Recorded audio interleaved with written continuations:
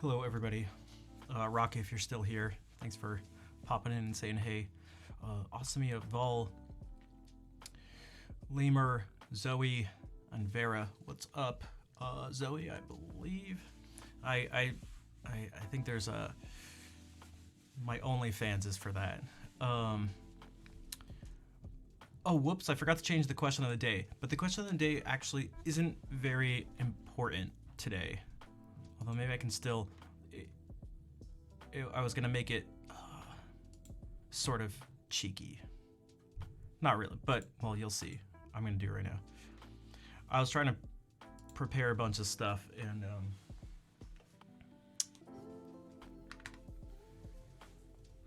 what's up, Wise Ranger?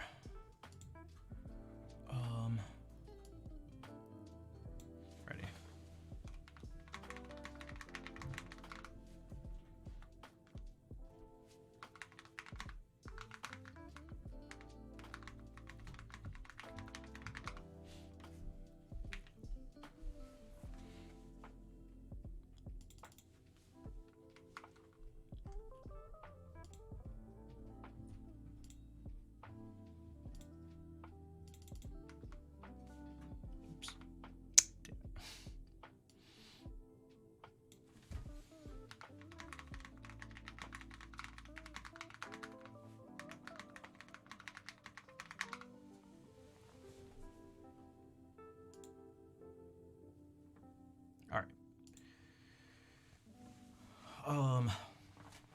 So I'm not going to start this right this second, but we are doing something. I'm going to try to do something even different than we did a week ago. But first, I'll just play some music to give some time for some more people to shuffle in. I'd like to have as many people here as possible when doing this.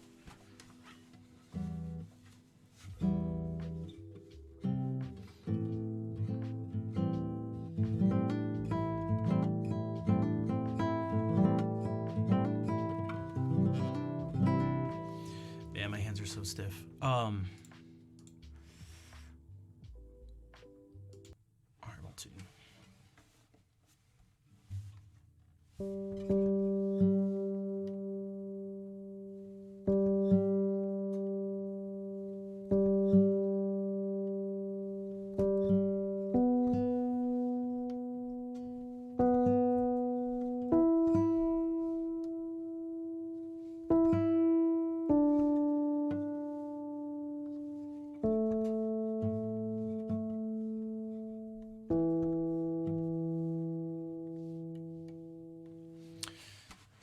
Chopin is a strange one for me because every time I hear basically anything by him, I'm like, dude, this is amazing.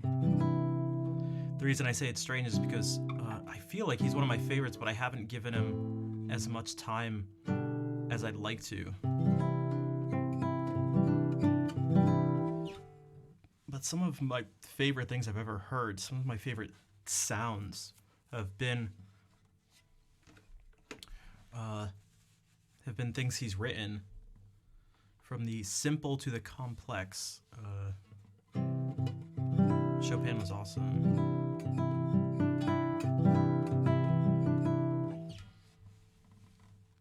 And I feel like his music, some of it, I feel like would fit very well on the guitar. Some of it.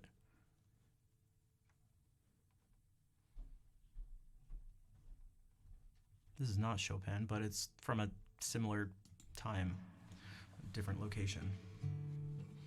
Go, okay. Yeah, put the the legs up, yeah.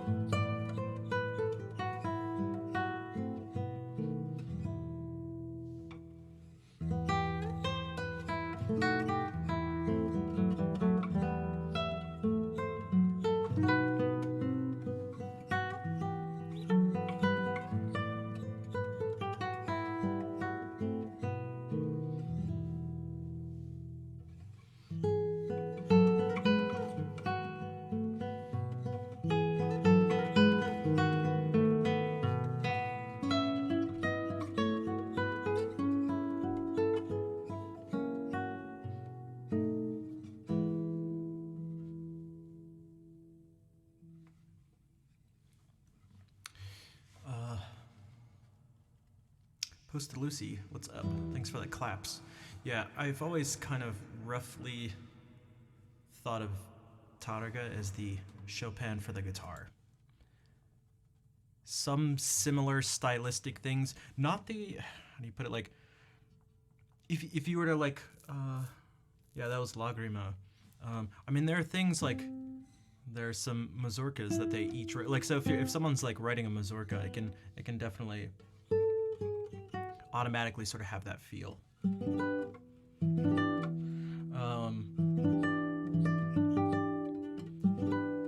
If you were to try to identify Chopinistic things, you probably wouldn't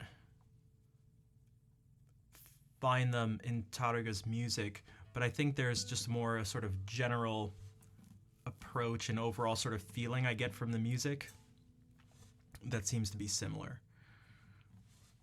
So, but like this, so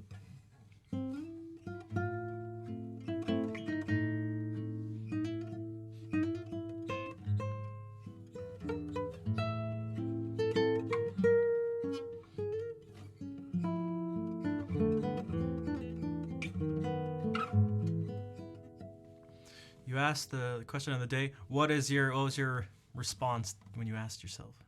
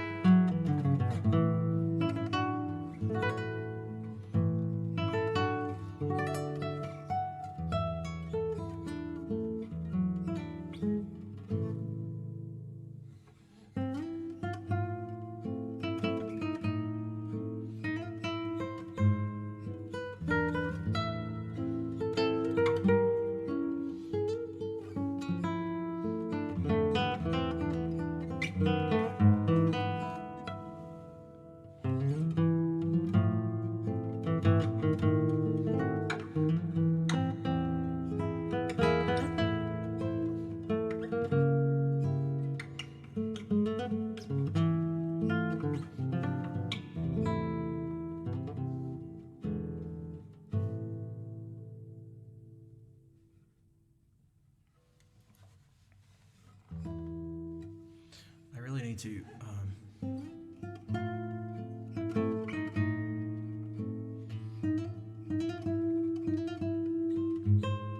all these things really need to be clear.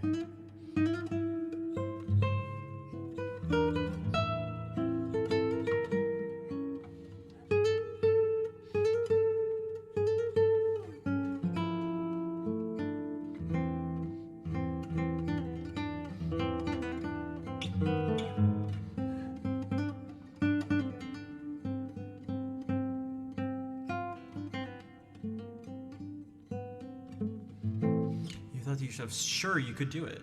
That's good. I feel like most people don't have that response, unfortunately, but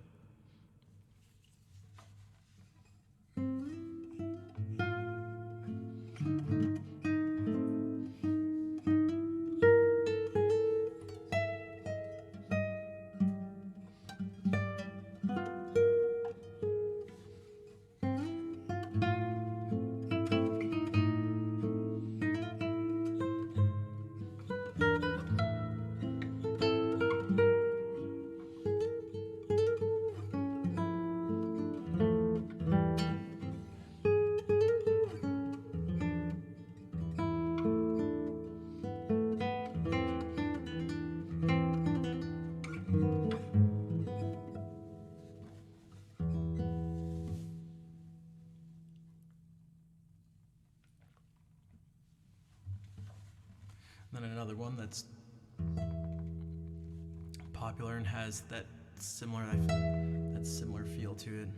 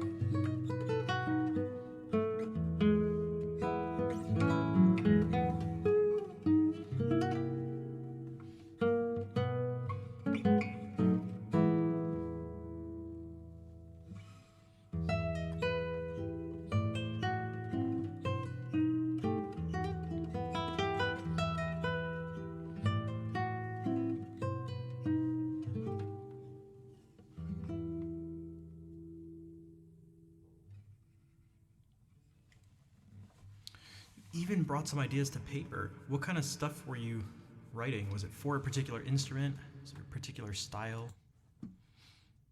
Here, played it that good. Thanks.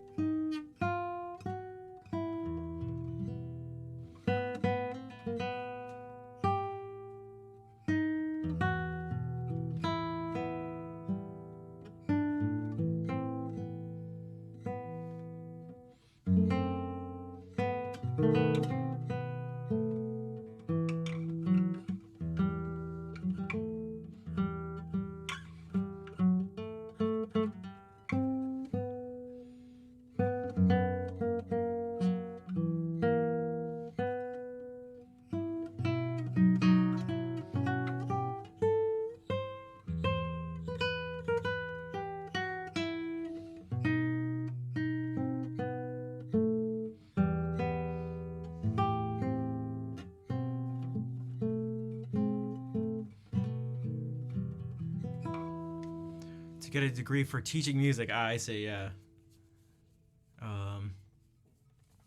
What's your what instrument did you focus on? Was it guitar? You're saying you played some of these pieces.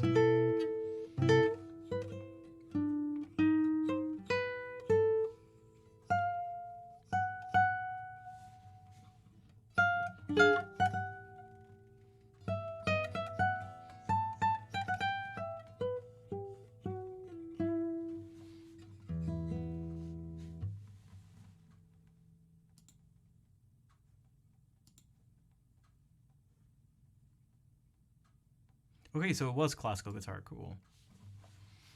Me too.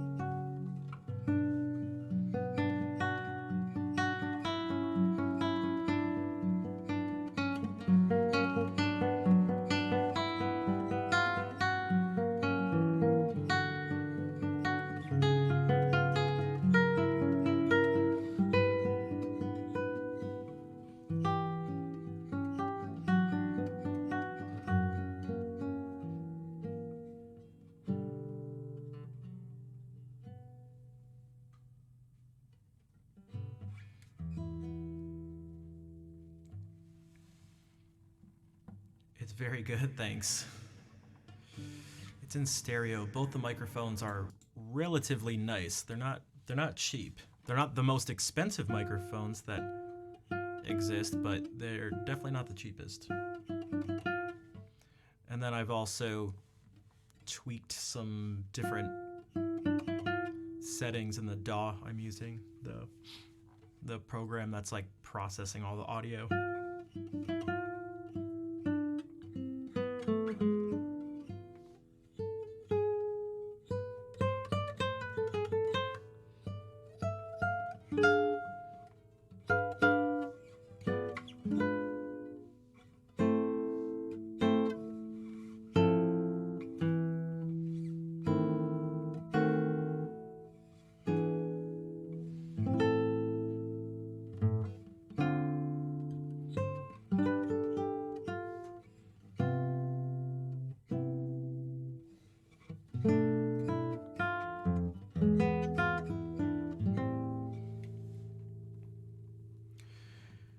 Everything that is just pleasing and easy is the most difficult. I think I know what you mean by that, maybe. I don't know if you're talking about pieces of music, like playing pieces of music, or...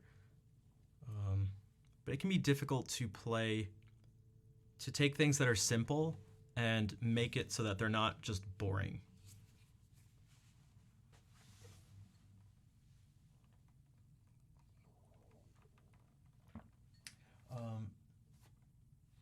I don't hear people bring this up basically ever, but that's one of the things that sticks out to me the most about Segovia, is that I feel like he was able to take pieces of music that were just like no one should have ever cared about, and made them sound like you should care about it. I just played one. This is just a simple study piece by Soar, and like, I think he saw in a lot of things, and he definitely missed it in other places. But that's a whole other thing of what could have gotten in the way. But he seemed to take really, really simple pieces and make it feel like they were worth playing and listening to. This is not one of them, because he did not like Barrios.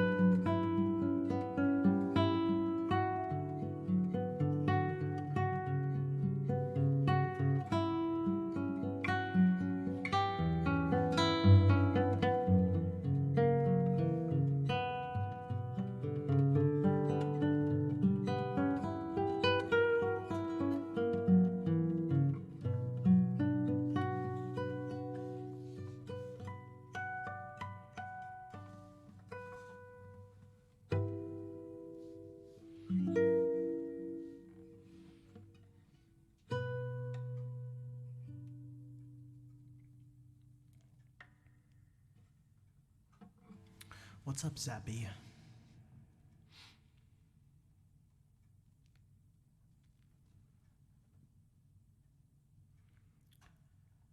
Levi Merviana, Mr. Viana, Eugene's trick bag. I cannot.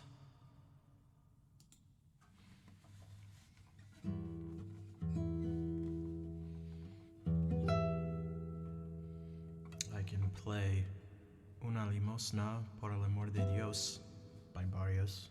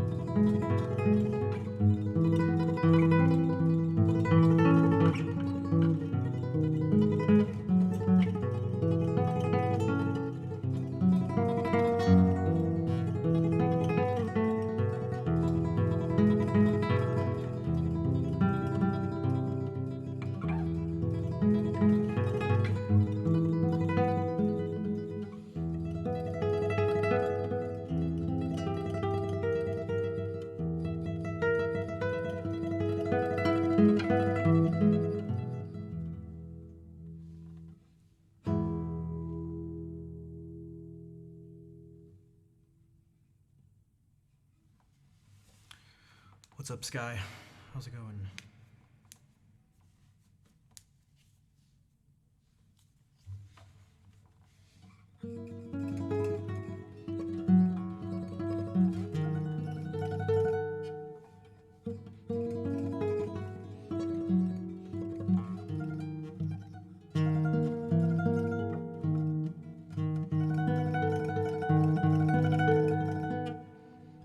What's up, Count?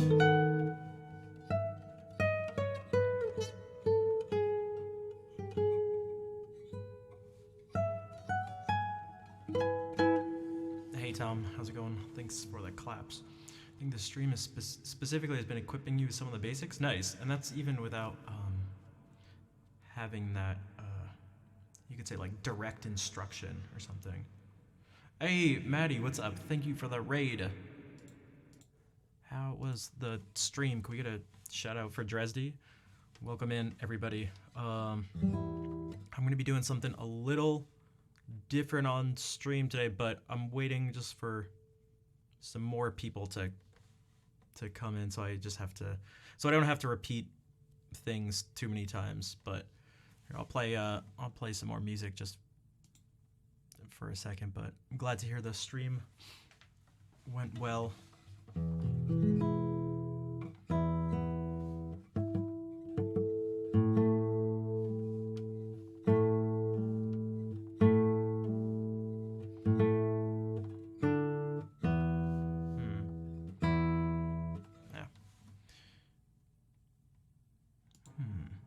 We could do the other tremolo piece.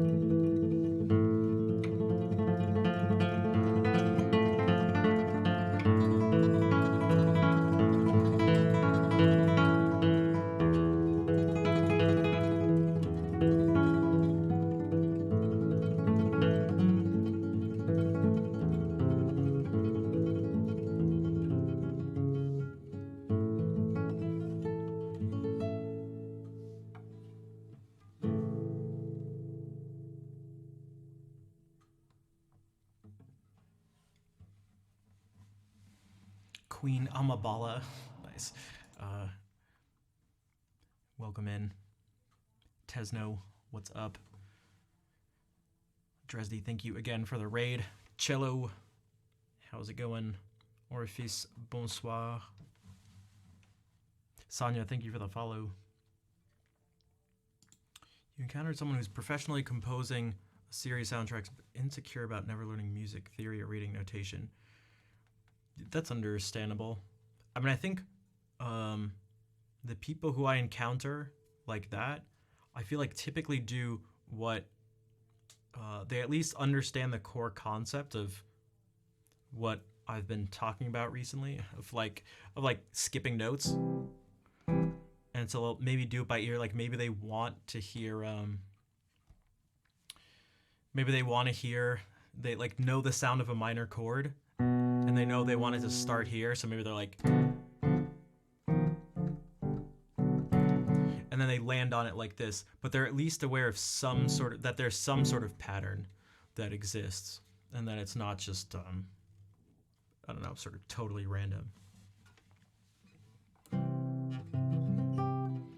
mean, that's how I did stuff for like a really long time, which I feel like is, as much as I would have liked to have known about this stuff earlier, I guess one of the silver linings is that it's helped me appreciate the benefits of learning. I don't know.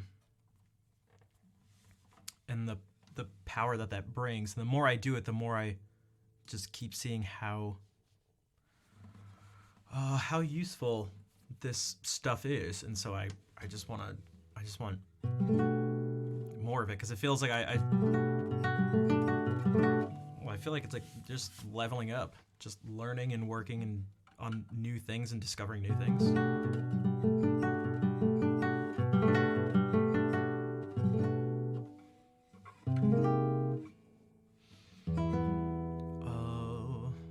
I should also do this, although, man, my head, dude, what is wrong with my body?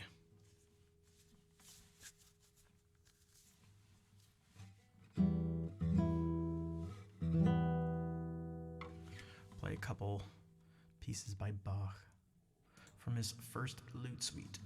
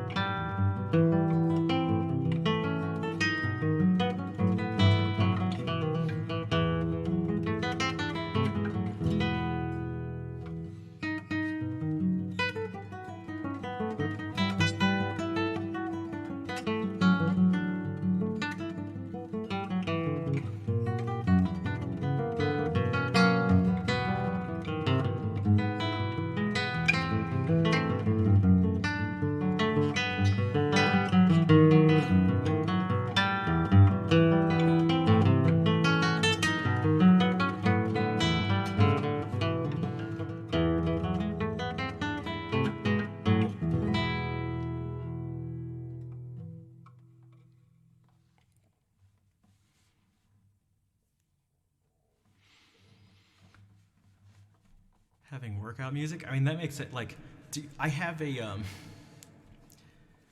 I went through all of Infected Mushrooms music, like literally every single piece. This was like, man, this is probably like a year ago at this point, and I wanted the most like pump me up for playing Melee music. For those who don't know, Infected Mushroom is like, I don't know, there's a billion different electronic music genres, but like side trance, maybe you could say. Also, Fatty Boo Boo, what's up? And Luderco, River Law, how's it going? And this stuff, I pick stuff that's all just like, you just like get in the zone, like is like as intense as possible.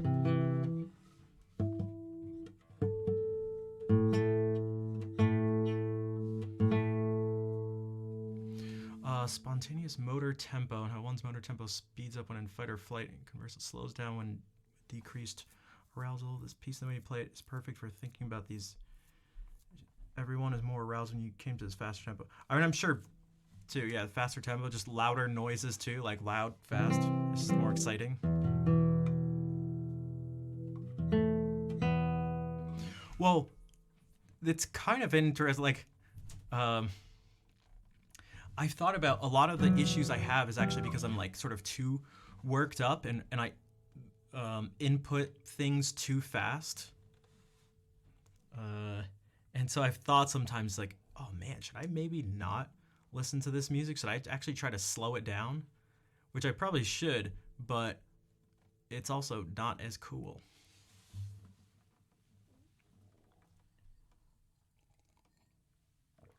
Good evening, Miss Sugarbeat. How's it going?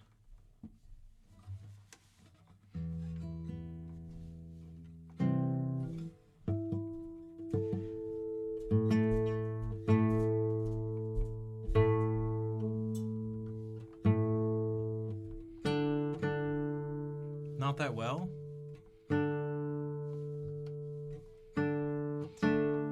If you care to share with us, it's totally up to you, but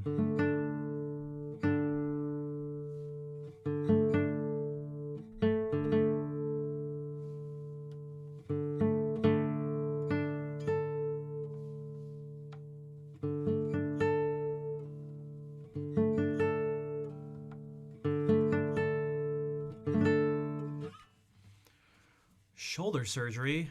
I didn't. When was that? I'm terrible at remembering things. I'm a bad person.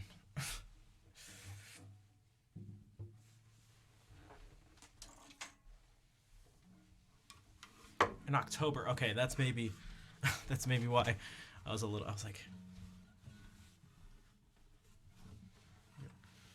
what the?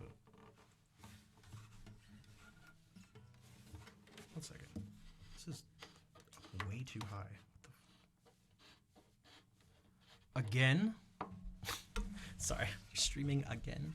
I'm assuming you have to go. Do you have to? You have to go back to the doctors and get. Are you gonna have to get like surgery again?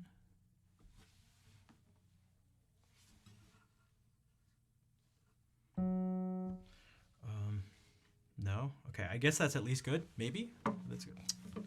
Dude, why has this been doing this? They can't do anything. Okay, that's I guess not good then. But it's down.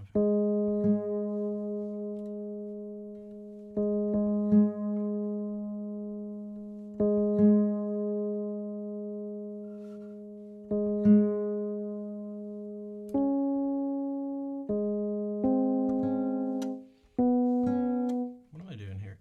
Should be a C sharp.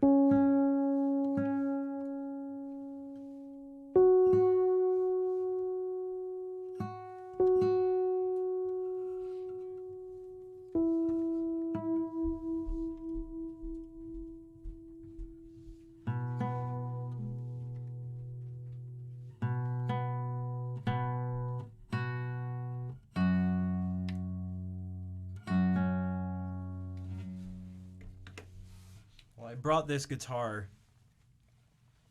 out for a specific reason. haven't done these in a while.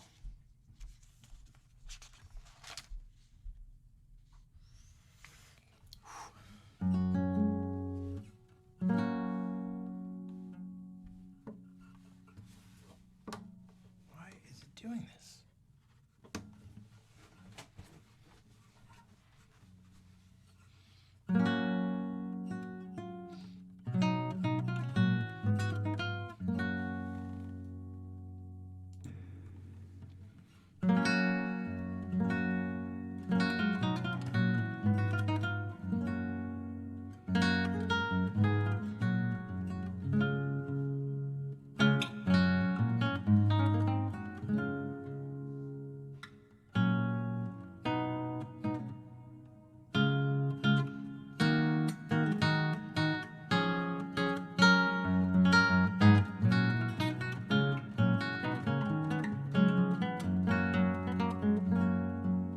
This is my lute guitar. It's tuned to a lute tuning.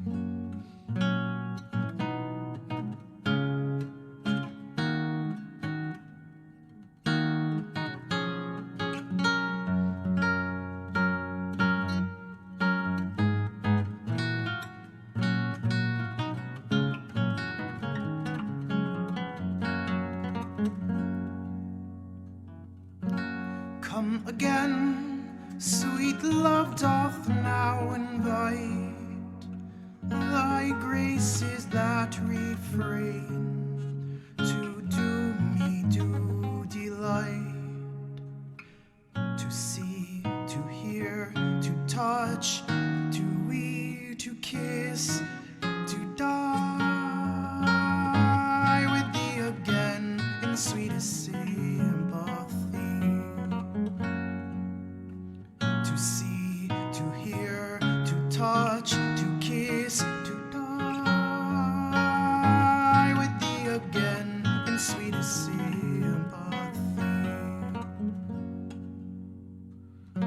Come again that I may cease to mourn through thy unkind disdain, for now left and forlorn. I sit, I sigh, I weep, I faint, I die in deadly pain and endless misery. I sit, I sigh, I weep, I faint, I die in deadly pain and endless misery. All the day, the sun that lends me shine, by frowns do cause me pine, and feeds me with delay. Her smiles, my springs, that makes my joys to grow. Her frowns, the winters of my woes. Her smiles, my springs, that makes my joys to grow. Her frowns, the winters of my woes. All the night, my sleeps are full of dreams. My eyes are full of streams. My heart takes no delight to see the fruits and joys that some do find, and mark the storms are me assigned. To see the fruits and joys that some do find, and mark the storms are me assigned.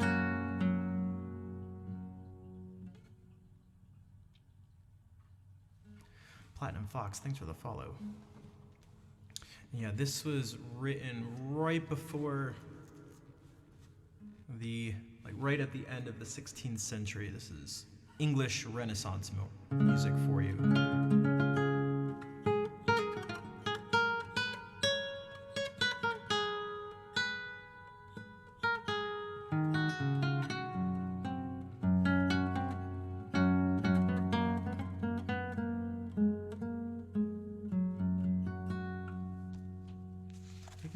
another one for the reason I randomly jumped to playing this because Miss Sugarbeat donated and requested this, but I couldn't do it for like 2 streams in a row.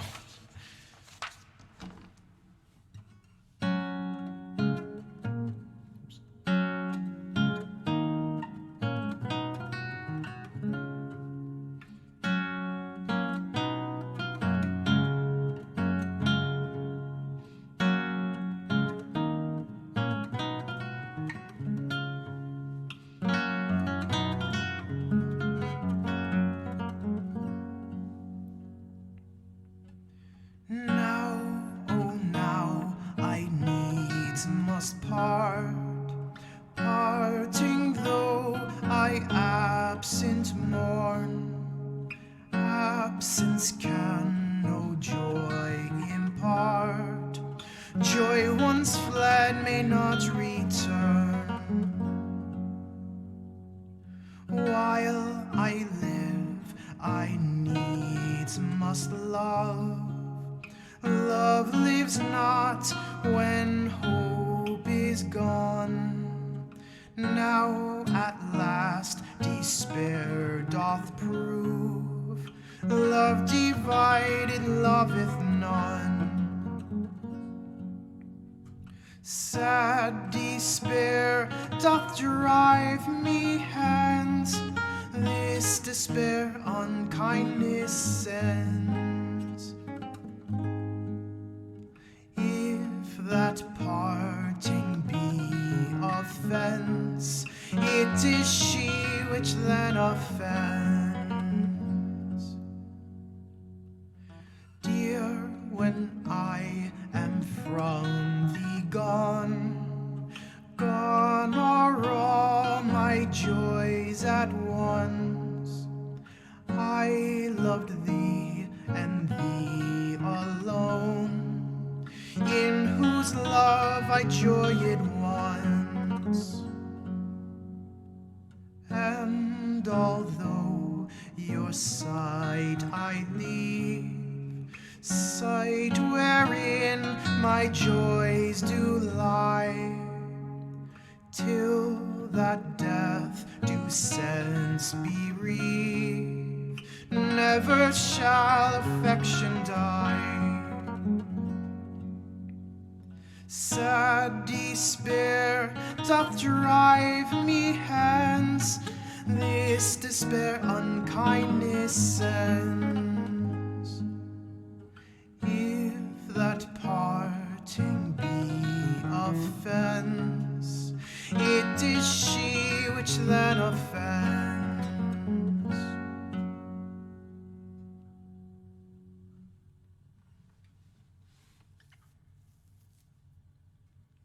Ever considered recording an album of Dowlin songs? I have. It's something I'd definitely like to do. I already have, like, unfortunately too much stuff on my plate to handle at the moment, but one day.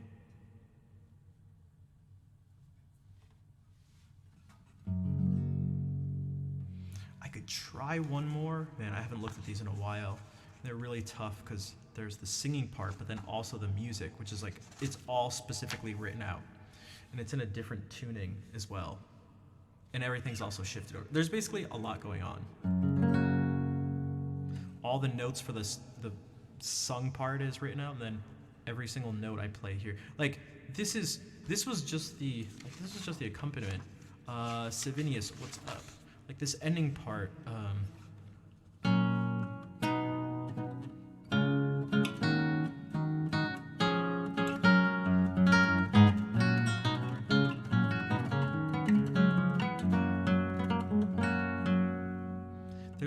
there's kind of a lot of stuff going on.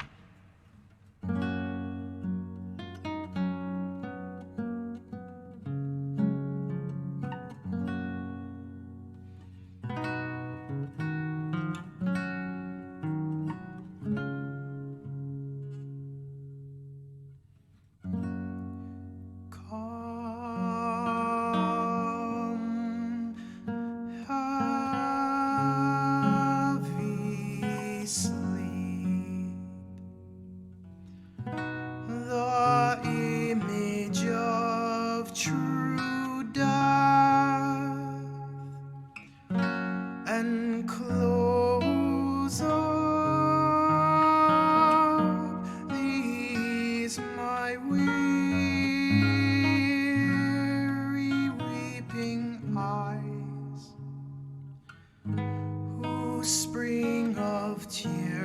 doth stop my vital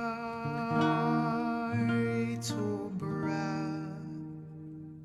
and tears my heart with sorrow's sighs-swollen cries. Come and possess my tired thoughts, worn soul. That living dies, that living dies, that living dies, till thou on me bestow.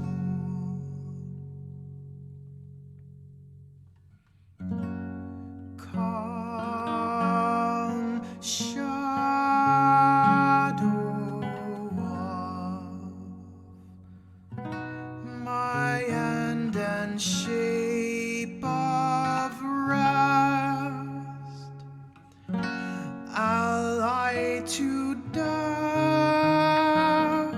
child to his black-faced night. Come thou and charm these rebels in my breast, whose waking fancies do my mind affright. I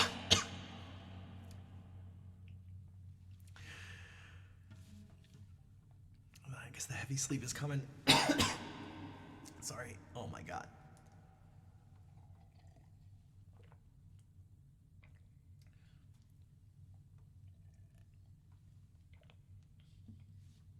Be careful what you wish for.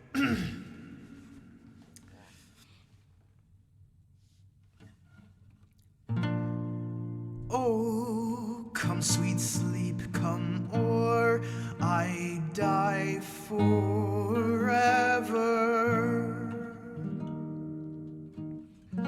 Come hear my last, come hear my last, come hear my last. Sleep calm, or come never.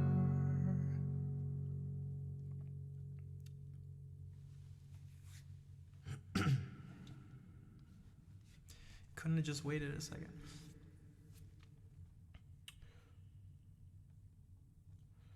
Had to for theory class, one of the best parts except for the critique. Was it something about the critique that you didn't like?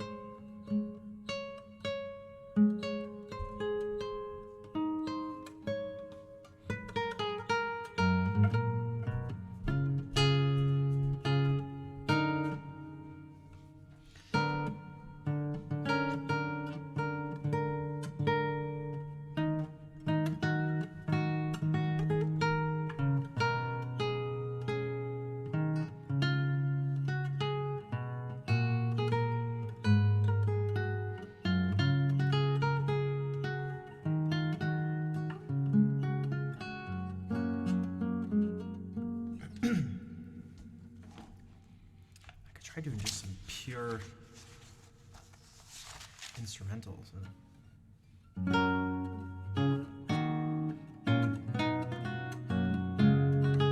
Oh, okay.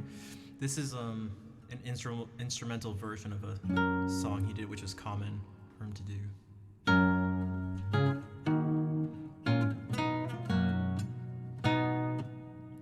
too much of that actual song.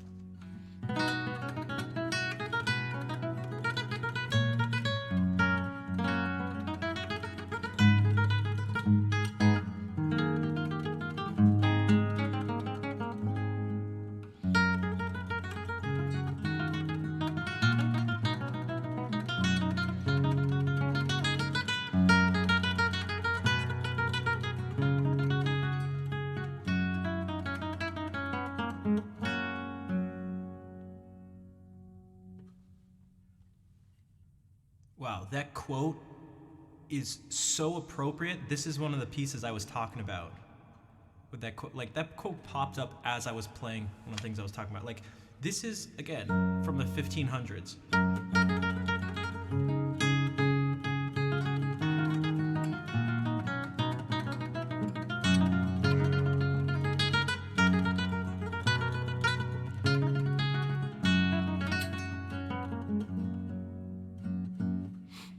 Has elements of, well, it does in a certain sense.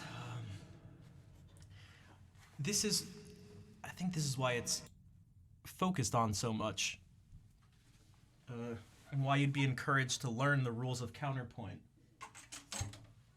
Is that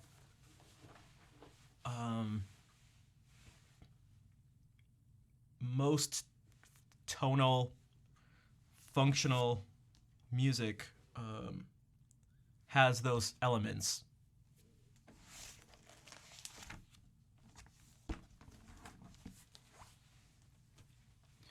And it's all more tied together than one may think, and it's in a certain sense actually simpler than one may think too. Now it takes effort and it's complicated to see how it's simple, if that makes sense. I'll show you what I mean, and then maybe I guess at this point we can get into I'll try to actually do this, write a piece of music on stream, and I think it'll tie into that. But okay, so if we do this,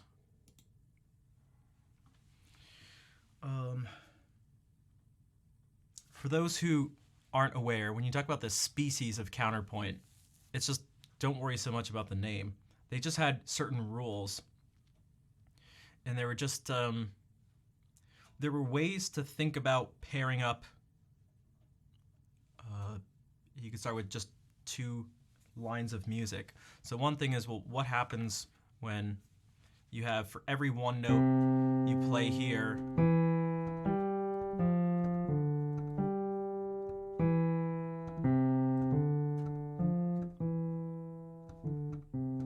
you play one note in the other voice. And there's the one of the main principles. This actually, well, it's not something actually enforced, but it's just something that ends up happening, is that the simpler it is, the more restricted you are.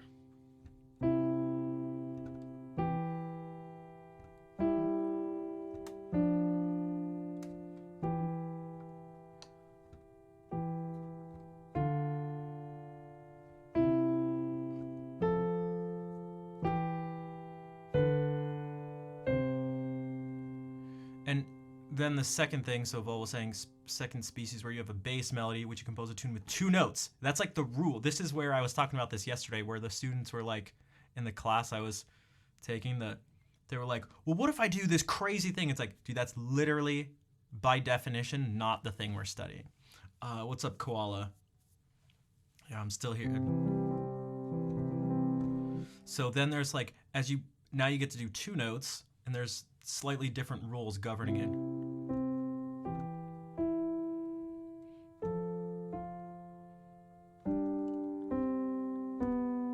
Well, that's actually, you can't do.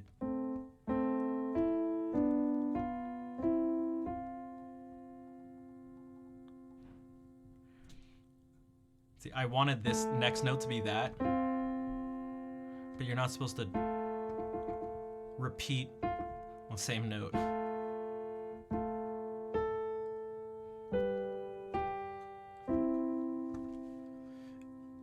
And then you get to do, you get to add more and more notes. And then one of them is actually specifically talking about suspensions. So if you had something like this.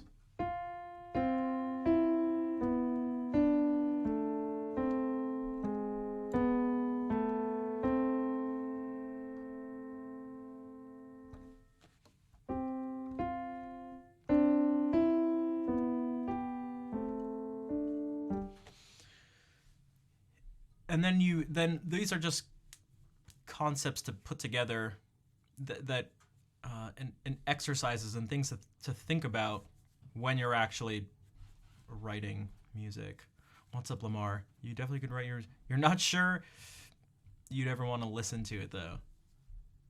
I think a lot of people may have a similar feeling. Not with your music, but their own music.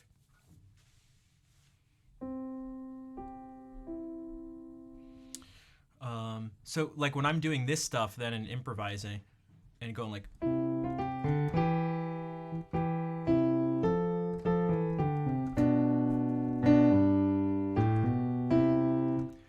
I'm seeing the essential thing is, like, I'm thinking about the harmony that's happening. And sometimes it's ambiguous, especially if there's like 2 notes, but at a time. But then I'm thinking about where these things line up, and that's kind of about this. That's sort of not one of the rules, but again, a core principle of this studying of counterpoint, that these things kind of lock into place. Where if I'm thinking about C major, and we'll get into this stuff more specifically in a second, I have these 3 notes, green, blue, and hot dog, or C, E, and G. And so if I'm doing this,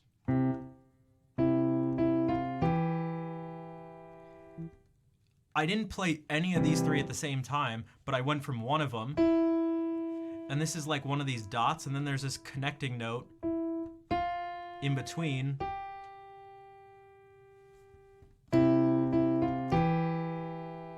And this one just jumps between these main points. So it's like you have this framework at any point, and this framework is these 3 notes extending upward and downward. And you can, all of a sudden those notes like exist in your mind, and you link them together. So even if you go like,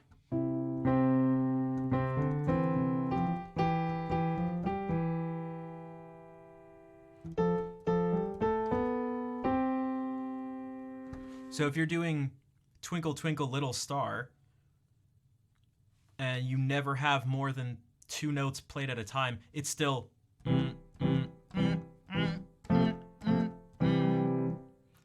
these 3 notes govern this part, and then these 3 notes govern that, and then so the framework switches from all these 3 notes to all of a sudden all of these,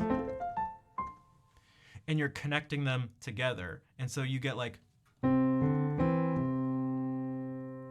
and And so yes, this was there, but I did the same thing of just connecting these two notes that are these core nodes on this web. When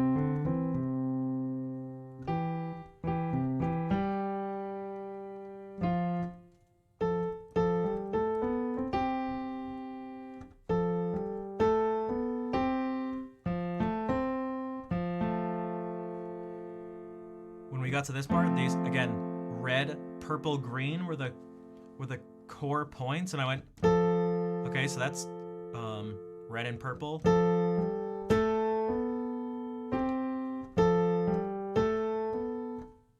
The things that were like really heavily accented are like the strong points on the web, and things are thrown in between. And so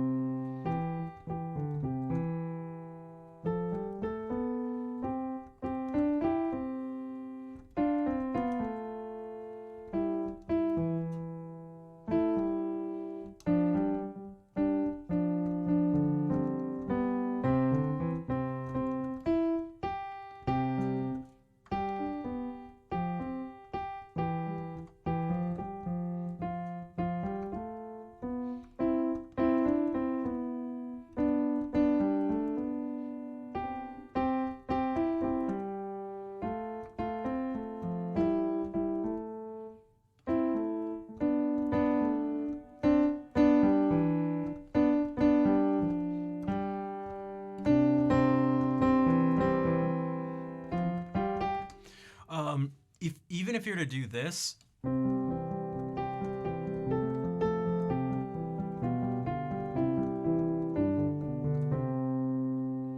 you're still doing the same. You're like jumping between these connecting points, and you're jumping between these two, but this is still all the same three colors. And now you're jumping between these three colors. Back to these three. These, well, this is four colors.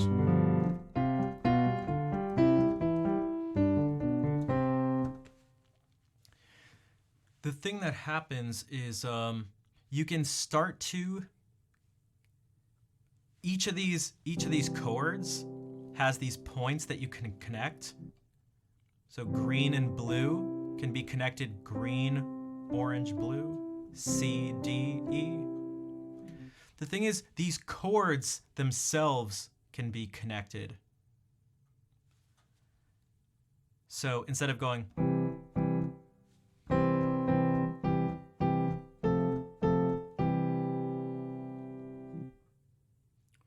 that was just two chords. And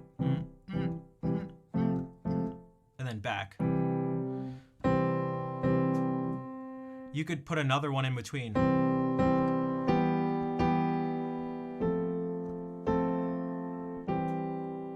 So now it went, instead of going 1, 2, 3, 4, 1, 2, I went 1, 2, 1, 2. And then you can, with that being connected, you can still connect. Now you can connect the, you can still do like the connecting of the notes between, but now there's just more points to do it between.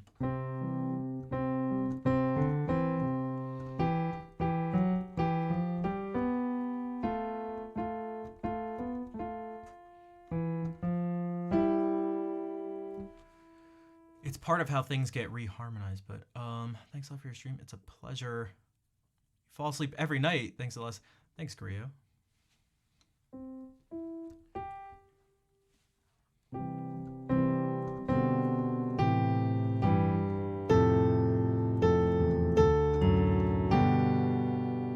You could have a new chord every beat. Jeez, you could totally change things.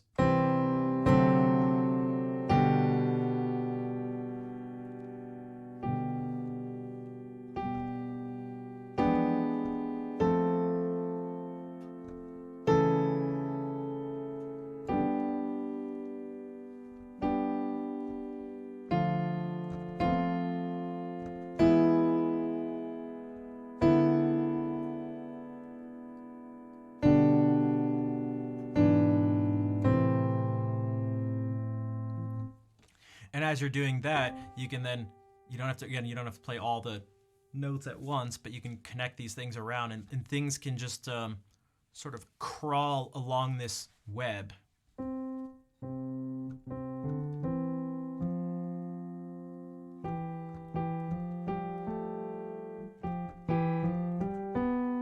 I should.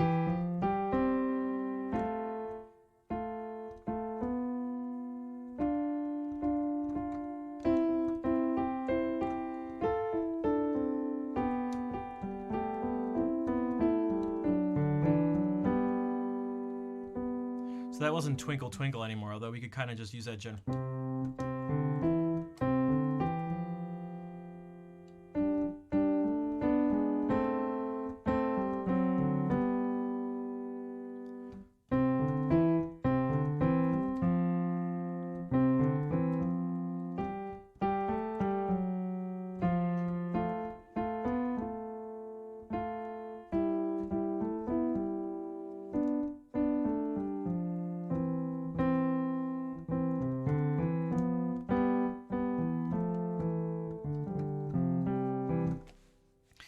I shouldn't have done that at the end. But.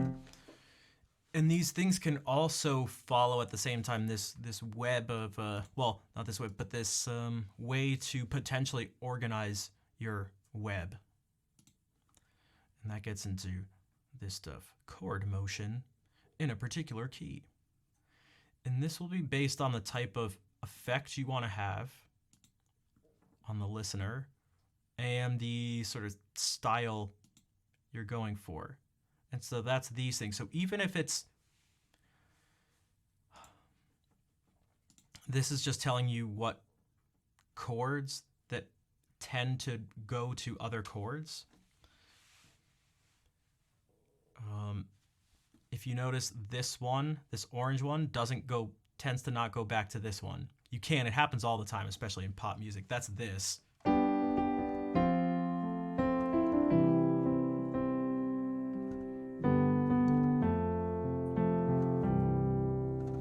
It's specifically called a retrogression because it's one of these.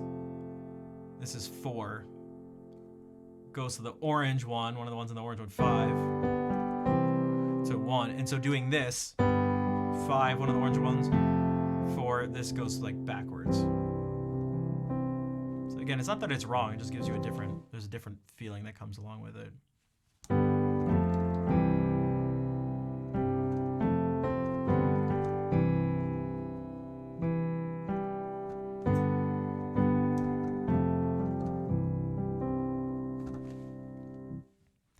But even if you're going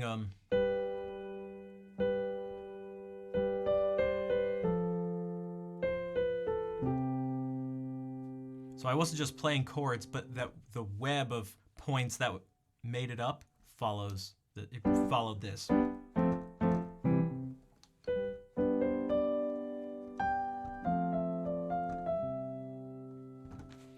I mean, if we were to look at the Jupiter thing, that was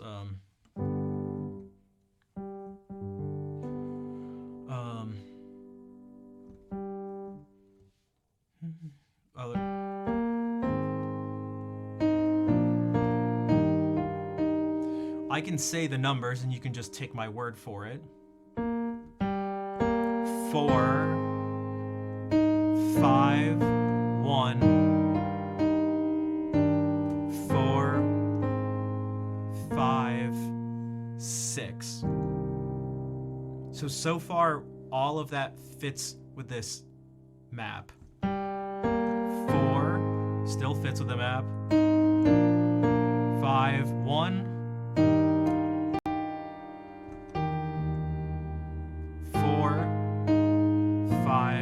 1. So that whole thing, well, for one, it was made up of just 4 chords, and you could have arrived at that by following these quote-unquote rules or something with it.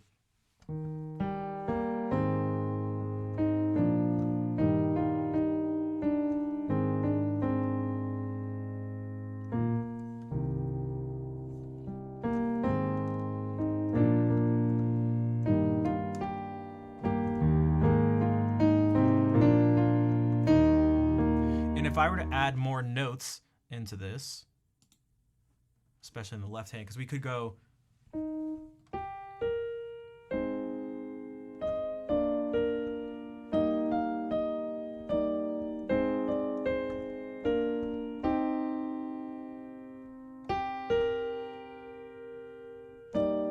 Whoops.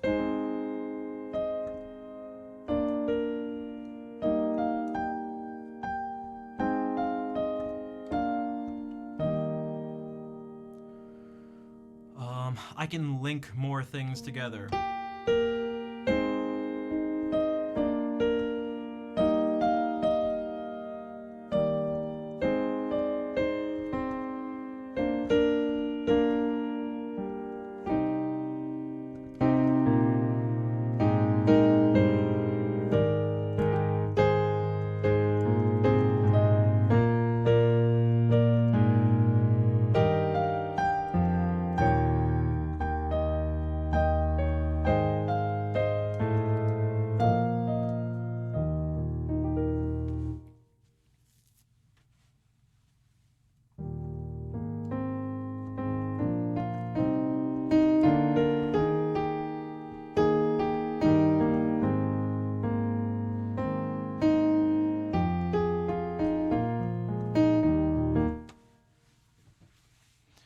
But here's how we can do. So I'll just kind of get started with this.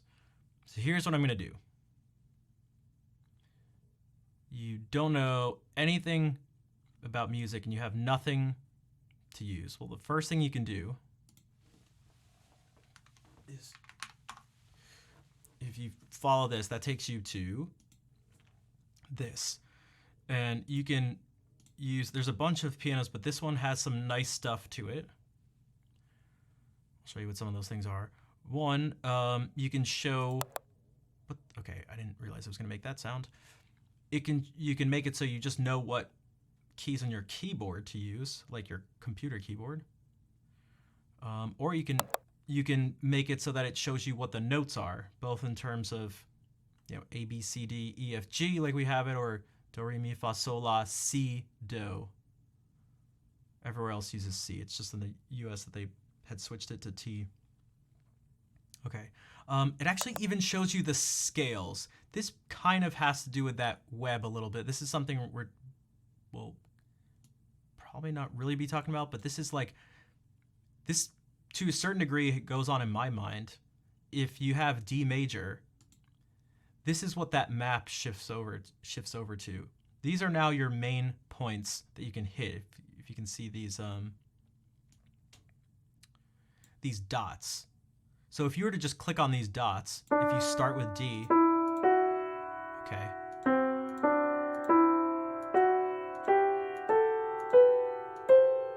I tried to click on this. Also, I'm going to turn off sustain, which is making the, okay. Wow, that crackling is annoying. It was not doing that before. That's how you know, these are the 7 notes that you'll use if you're in this key. You can switch it and pick another key that has a different set. G will have almost all the white keys, but one of them is changed. F will become F sharp. But if you do this, stop, and you pick C, that's what we'll use because it's the simplest. It happens to be all the white keys. And so if you just go through, it gives you the 7 notes to use. So you can use this if you'd like. And there's like,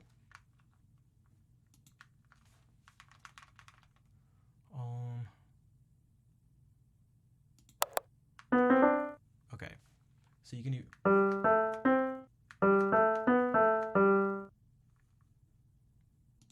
I should do it like that.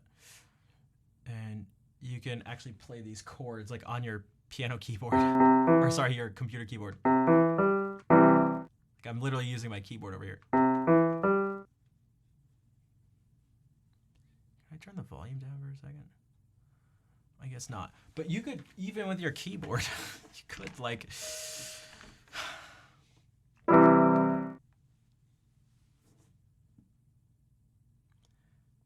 It's a keyboard for your keyboard. This is.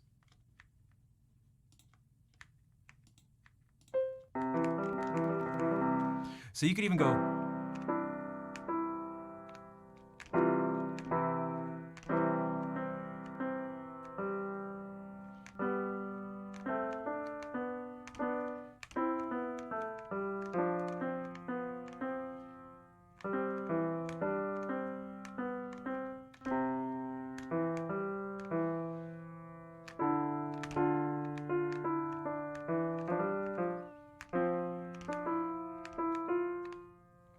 It's tough because you have to jump down here. Can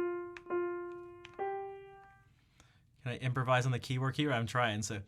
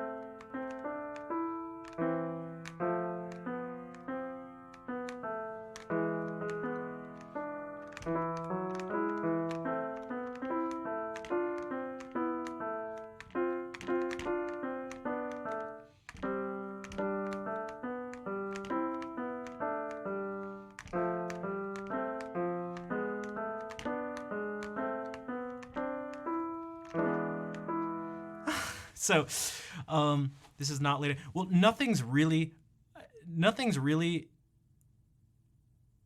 intuitive. This is about as intuitive as it gets.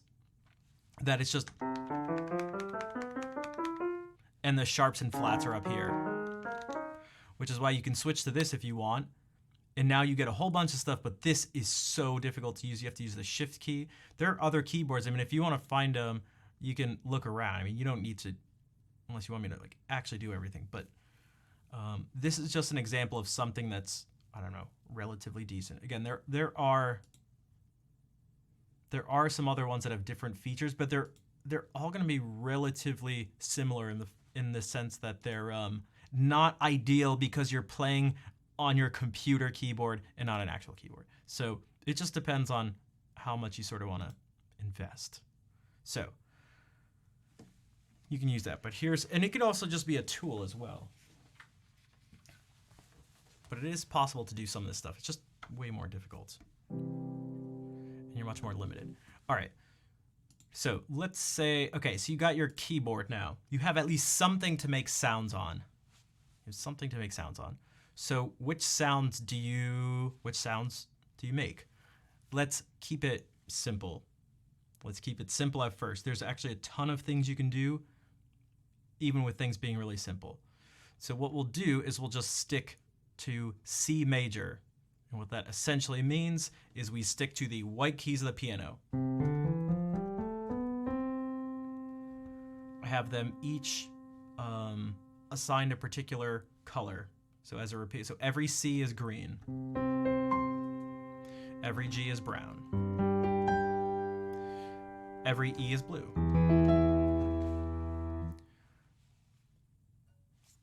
And so, yeah, so it's just the same 7 notes and it just repeats over and over. It repeats. Okay, this is what we'll be picking from.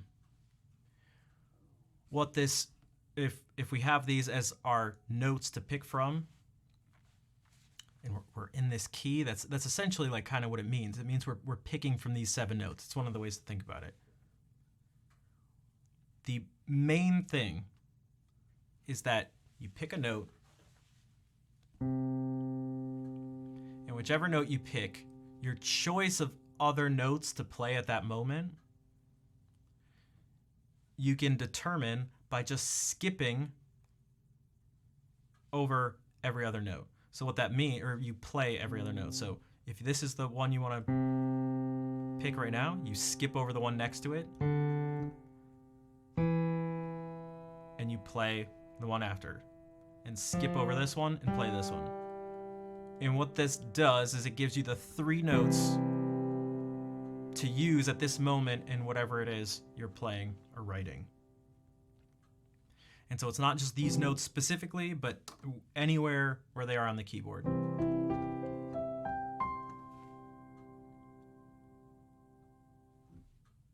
You could pick this note. You can move over to here at one point, and you do the same thing where the 3 notes that you'll then use are this, skip over the next one, we'll use this one, skip over the next one, and we'll use this. So now it's these 3 notes. F, A, C, red, purple, green. And maybe you could have a third one to make this really common progression we'll see in a second. Maybe you choose this, in which case you use this one, skip over the one next to it, play this, skip over the one next to it, and so now you have G, B, and D. Brown, yellow, orange in this case. If you play those kind of just together like this,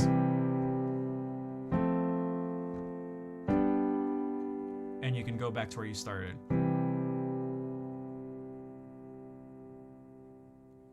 So we can really pick anything. What if we make it 4 chords? 4 chords can be nice. Even numbers, sometimes in music, can be really nice. There's always exceptions to all the things I'm saying, but we'll do it like this. We'll pick 4 numbers. 1, then 4, 6, 5. I got those numbers. I just picked the numbers kind of randomly. Not really, but kind of. And if we're numbering things 1 through 7, starting here, 1, 2, 3, 4, 5, 6, 7, those numbers just correspond to those notes. 1, 2, 3, 4, 5, 6, 7. So I said 1, 4, 6, 5. And that gives you this. 1, 4, 6, 5.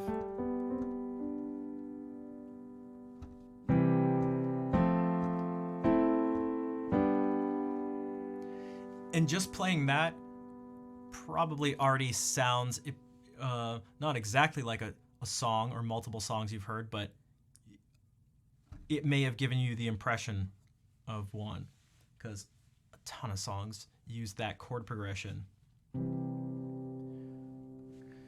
If you would like to know, if you need like some more details on what these notes are and picking them, and again, you look in that document, that's what this is. It tells you what these things are. So and this is just using Roman numerals. The reason for that basically is that the Roman numerals tell you certain things about the chords. But for right now, you can just, as long as you know Roman numerals, you can just think about just the number that it is. Remember I said 1, then I said 4, 6, 5. And then it repeats over. If you ever want more things to explore, different sets of numbers that can go to each other, you can use this as a way to start out. Our thing followed this. It went from 1 to 4. This is the only one I should add it in, because 4 going to 6, it should be able to do that. And then to 5. You could do it a different way. You can go from 1, pick 3. So you start on the 3rd note,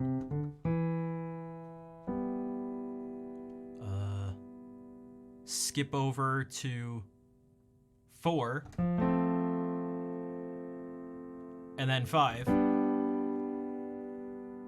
And actually, you could go to 6. And then you can go to 2.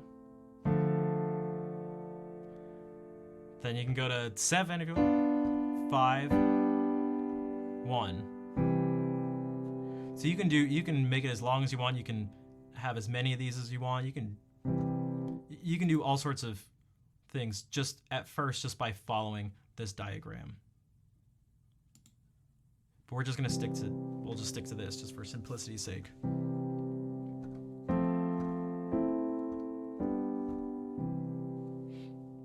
Okay. So you have the setup for what sets of notes you'll use. So then what do you do once you know what those notes are?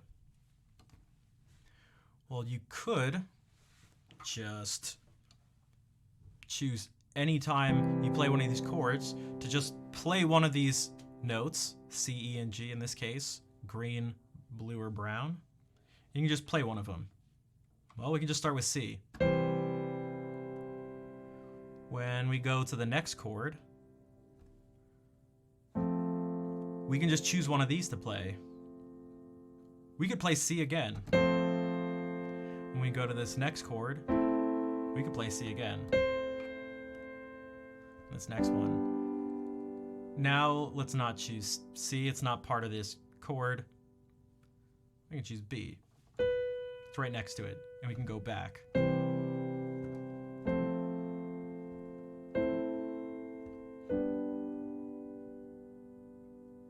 And so without thinking about any rhythm already, or anything more complicated, just picking one note for every chord, we already have that.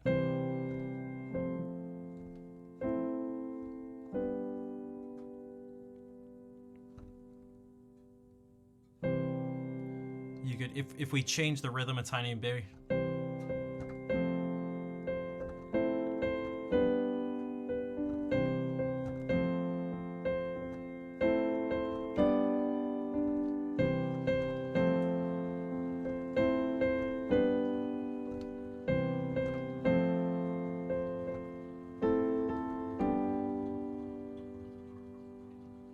we can pick some other notes and actually just do the same thing. Let's actually just do.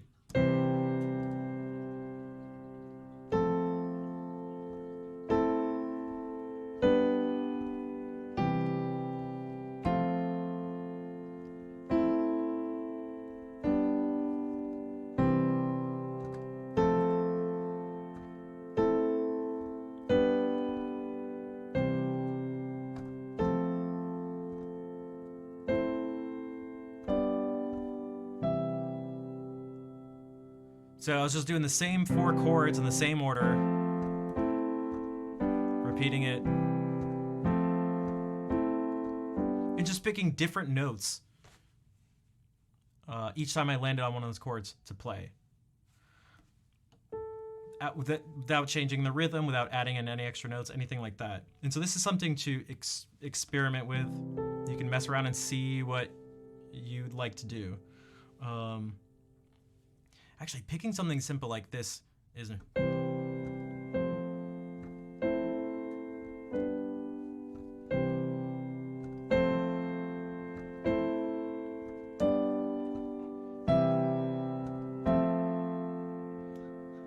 This fits, well, we can get into that later.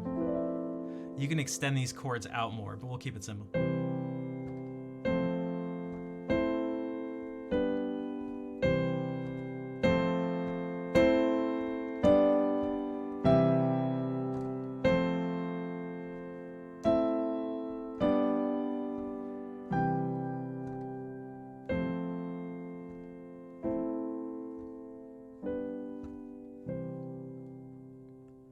And so just by doing that, you already have sort of like a little song or some framework for a song. Let's change,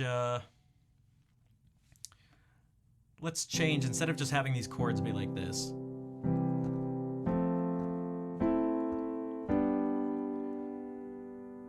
We can play them multiple times, and we can just keep the rhythm straight. We can.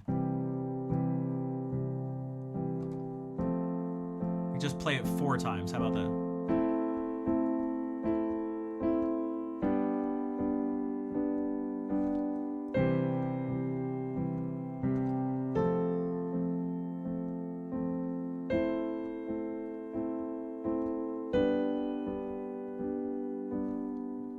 What if we move every 2 chords?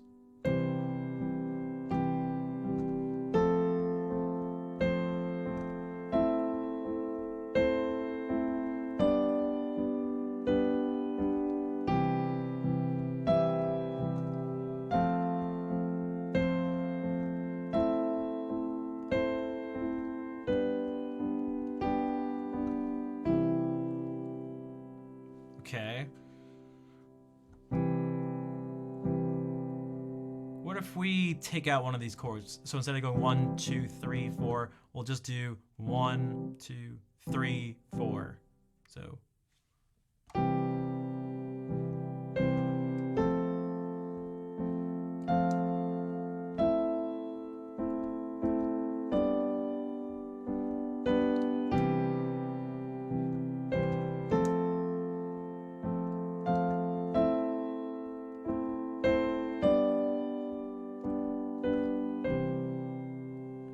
So we could do something like that. We can also change. We could do something a little more with the melody notes over here.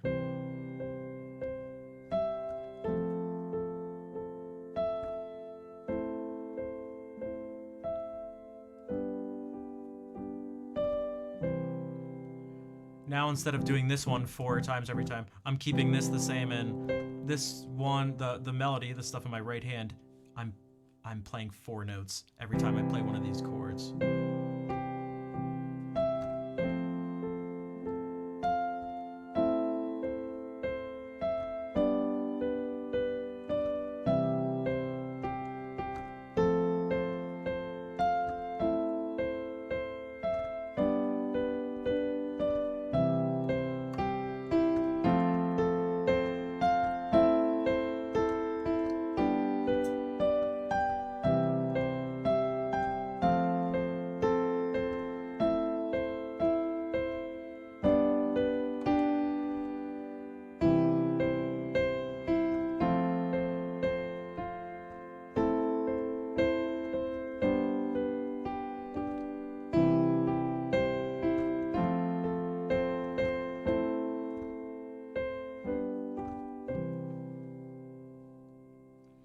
So, again, it's getting slightly more complicated, but it's all still the same core concepts of we've picked 4 notes to kind of start with.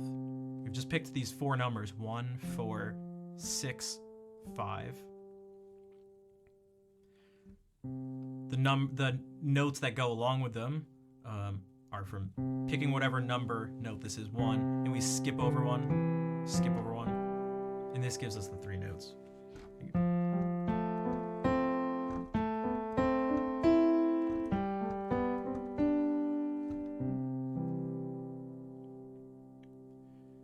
So now what we can do is we can start adding in other notes. So like, yeah, we do have these 3 notes here. Green, blue, brown.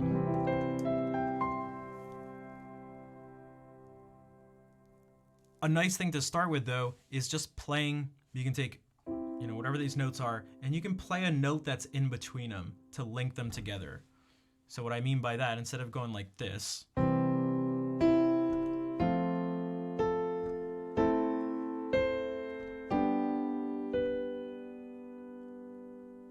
we can play the note in between them.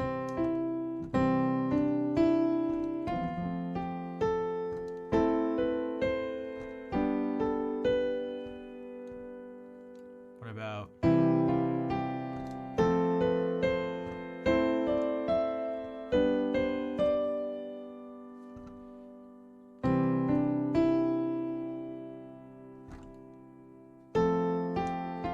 changing the direction if we want?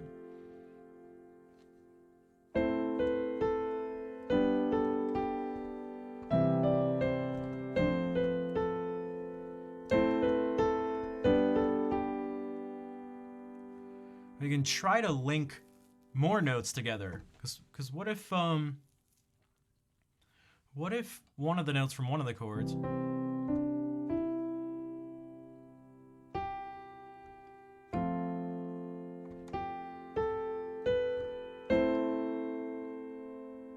ends up linking with a note from the chord that comes after it. So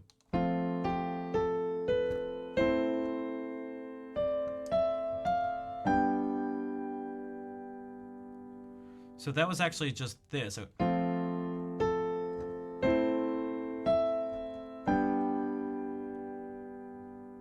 I was just playing the notes from each of these chords. And these two notes from the...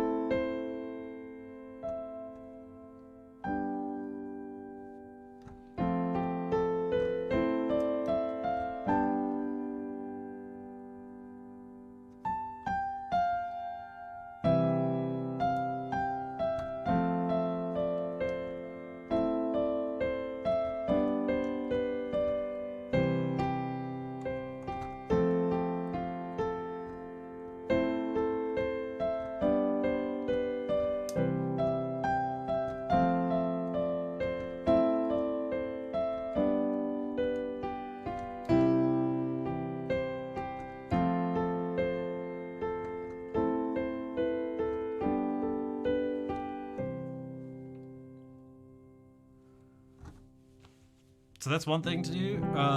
There's also, we could just stick to, again, just those just the notes in these chords. Just again back to sort of three notes. Go like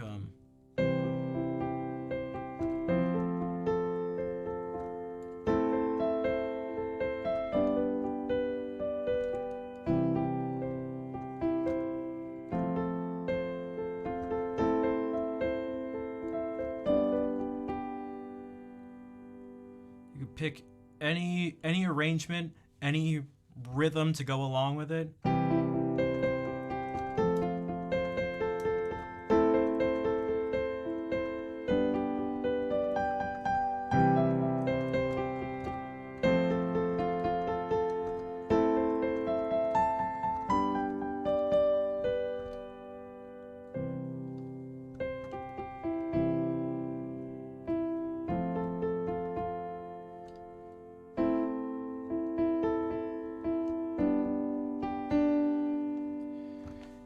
And at this point, just with this stuff, it's like these are building blocks for like so much music that we hear, like so much pop music, by slightly altering the rhythms.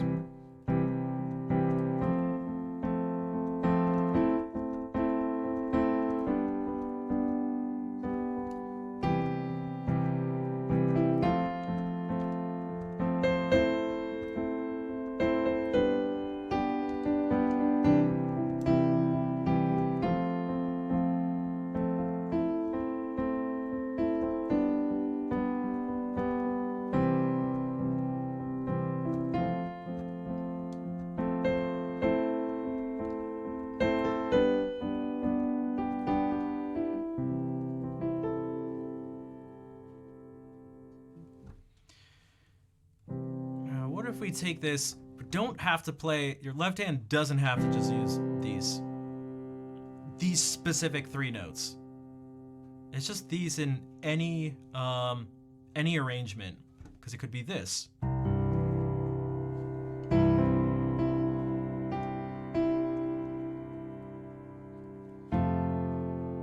Now I'm cheating a little and using my right hand. But if you notice, it's still the same three colors.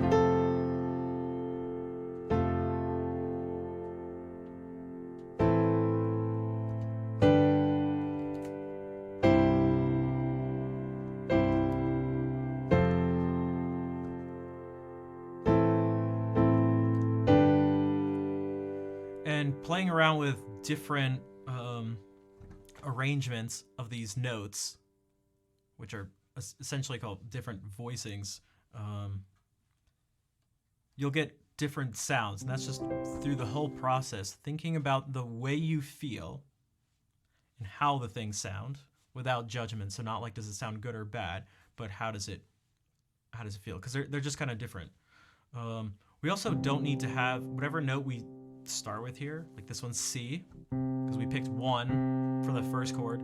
It doesn't have to be the lowest note. It could be this.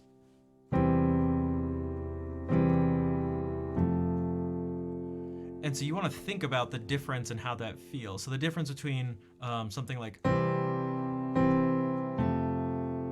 versus this. Let's see. So to me, this is like, for one, it feels sort of warmer a little bit.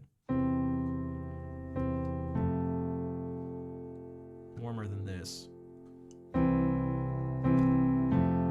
This kind of feels more solid. There's this one, which is a little more ambiguous. This maybe isn't the best example to specifically play these two notes, but so if we...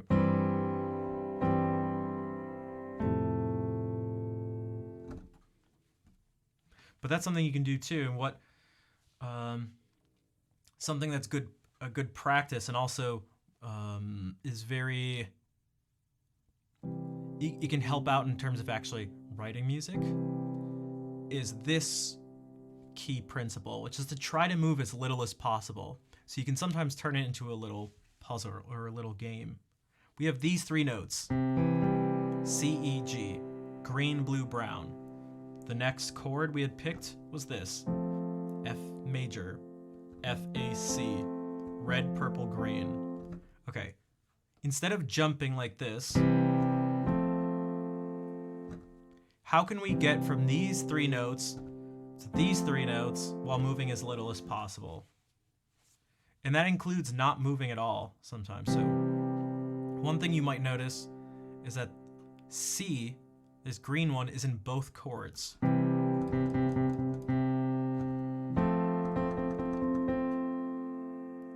Okay, so what if we don't move it? And so then we have to look at these 2 notes and go like, well, where can they go? Maybe they can just move to the notes next to them.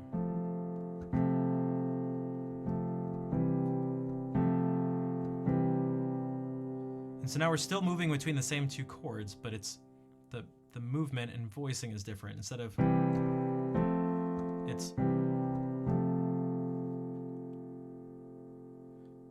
And we can try to go from here to our other chord that comes after, which is A minor, A, C, E, purple, green, blue. So we're like this.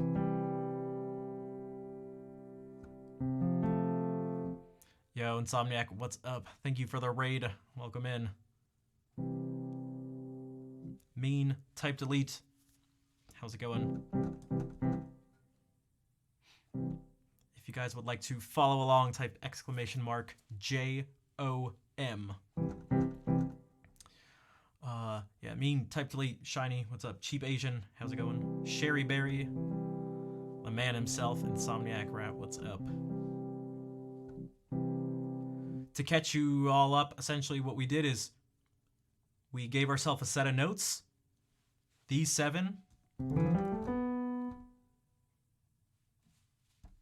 That essentially means we're in a particular key. Essentially, we chose a key. Yo, Insomniac, thank you for the 51-month resub, too. I appreciate the support for so long. Okay, so we have this. And these notes repeat. What that means is that it's all the white keys on the piano. Okay, that's what we're using. Pick a number. Yo, what's up, Captain? Pick a number. I decided to pick 4 different numbers to give ourselves a nice sort of balanced chord progression. 4 can be nice. So I just picked 1, 4, 6, and 5. If we number these 1, 2, 3, 4, 5, 6, 7, that gives us 1, 2, 3, 4, 5, 6, 5. So 1, 4.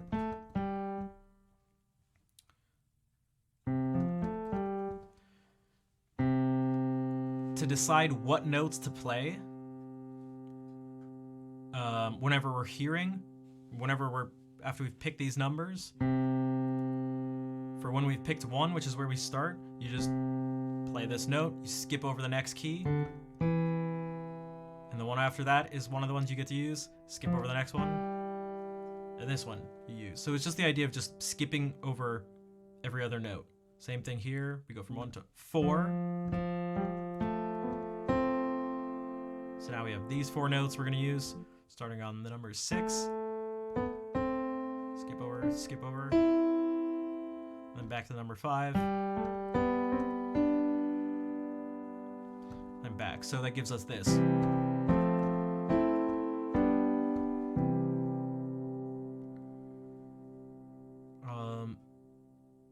We talked about what notes, so that's like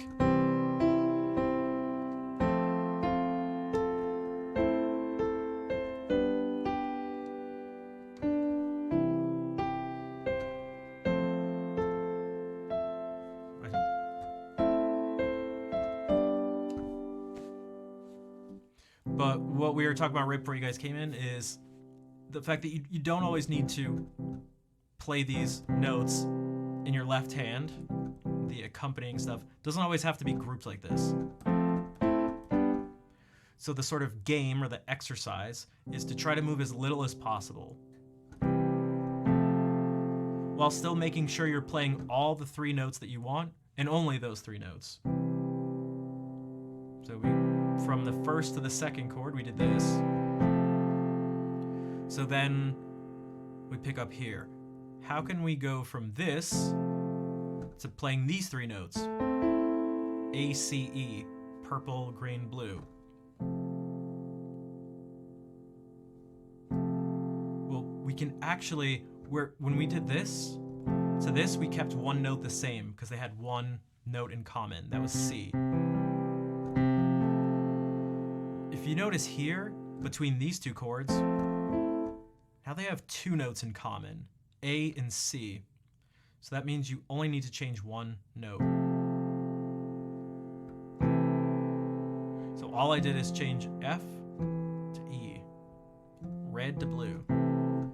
So our 3 chords could be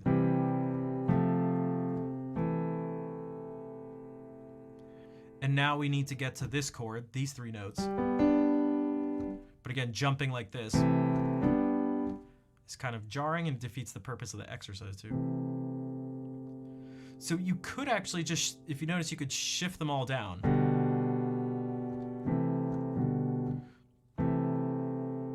Or you could go up like this.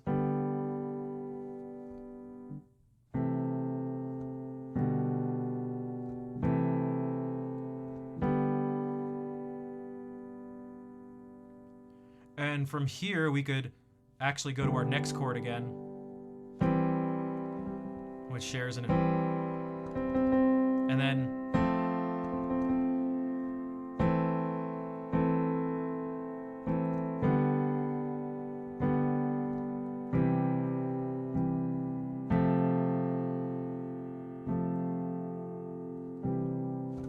so there's different ways.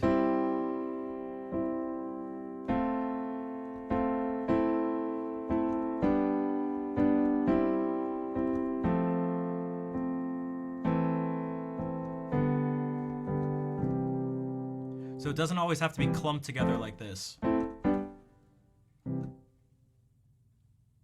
then you actually don't even need to, they don't all have to be in the same octave, like they don't have to be as close together as that. They could be spread out. This is still just C major. It's still the same 3 notes. Instead of being like this, C, E, G, green, blue, brown, it's now C, G, E. Green, brown, blue.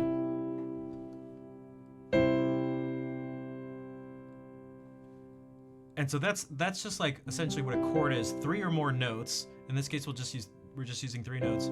But if you have these 3 notes, C, E, and G, those 3 notes, no more, no less, you have a C major chord of some sort. It doesn't matter what the arrangement is. That's C major. This is C major, this is C major, this is C major, this is C major, this is C major. So we can start adding that.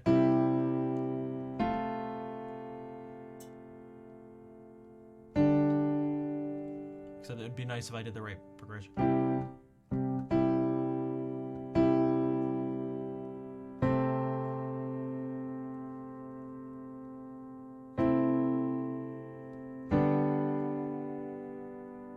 And they don't even have to be the same number. It doesn't have to be 3 notes. You can have a bunch of notes.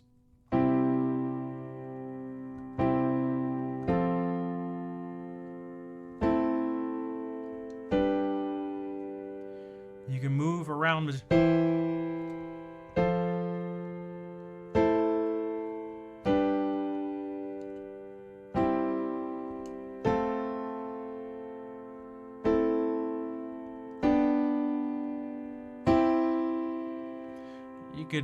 You could actually move parts of those notes at different times. One that can be nice to start with is the lowest note. What if you go like...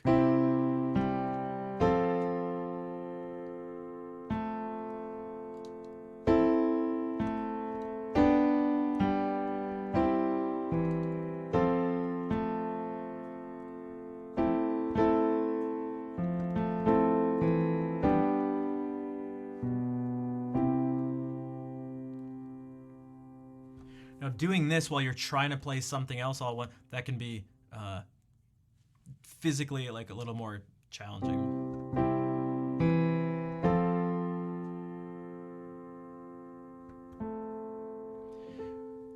We were linking notes together before.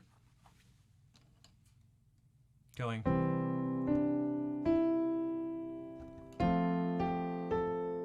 You can actually do that down here if you want. You can go like...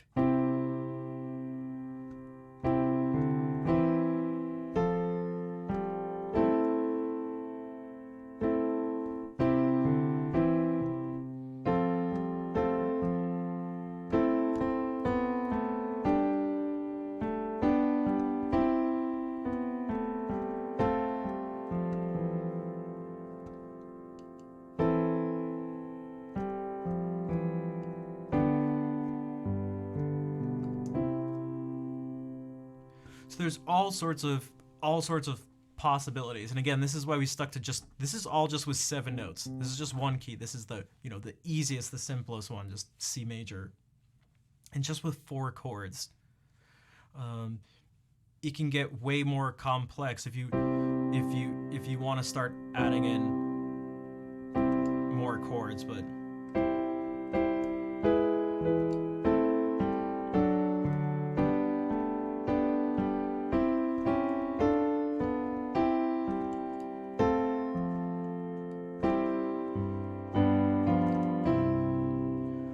these are all just still the same principles.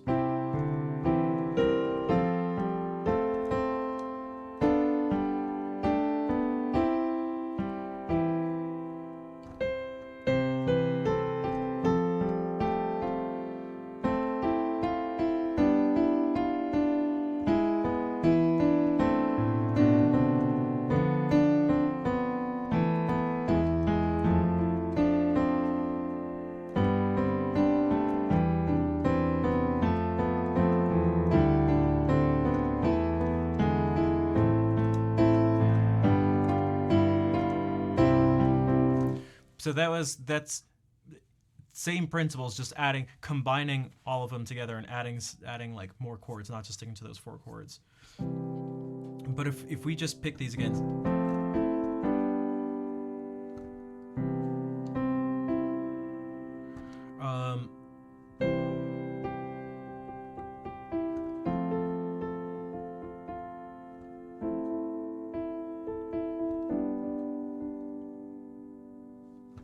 That's something. But here's the thing where you can start to extend out without actually making it more complicated. It may make it more, well, it may actually make it easier in a certain sense. If you noticed, I said we picked notes by just skipping over every other note.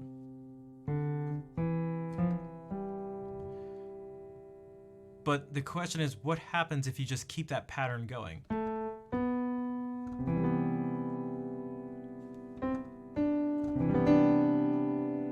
What if this is your chord now? Because it could be. This is C major 9. Well, now look at the notes you have at your disposal.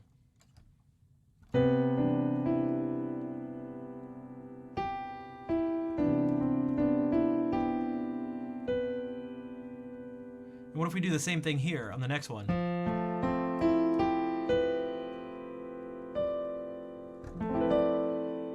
Well, geez, this has all the notes.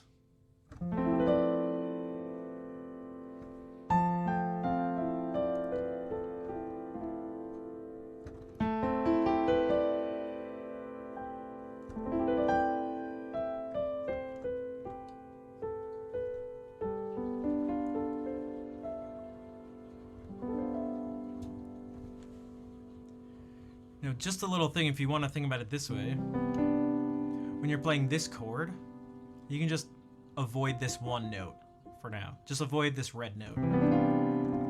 Avoid F. When we start with F, you can play any note you want.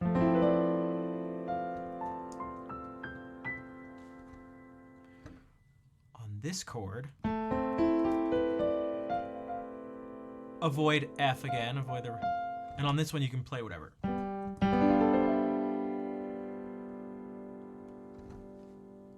So this is, and you don't have to be, you can just pick these three notes and go like,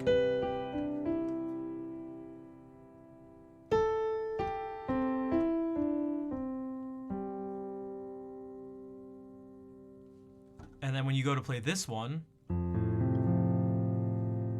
you can play any notes you want.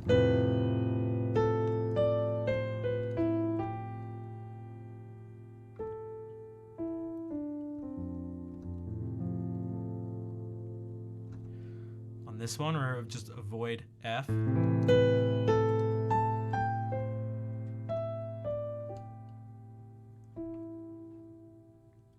And here, play.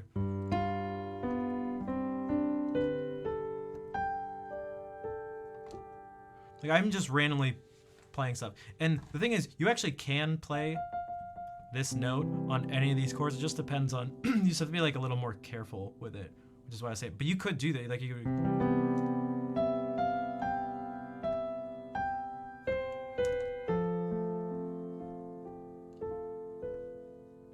Again here.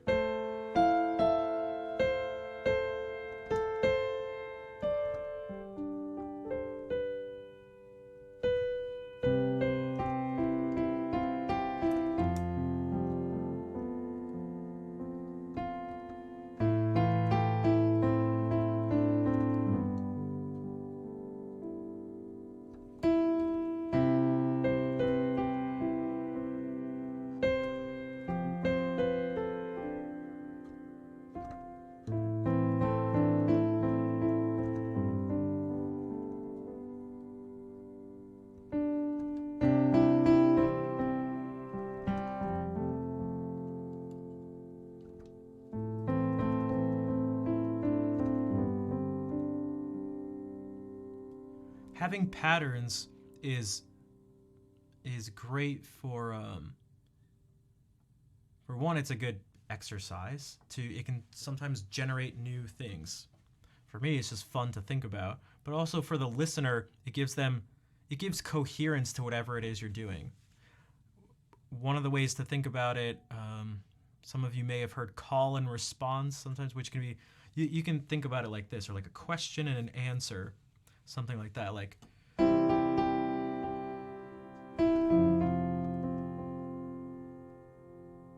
so it was,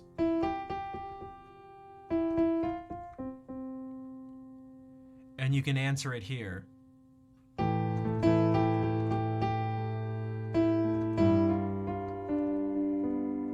To give the exact same answer doesn't seem right. So if we went like,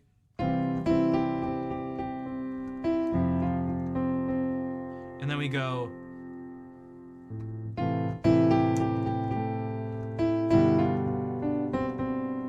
like, what? Hey, Rich, what's up? How's it going?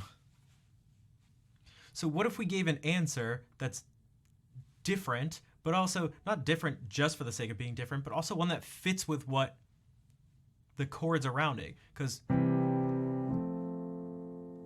okay, this is our foundation for the question, and is the foundation for the answer. So it should it should fit. So what if we again take this the general pattern,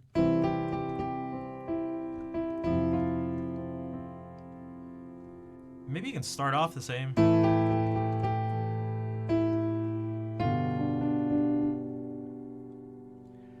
I didn't like the way that felt though. I could kind of tell you why, but that's a lot of this is going to be just trusting your ear, your heart, your gut.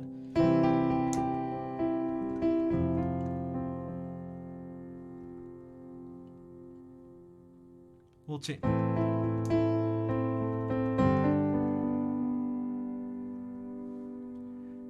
Now that feels a little more comfortable to me. I don't know about you as the listener, and we could talk about why. The initial thing that it's a gut response. You can look at all of this stuff afterwards and analyze it, which is really useful to do. But I'm already getting, because this is another concept. It's to always think about what the purpose of making these choices are, and like that starts with what's the context of you playing, what's the context of you like writing the music, playing the music. Like, how are you trying to make the person feel? So that's really what it was. So when we did this,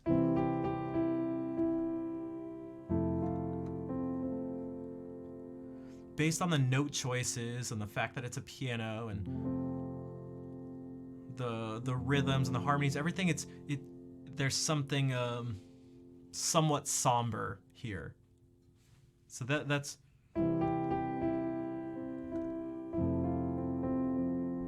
so when I did this, I went.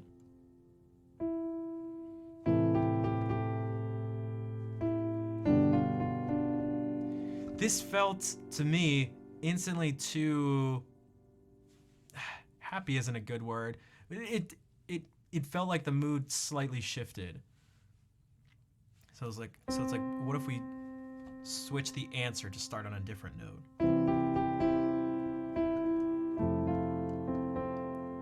So instead of starting on E, we'll start on C.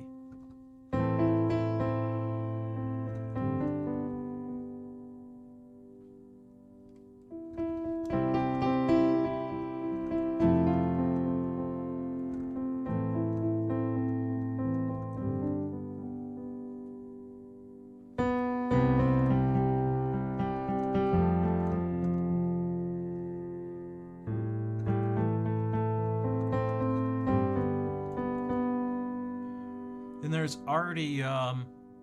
already something rhythmic happening. Da da da da da da da da da da da da.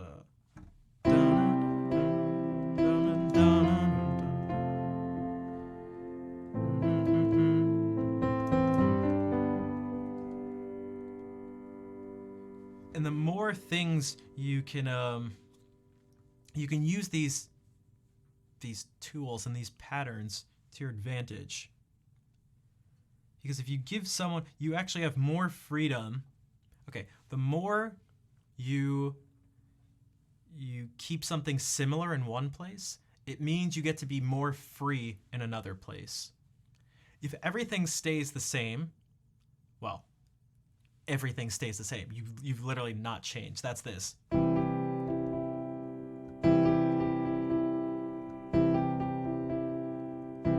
Okay, it's like, wait, what are you doing? What's up, Brian? And if everything changes, then it's just complete chaos and people's ears have nothing to hold on to. So when you try to change this one thing, you've changed so much that you've pulled everything out from under their feet. Here's a good example so everyone knows, like, happy birthday. If I keep the general rhythm and direction that the notes jump, I should not have said that. Okay, I ruined it. Okay, we'll pick a different song. I'm not going to tell you. I'm going to keep the rhythm the same and the note directions the same, but I'm going to play totally different notes than what the song actually is.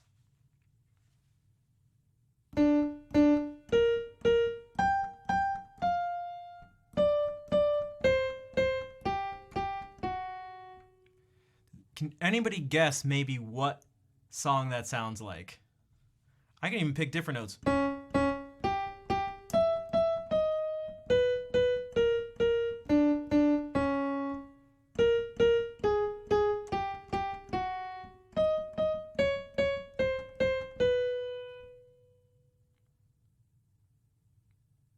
Oh, nice. I like that you picked the original. Yeah, yeah, which makes sense as a French speaker. Yeah.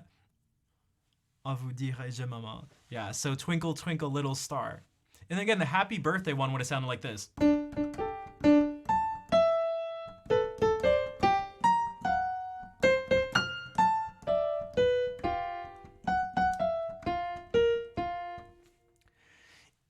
And so you give yourself the freedom now to explore other things because you've kept yourself and you've kept the person who's listening grounded with something. So you can keep them grounded with something and change something else. Then maybe you keep them grounded with that something else and you change this. And there are other parts. It's not just two things to music. So you can play around with that. So that's kind of what was happening here, that if we now have like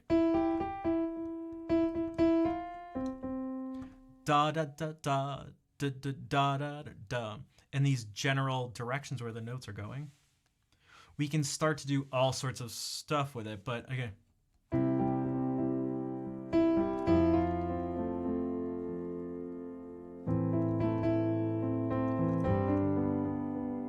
so we can change the directions of the notes, but have the rate at which the notes change basically stay the same. And so we can go like, instead of going up and then down, we could reverse it.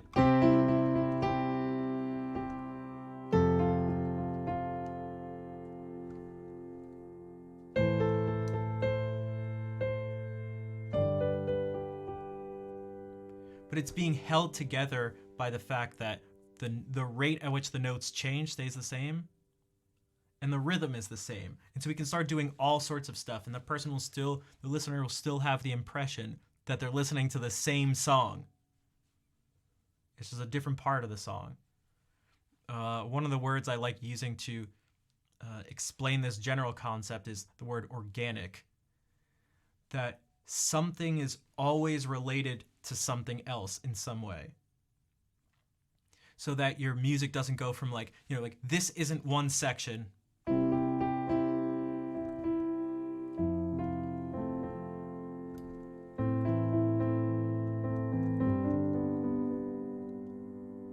And then the next part of the song just all of a sudden goes.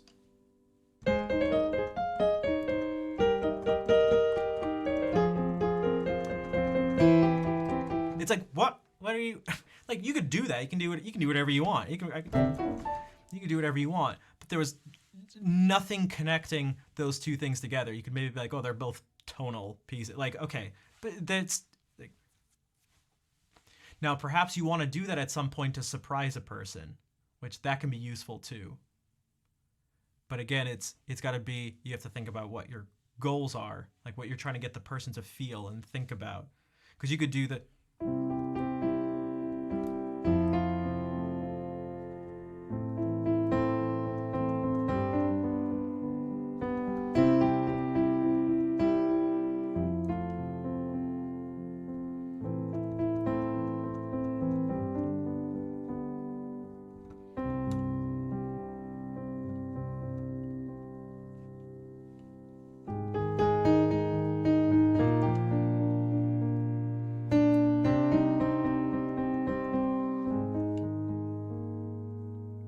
And even with that surprise, we jump from C to all of a sudden, it kind of feels like C minor or E flat major. That's a different discussion. I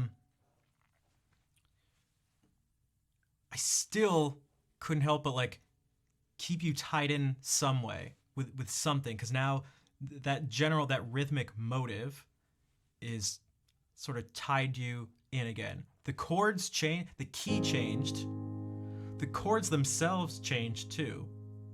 Like we were using 1, 4, 6, 5. All of a sudden I went to like 1, 5. We could think about it as 6 and back to 4. So everything changed. And there was surprise to it, but it wasn't just like, it wasn't total surprise. Like if you're watching a show or a movie, you can be surprised in the movie, but what you don't want is all of a sudden from one scene to the next to all of a sudden have a new setting, new characters, and new nothing, and nothing that came before it ever relates back to what you end up watching. You just like, it's like a second movie is spliced in. So that concept though, at least, tends to be pretty it seems to be so intuitive to a certain degree that most people don't even consider it. But I think it's important to consider, not to stop you from playing two different songs, or if you're a filmmaker, from all of a sudden, almost making two separate movies and just putting them together. But just to the concept relates to other things of how much you keep the same and how much you change at different points. And so, like most things in life, it's a balance in some way. And so we can just even explore for a second how much you can do by just using this one motive, like the power of just this one motive, and going like, so we started here. Also, I chose it, but I just keep thinking of Colors of the Wind from Pocahontas.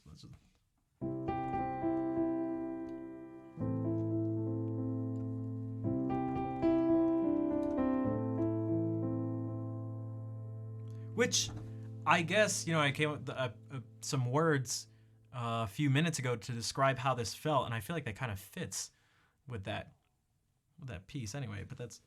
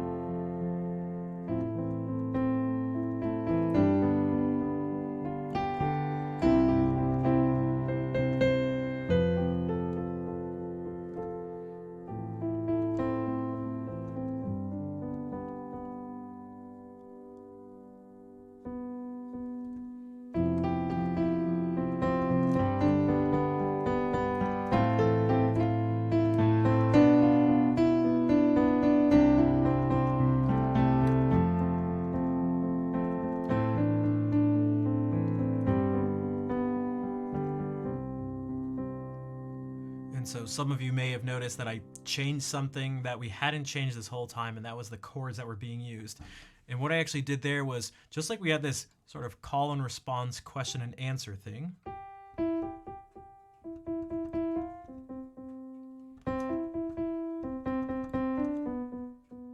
like all the things we've been talking about before, anything that applies to these melodies and stuff, you can do with the harmony too.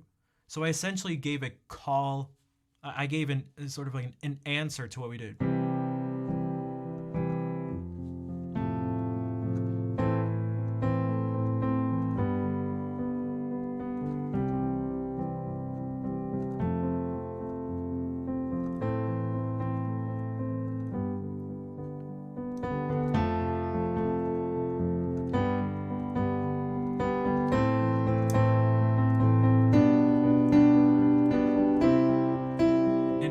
With the original thing. We actually... I cut the last two slightly short. I made them move sooner so that we ended up here instead of ending here. Because our original thing goes...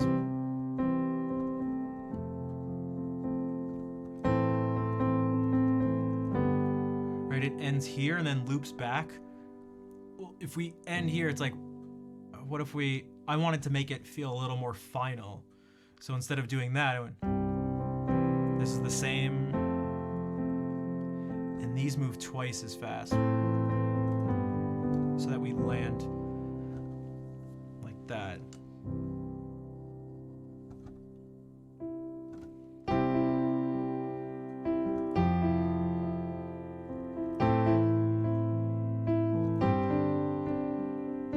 This is a new little motive. The answer.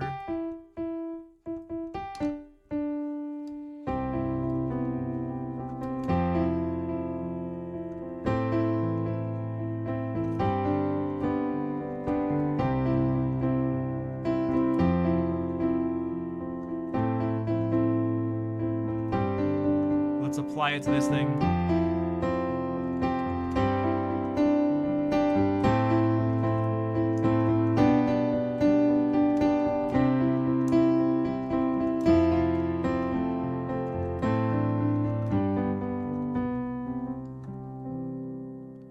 So if you notice there, I went back to the first thing we did.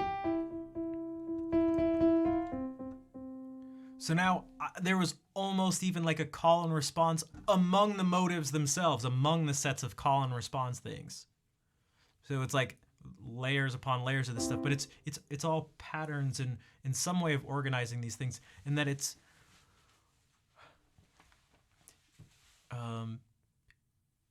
you maybe don't want to sit if you're actually like writing music, something outside of an exercise, and try to just think about it in terms of a formula. That's definitely the trap. That's the sense I get from hearing people talk about theory, essentially, and learning, which is unfortunate. Is that people tend to be like, well, theory's dumb or something because if you just rely on rules to make music, then it's not creative or something like that. It's like you're not. I'm not writing the rules, and I'm not writing a set of exercises. The exercises are to be done, and the rules, or better maybe the tendencies of things, are to be looked at and practiced, so that then when you do want to intuitively do something, when you do want to express yourself, that you now have something, you've spent the time in isolation working on these things and building up your like vocabulary a bit. It's like trying to speak a language without, like, you have to do exercises and practice things and study vocabulary and grammar and all this stuff. Like, and the more you do that, it doesn't mean you express less of yourself when you talk. In fact, I'd say it's the opposite. You give yourself more tools to express yourself. And so that's the same here. I wouldn't see why I'd want to give myself fewer tools if one of my goals is essentially maximum amount of potential of expression. So the more of these things I do, I still have the same things I want to express, but now I have more ways to do it.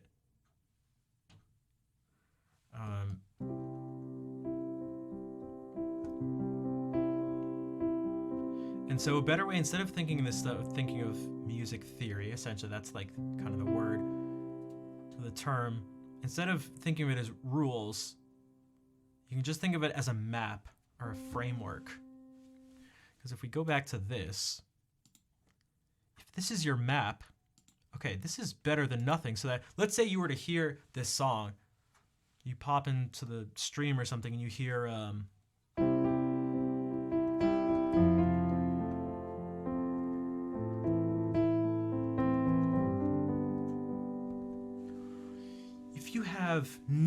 if your map is blank, if there's no map there, that's going to be difficult. It may be difficult to figure out what that was. Now, you may not care about figuring out what it is. If you wanted to, though, you may have some trouble. But let's say you don't even care about that. This same process goes for just what's in your head, because what if that's the thing in your head? What if that's like what you want to use to express yourself? And you need to be like, how do I get that out? I need to know the words or something, the musical words to express that. I want to go.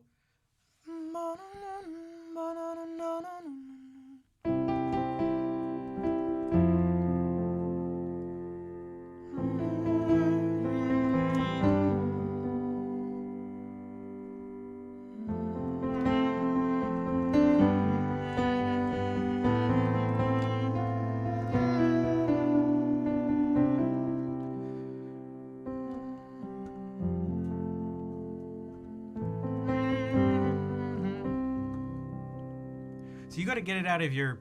You need to find a way to get it out of your head too. It's knowing what it is, and then also knowing where it fits on the instrument. So maybe you have this map here, and this map works for all sorts of things. Like all of this, like fits on this map. You can essentially.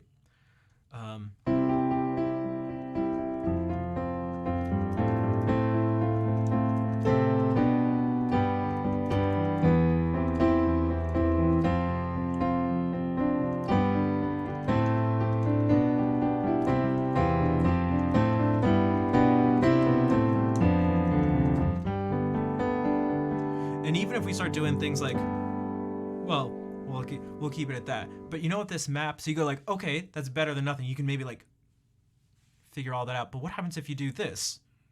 Well,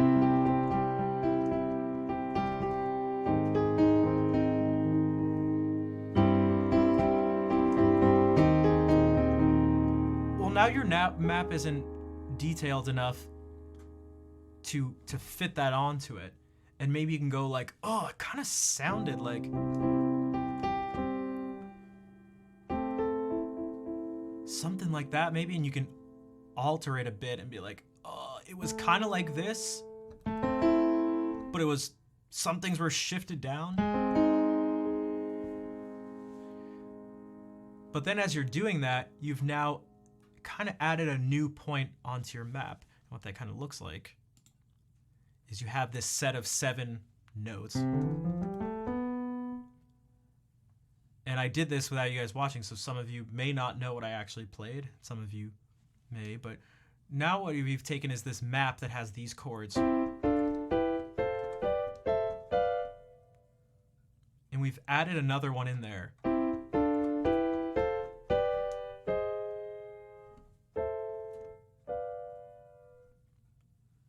And so you can start adding more.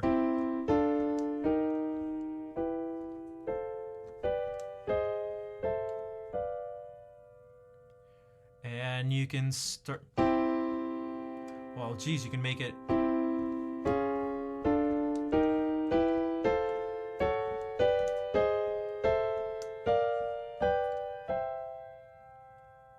And each of these chords can have different qualities. So you can start, as you add more of these, just in terms of chords, the map can now have so many points on it that there's a way to make sense of.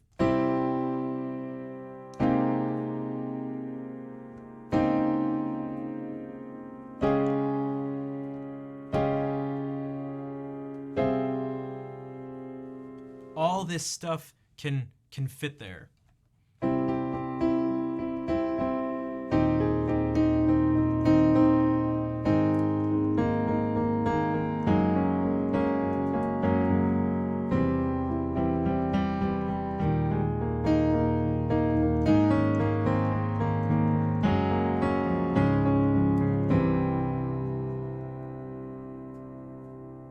And so then if you want to do that, if that's how you feel like, if that's kind of what you're feeling, maybe you were doing this, we had it, sort of somber in some way. There's a melancholy feel.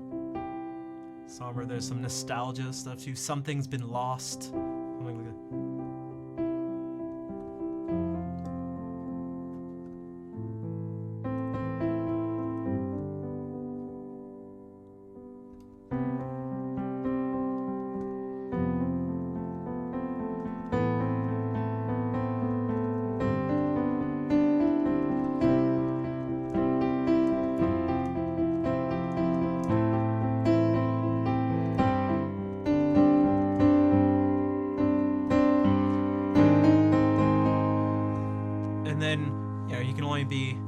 depressed for so long. Actually,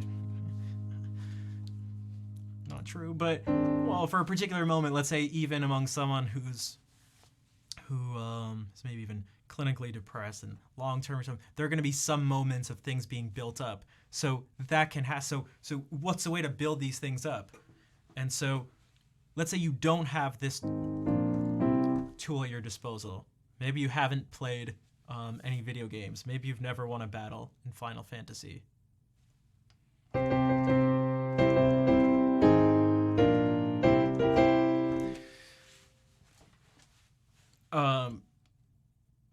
Well, you may want to express, like, so then you go like this, like, what do you have at your disposal?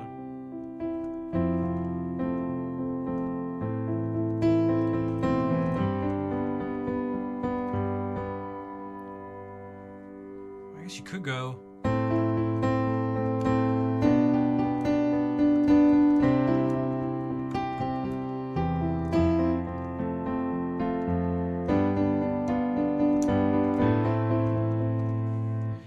But it's not quite the same. Maybe you're like, oh, I need more. I want more. I need to. That's not quite how I'm feeling. I need more. I need to give more. I need to know more so I can give more. And so that.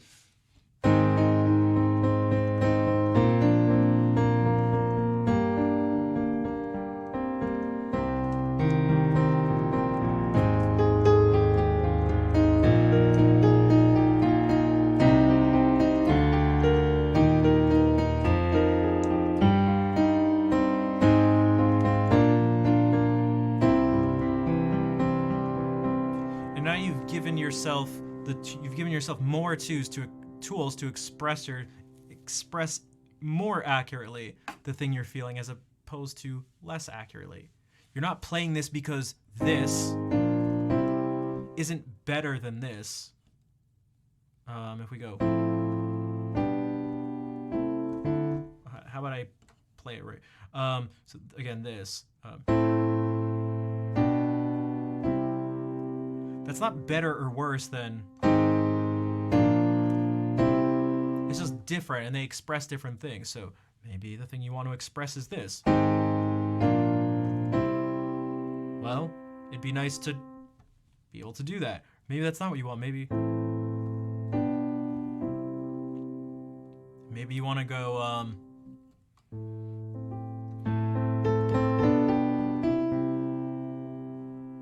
Just maybe.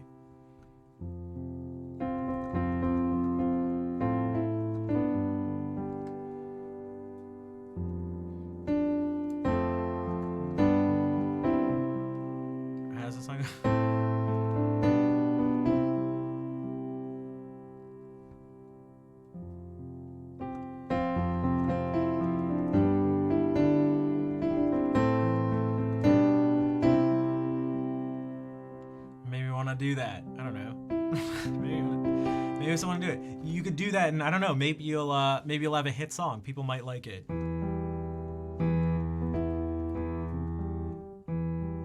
I'm just throwing it out there.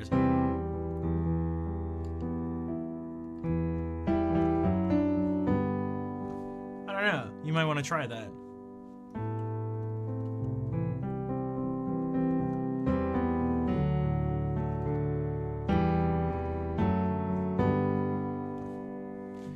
Be able to make a few bucks. Okay, but maybe you want something different.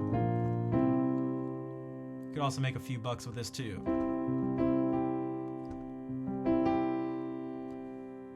Compose for a video game and when you win a battle.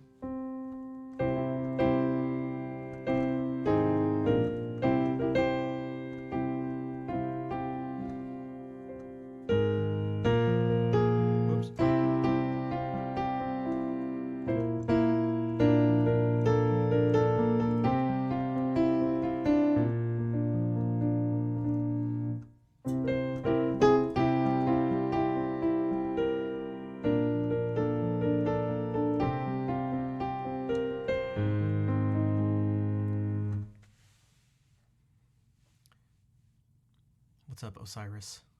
And mutants, hello. Learn music, Captain Broccoli. I've been trying to, and fair, I've been trying to sort of have this be the focus thing. You don't learn it to make bucks. I mean, I think that's a good that's a good thing. You don't want to. I mean, I can't tell you what you want, but it may not turn out how you think if your goal in playing and learning music is to make money. But there are much better things if money is your goal. You're mystified by its simple complexity. Yeah, that's the part that's much more interesting to me, and I think, and much cooler, I think. So we can. I mean, so if we take this, we've almost just through exploring this stuff. Well, let's think about this for a second. So I said it kind of feels like.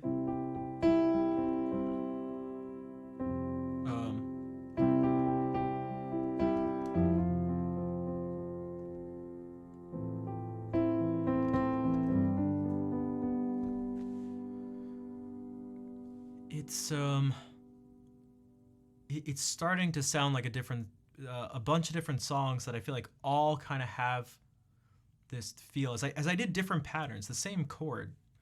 So I did this one. One of them sounds like this. So what do we do here?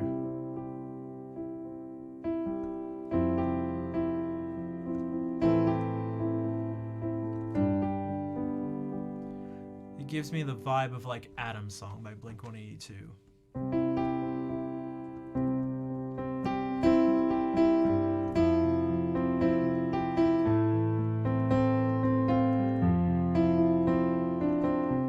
One of the chords is different. Instead of doing our 1 4 6 5, it was 1 4 6 4.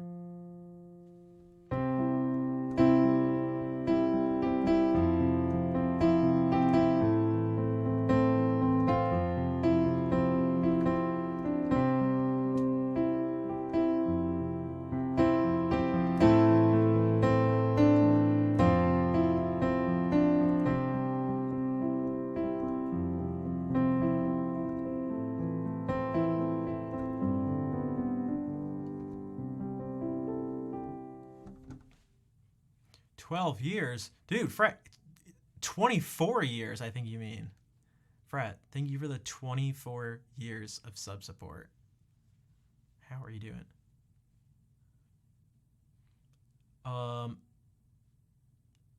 Is it wrong to want to make money with music? No, that's not even an opinion. That's not even an opinion. It's not wrong.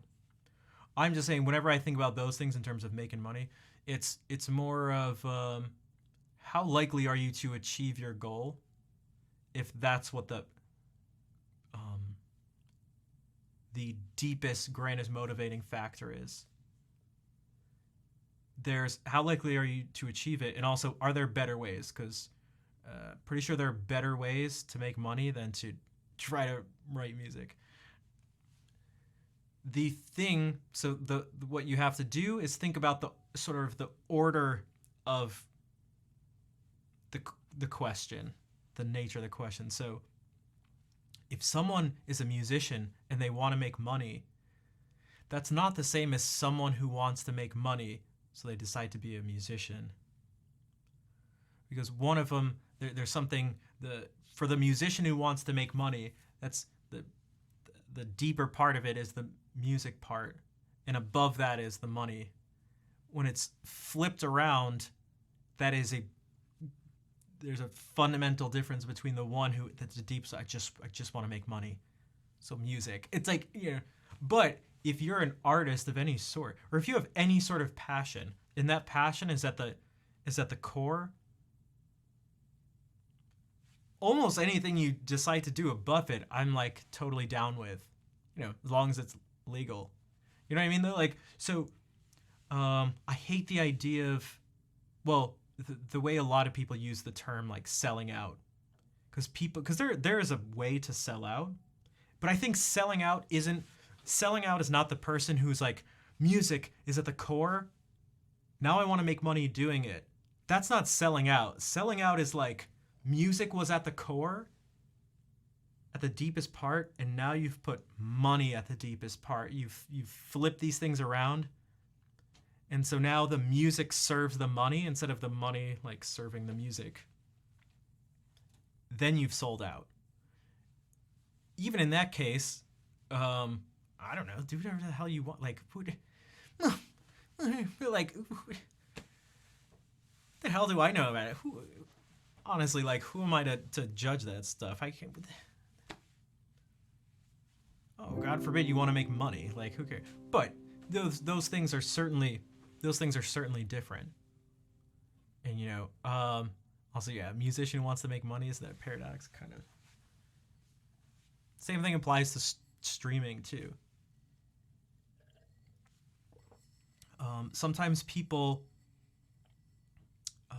mess that thinking up in an implication of a statement or question they make. What that statement or question is something like this: I'm really passionate about music, about guitar, teaching, streaming, all this stuff. I need to make money so I can survive and eat and not die and to continue doing this. Because if I love this stuff so much, wouldn't I want to continue doing it and do it as much as possible? And if I believe that it had value to others, wouldn't that be a good thing? Okay, cool. Right? That makes sense?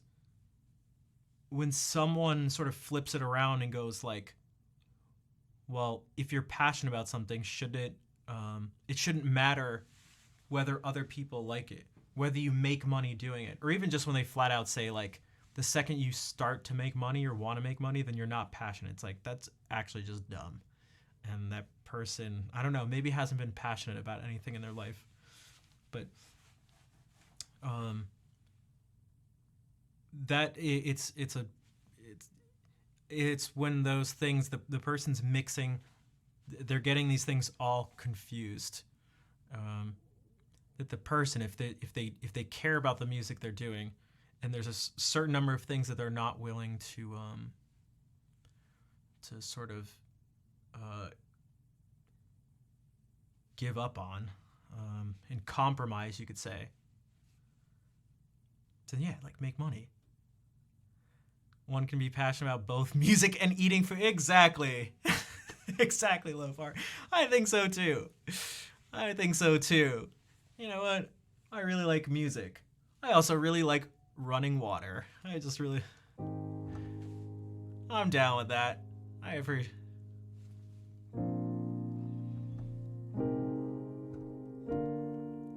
Is it a reasonable expectation? Okay, fair enough. It's a different question.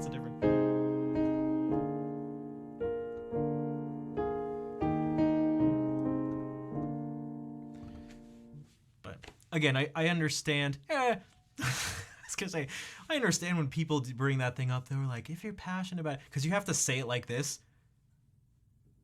Regardless of what the person's actual voice sounds like, you have to say it like this. But if you're just passionate about the music, man, it shouldn't even matter. Like, all right, go. Dude. You have to say it like that, man. What was I saying again? All right, that's right. Motives and.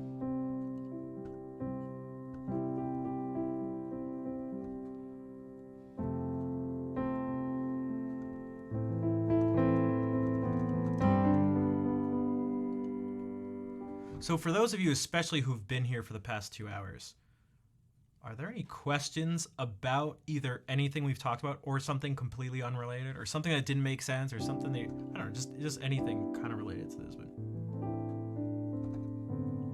most artists' first album is really good because they're hungry for money. When they have money, the music dies. So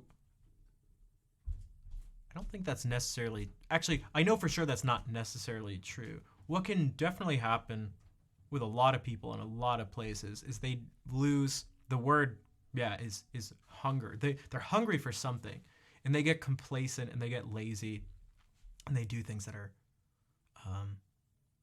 just easy because they can. Now the person if that passion for whatever it is, the deeper and the larger and the more fundamental and like that is, I think there's less of a chance of that happening. Yeah, some people's first albums, some people, the first things they do are some of the worst things they do. There's also the idea that you spend your entire life up to your first album. So you have like the most amount of time and the largest collection of ideas in between the time you're born in the first album. Not that it's starting literally at the, you know, the day of your birth, but you have all this time, and then after that, you like, you don't have as much time, so it can be a little, that can be a factor, let's say.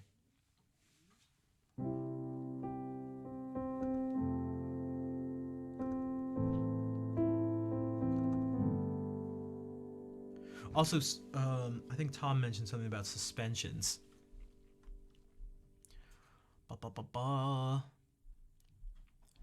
Tom said, very interesting. I find suspended chords sound so melancholic. There's no major or minor in the chord. Yeah, I think there's a few things. So what Tom's talking about is something like this. That one of those. That's typically we use sus4 because the fourth note is suspended. 1, 2, 3, 4. Or sus2 when the second note is suspended.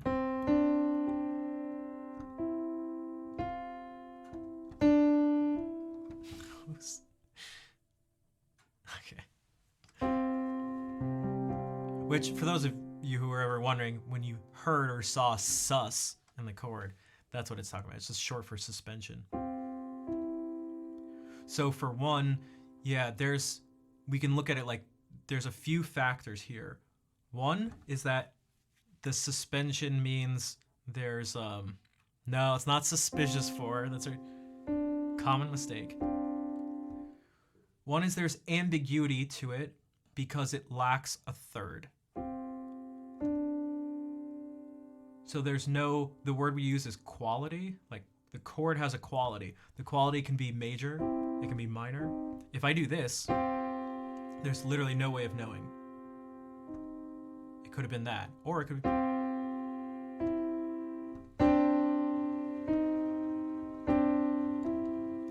Okay, so that's part of it. There's no major or minor thing. There's also there's going to be dissonance. There's going to be a particular clashing. So that's going to give this a type of tightness, not actual pain or something, but there's something to this. And even better, if we did this, oh my god. You might think this is terrible, and out of context, it is. If I just did this, like, it'd be like, yeah, please stop. But if you went...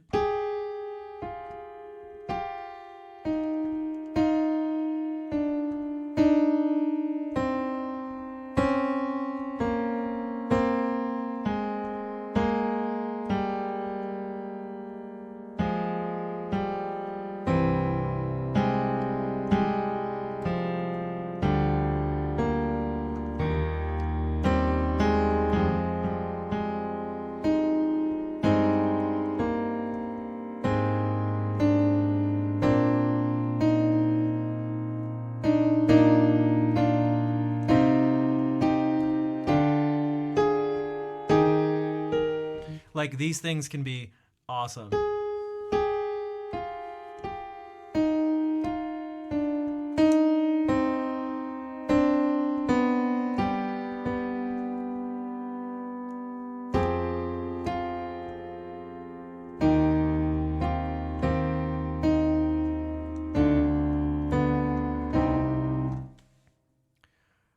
Yo, Nick, thank you for the 45 months of sub support. What is up? Adagio for strings? Yeah. Well, that's the thing. Because again, you want to, that's why I use the word like pain too, kind of. It's just like,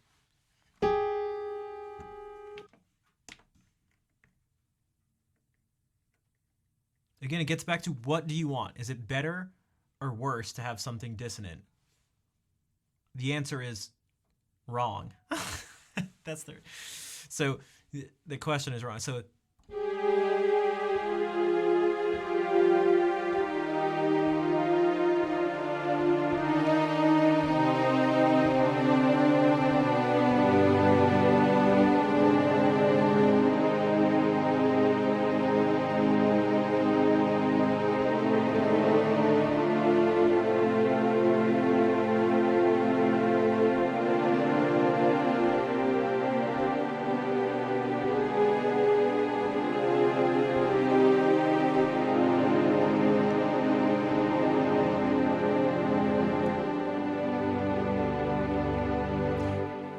So you can see how many of these were like clumped together. Or I've done this one. I've showed this one a bunch. I mean,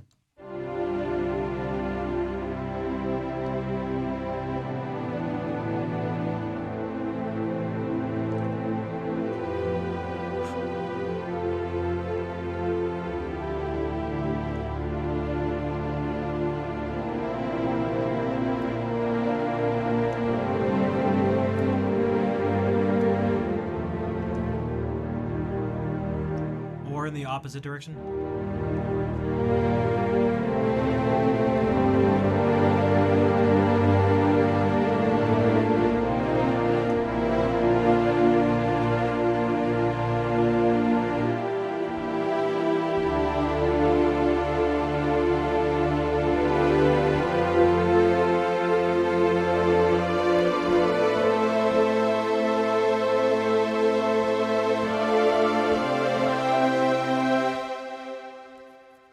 Like that's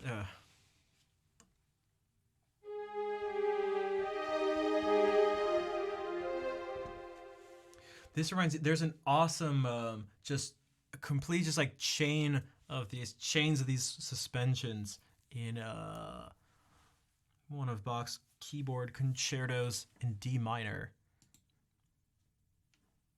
Of course I think of Bach. The other example, the other set of two first things that came to mind, or both things by Bach, of course, because we've talked. I mean, you want to.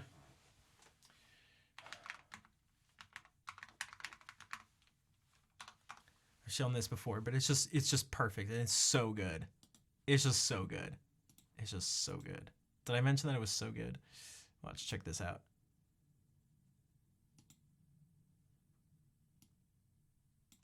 On the congregation, but exactly at the moment when the ladies I've been to this church. When I went to TwitchCon in Berlin, this isn't Berlin, this is Leipzig, but made their grand entrance. And given the fact this is Germany, there was a huge amount of social greetings. Wie geht es Ihnen, gnädige Frau? That sort of thing. You know, that sort of thing. While the ladies took their seats Sorry. and then gazed up adoringly at the preacher about to give his sermon. And the hubbub during This then Friday 7 necklace of or as I'm called. Okay, Okay, please. Now viola start. Bar 1. That's okay. Now, can we just add the violin? also, honestly, this isn't very different. At its core, this isn't very different than all the things we've been talking about the past couple hours. I promise you. It is a far more complex version of it, but it is at its core the Please. same. And,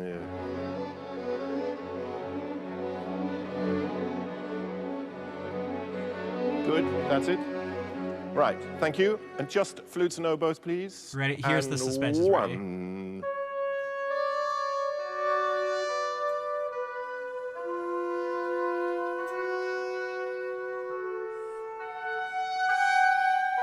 It's like nails being driven into bare flesh. Oh, That's it. In this Okay, opening so- chorus, he does something which none Also, of the this other is people have so done, dope. which is to set up a I wish I had a button, and no VST can do this, but oh my god. I wish I could just do this with my hands and these sounds came out. a huge dynamic tension between I just wanna this point and turbulence do in the this, orchestra and, like- going on and this Right? tremendous acclamation of Christ in Majesty.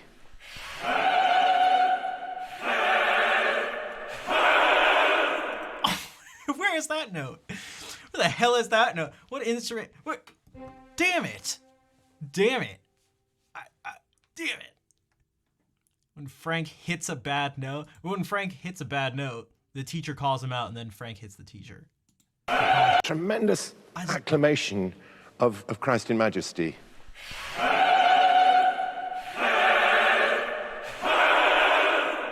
Jesus. What you're hearing now is that stuff put together. So you kind of saw how simple each thing was.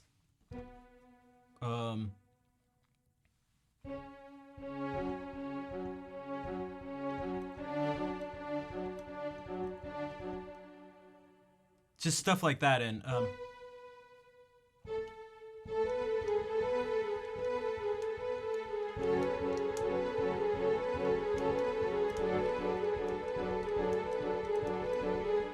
look at how simple it is, like what I'm doing. These aren't like the exact notes, but I'm just going. Remember I said pick 3 notes?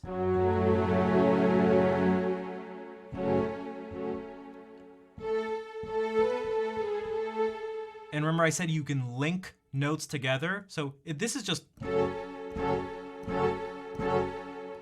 It's just dark red. I actually wanted this to be darker green and purple. And now instead of just doing this, it's going... And this, instead of just this, it's being surrounded by the other notes, but it's the strong part, it's always purple.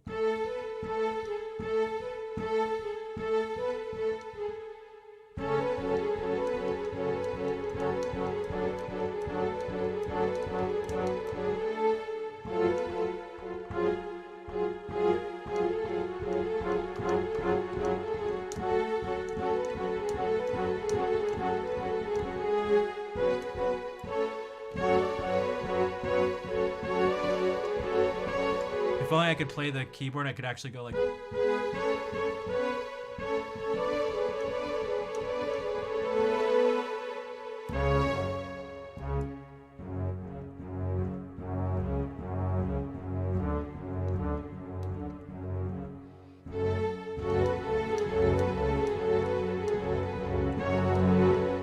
And all that together is what...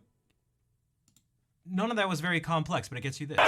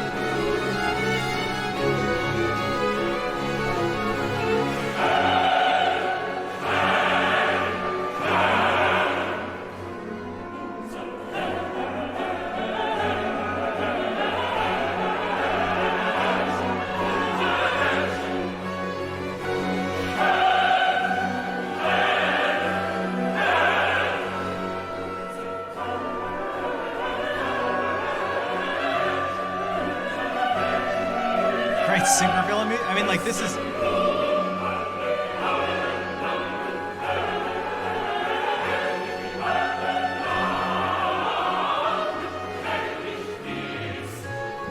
Bach was not trying to write an opera. Bach's... So that's the thing, yes, super villain. There's something that's just so intense. And so you can take all the principles we talked about, it's...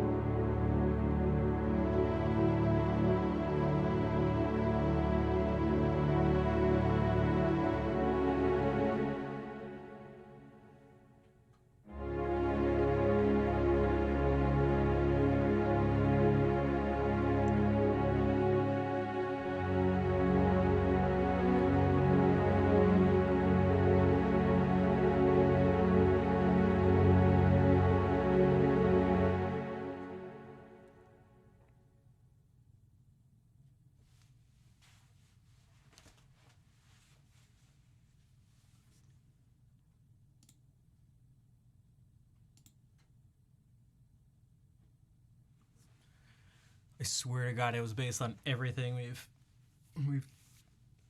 we were talking about today. And we can even then go like, oh, so that had a particular mood. There are other particular moods. Perhaps it's like, oh, there's something more peaceful after that.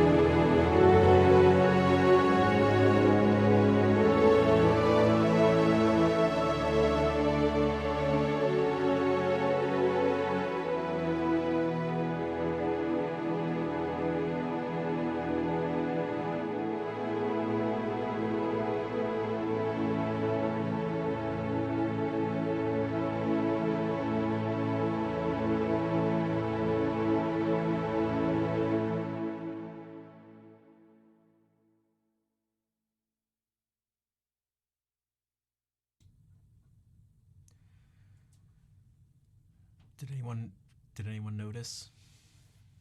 Did anyone see it?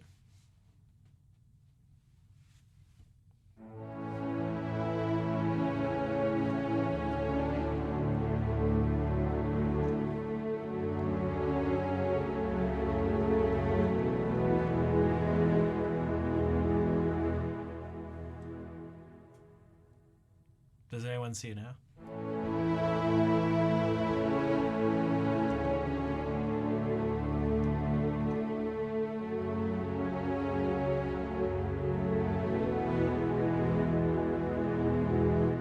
What if I did this?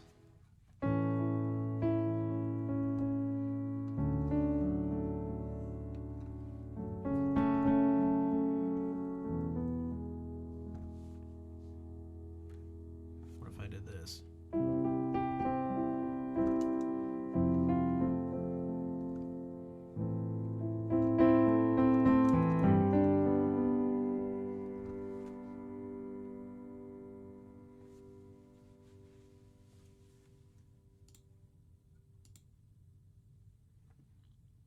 Fair, thank you for giving that sub. Thank you for giving that sub to May.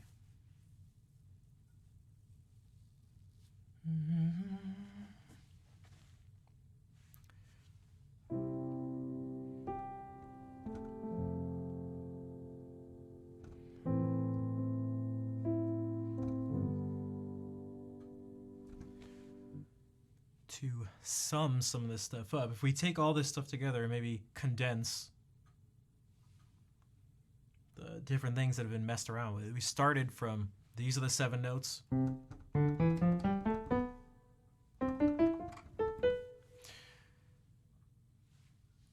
Picked 4 numbers, 1 through 7. Picked 1, 4, 6, 5.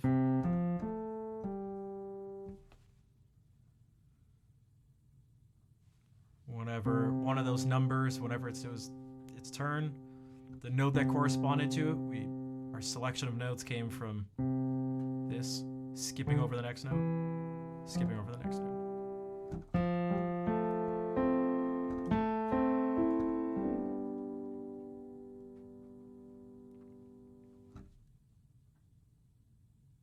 We eventually, through somewhat justifying it through just following that same principle of extending, of skipping over notes. That is like the core thing here. Pick a set of notes and then just skip over every other one. Whatever, you pick a set of 7 notes typically. Maybe it's the one that Bach chose. Maybe it's this. Maybe that's the set of 7 notes. And so you pick this one, you skip over the next, play this, skip over the next. Okay, so this is your... You can actually do 4 again. 1, 2, 3, 4. Skip over the next one. 6. 1, 2, 3, 4, 5, 6. And then 5.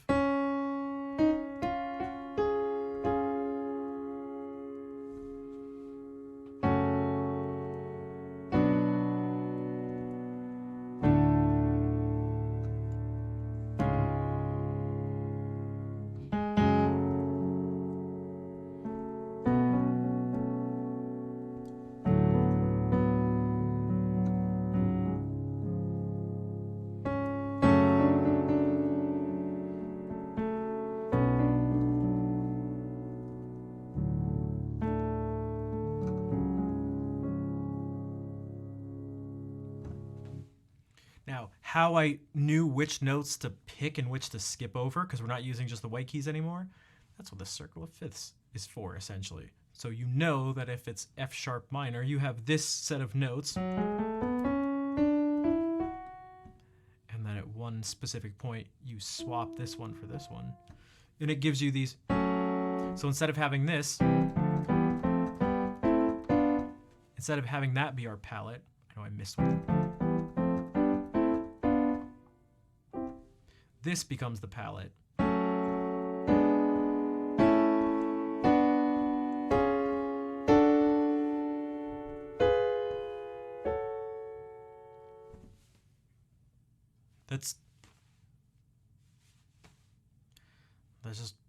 that's why that thing can be useful. And you know, it takes a long time because Fair also said you make it look so easy, but my brain is like, so. I didn't say it was easy, which is really careful. There's a difference between. So things that are relatively straightforward, at least the process, aren't necessarily easy because what this involves is holding a lot of information temporarily in memory.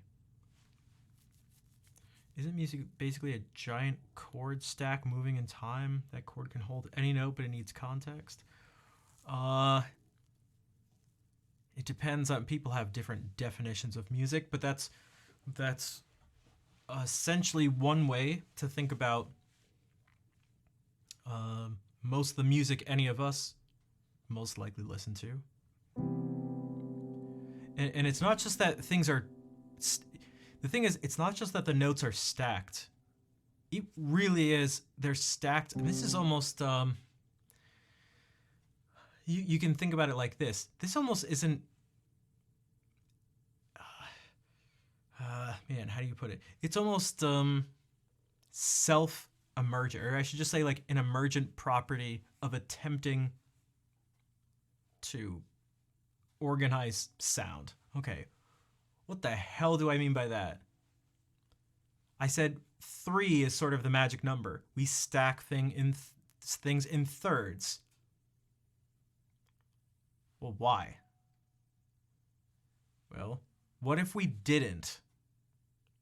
What if we stacked things? What if we did the same principle, but we stacked things? What if we didn't skip over every note? What if we stacked it in seconds? What if 2 was the number?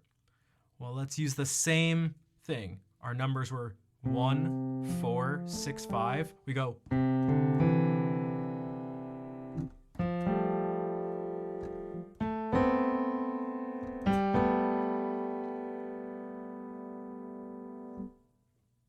And so these are now our choices. All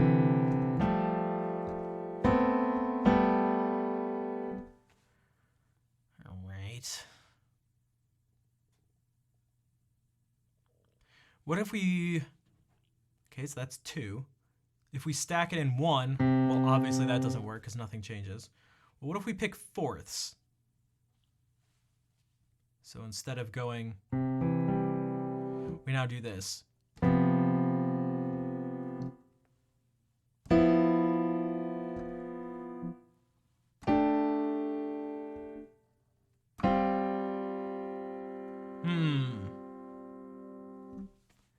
Jazzy. Yeah, so this is the other less sort of frequently used, again, in terms of the music we all tend to listen to for the most part. That is a mode of organizing things. And so instead of tertiary harmony, referring to thirds, it's called quartal harmony, where things, instead of based on stacking thirds, you stack fourths. Now, it's not that you're necessarily going to be like, okay, this whole piece is organized in that manner. It's maybe more often just thought of as a way to create chords or something. So if you hear this sound,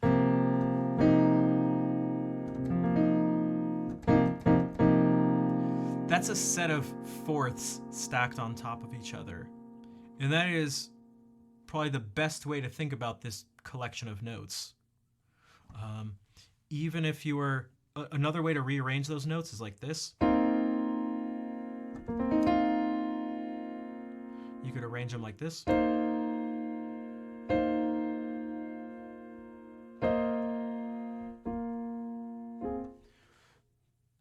But it's a good thing there is thinking about kind of how the notes are actually voiced, how they're arranged. What if we did fifths?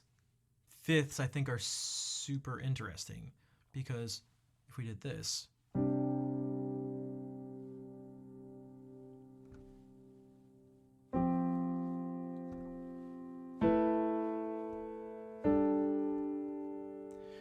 that's what we get. The thing is, if we take these fifths and we, just like we went pick 3 notes, if we actually just keep going with this pattern, if we do that with fifths, we get this.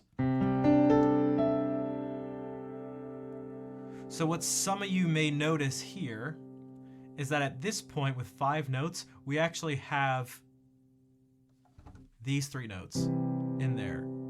C, E, G. Green, blue, brown. Green, brown, blue.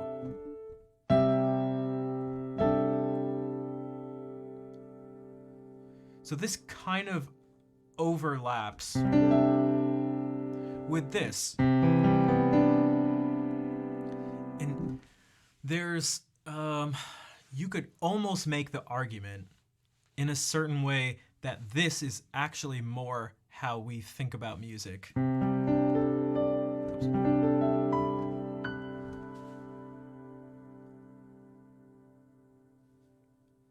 The reason is, as I said when playing this chord, I said avoid this note.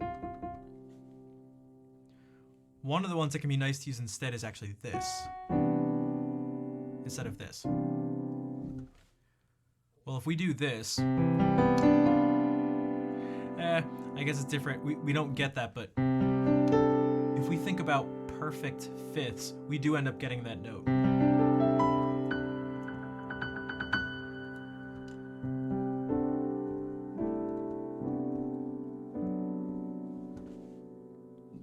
And the thing is, we could have done this too. We could have taken the fourths and continued to stack those like this. Oops.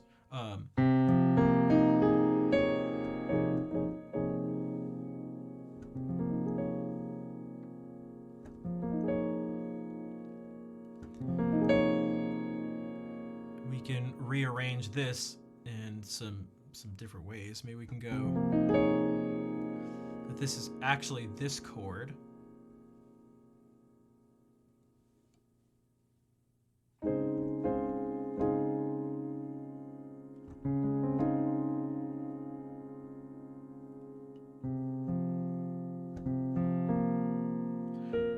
That's the one I need to add. So like this.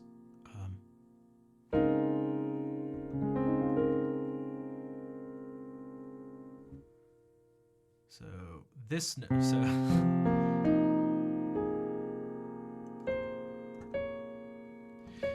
this note went down here.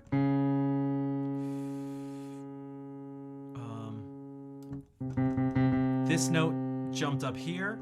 So these kind of just switch places. This one went up here.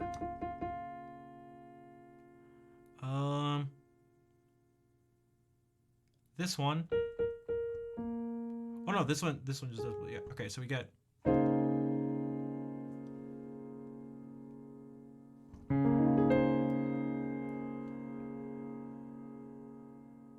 so that's just a rearrangement of this. Can you actually hear that now that we've like put into context? This maybe doesn't sound completely chaotic anymore if it did before.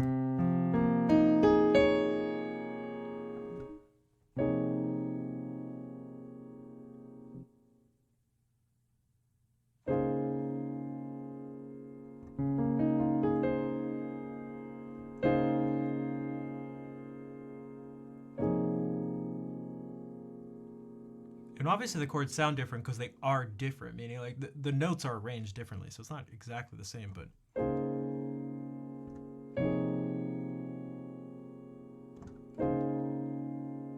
especially the bass note, which is super important.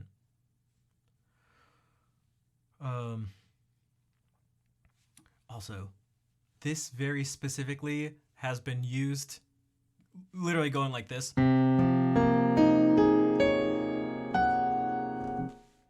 Is a way to kind of like build up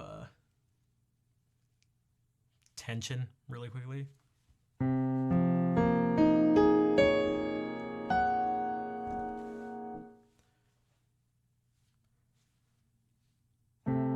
If we stack things, now if we actually go back for a second, we stack things like this. So we picked 1, 2, 3, 4, 5. We can stack things at 6.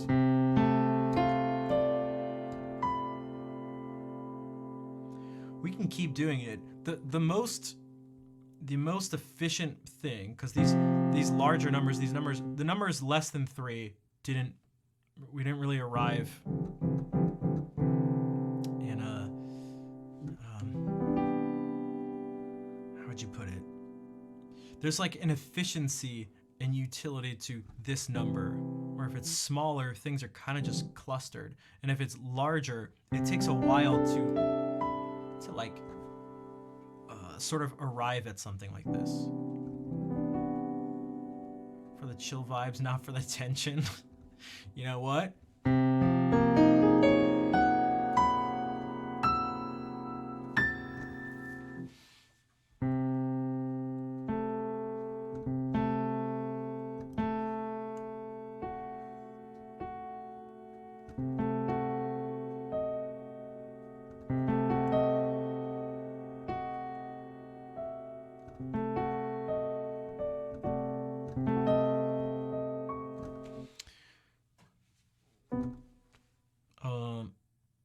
Yeah, so this idea of thirds, I guess, is what it...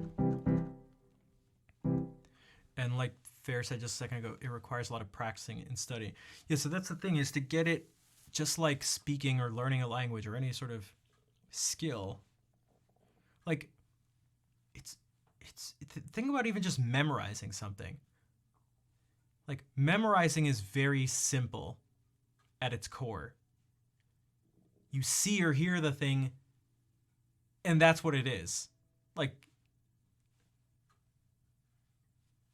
and how, so, but it'd be ridiculous to be like, I'm going to give you a string of numbers that doesn't repeat. Like, I'll give you just, dude, it's really simple. Just look at the numbers, all the digits of pi, and just memorize it. It's really simple. So like, it should be easy. It's just simple. You literally just look at them. But obviously that's not easy. And obviously that's not how it works. So even just the act of memorizing, or you could say remembering something, isn't easy. And so this is the level of memorization is less. Actually, wait, that's actually a perfect point. Like, that's actually a perfect joke to make. I'm serious, because like, this is just 1 through 7, essentially. So it's just 7 notes. But like, and yeah, you could say that about pi. Dude, it's just 0 through 9. It's just 10 digits. Like, dude, it's just 10 things. It's just 10 things. And you have to say it like that too. So it should be easy, but it's like, that's not what it is. It's not actually what it is. And that's the process of memorizing something, isn't just looking at it, right? So there's more to, but it's relatively straightforward. Just like this process of just picking some numbers and stacking some notes. It kind of is that straightforward. Like, especially anyone who was watching from the beginning, I tried my best, and I think I succeeded in not playing anything at any point that I didn't explain. Now I went on to the thing with the string sound or whatever, but when we did this, I tried to make it so that we went from 7 notes, pick a number between 1 and 7, and then you stack things in thirds. You can play these notes and kind of link them together with other notes in between. You don't have to play these like this. You can spread them around. Right, like we did this. We spread it like that. We use different inversions.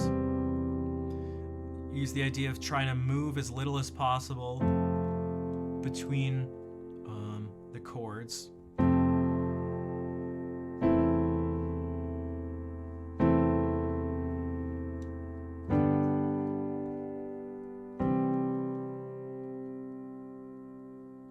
Took all the concepts and they slowly went from the simple stuff of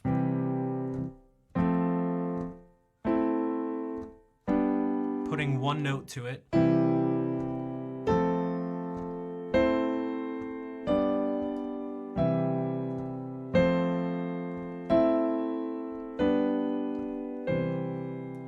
To then eventually going,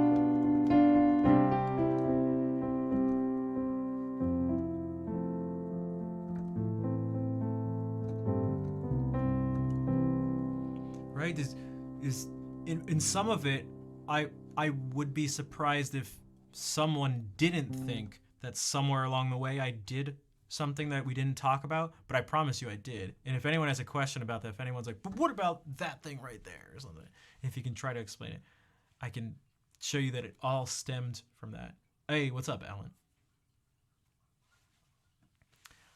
I'm really feeling your lurk checks.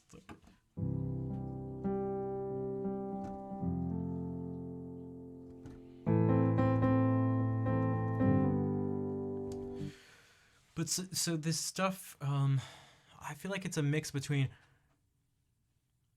I wanted to give some structure and some order and some things like that, and some little tricks, some simplifications and stuff like that, because I wanted to simplify certain things, but I didn't want to simplify it to the extent that you actually don't do any thinking anymore, which I feel like it tends to be one of the two extremes, where either you're not given any of this information or you're given all sorts of stuff, but like, or someone's just like, literally just play these notes, but doesn't tell you anything about why. How is lessons not a command? I'm going to have to add that in. Thanks, Tom. So it's like, you know, I didn't talk really about what makes up a major scale specifically. We just stuck to C. We didn't use any chords outside of that.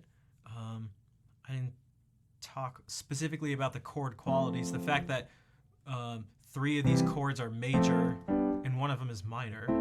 But the thing is, that's just a result of picking 7 notes and stacking them in thirds. Some of them are just going to happen to be minor.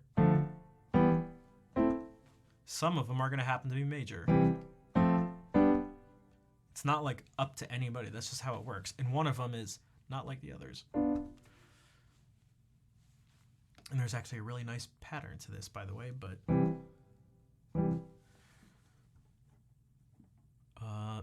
does anybody want to see a pattern? There are a bajillion patterns in just this, but here's a nice little pattern. I think patterns are cool.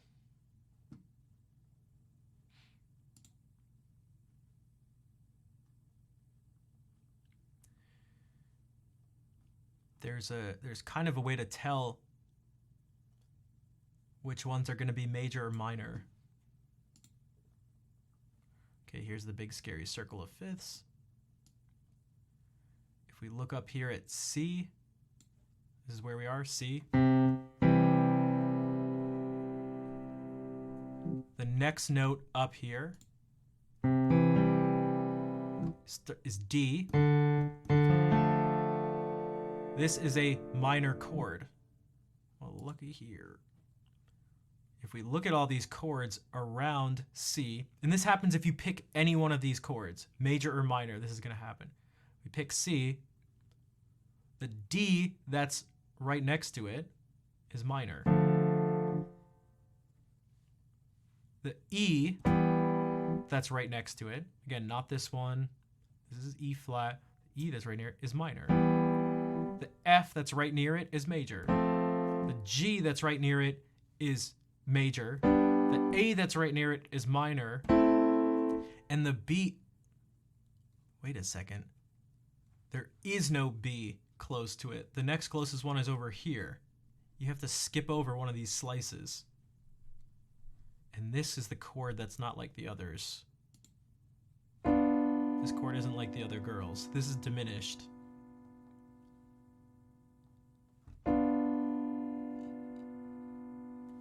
And so what this is kind of, it's just another thing that, again, this isn't something that's chosen. These patterns aren't chosen. Someone didn't create it and go, yeah, I'm going to choose that this one's minor. I'm going to choose that this one's this.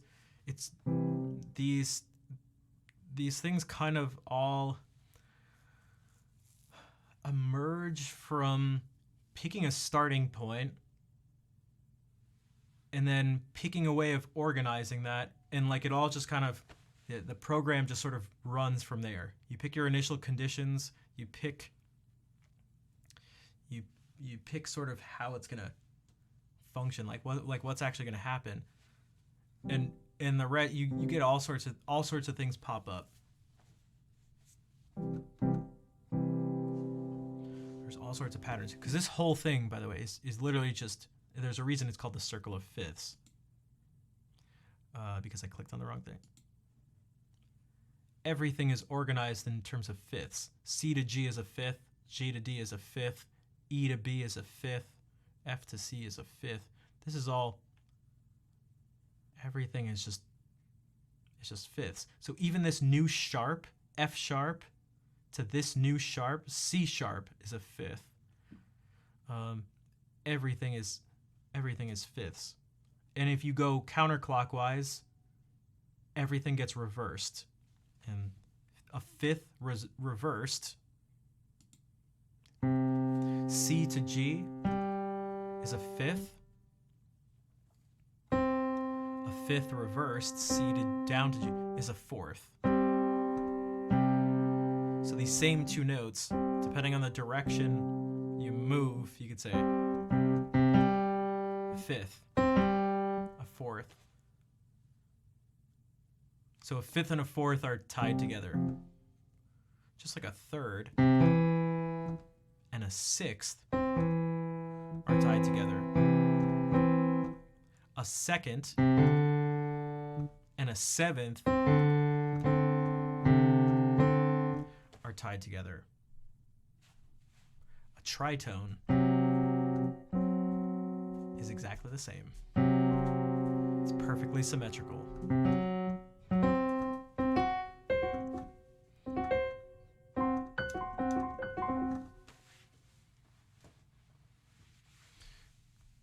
Tritone substitution is something I'm trying to understand. It's like magic. I know the feeling.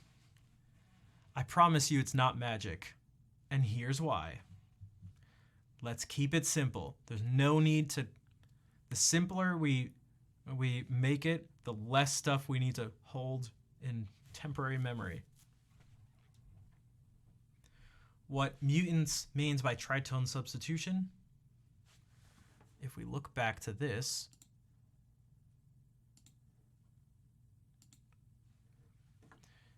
these chords have functions. If you look here, this orange one, it says dominant. That's, in this case, it'll be our 5 chord. Meaning we build those, where we start, skipping over 3 notes, it's on the 5th note of our scale. Again, we're stick to C. 1, 2, 3, 4, 5. That's our dominant chord. So we go.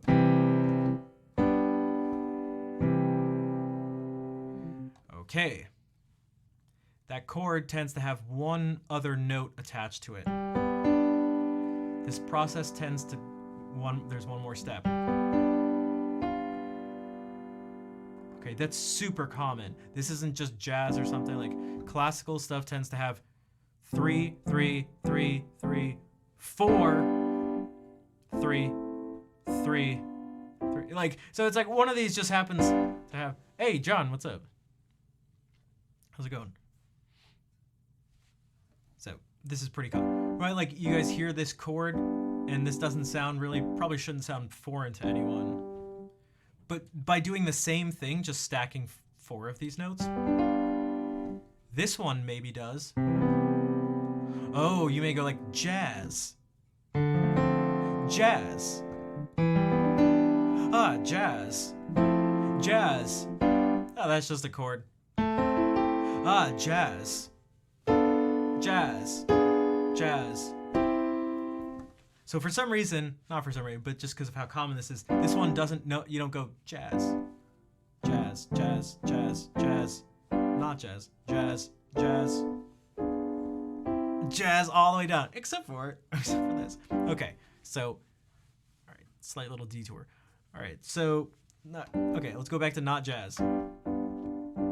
7 chords make everything sound jazz. Exactly, except for this. Dominant 7th chords, this one specific thing is like, it doesn't scream, like, no one's like, yeah, jazz.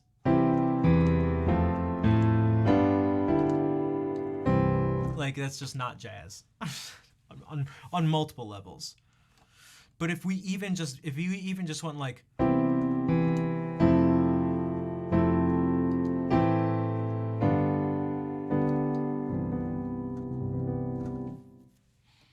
but yeah, not jazz.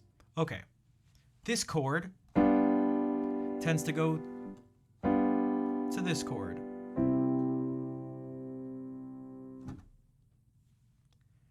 Why?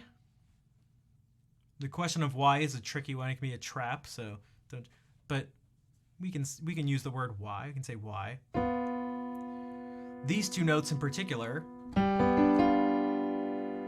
yellow and red, B and F, like close in on these 2 notes of where they're going. To C. We don't even need this note.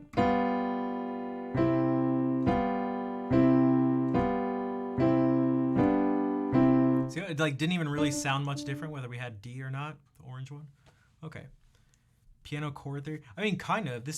We've now, I feel like I went through all the stuff I wanted to go through, and I'm like kind of wrapping things up. But this random question came up, and I think it's a great question. Because it applies to more than just tritone substitutions. This gets at something more core to harmony. But okay, so you go like, all right, these 2 notes are super important. A tritone substitution, one way to do it is, you're like, this is our chord. You move a tritone away. The note you decide to do, again, the note you decide to do this skipping thing, you move a tritone away. Which direction you ask? It doesn't matter. Remember I said tritones are symmetrical? A tritone up is the same as a tritone down. You get to the same place. Okay. So instead of building something off of this,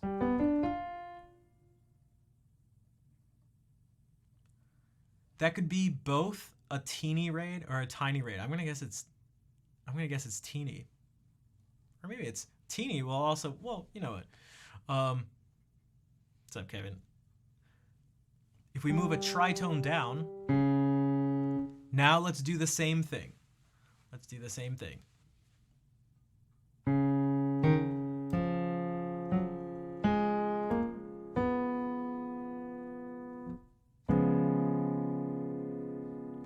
So we did this. So these chords sound exactly the same, right? They're dominant 7th chords. They're just starting in different places, right?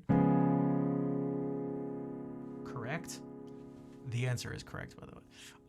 Oh, hey, Cass, what's up? Thank you for the tier 3, the tertiary sub, for 32 months in a row. Oh, the question, yeah, it's like, it was essentially, what was it? Because it was interesting the way it's put. Tritone substitution is something I'm trying to understand. It's like magic. But here's the thing. I will show you the trick. Here's what's going on sort of underneath the magician's table. This is what's going on behind the scenes.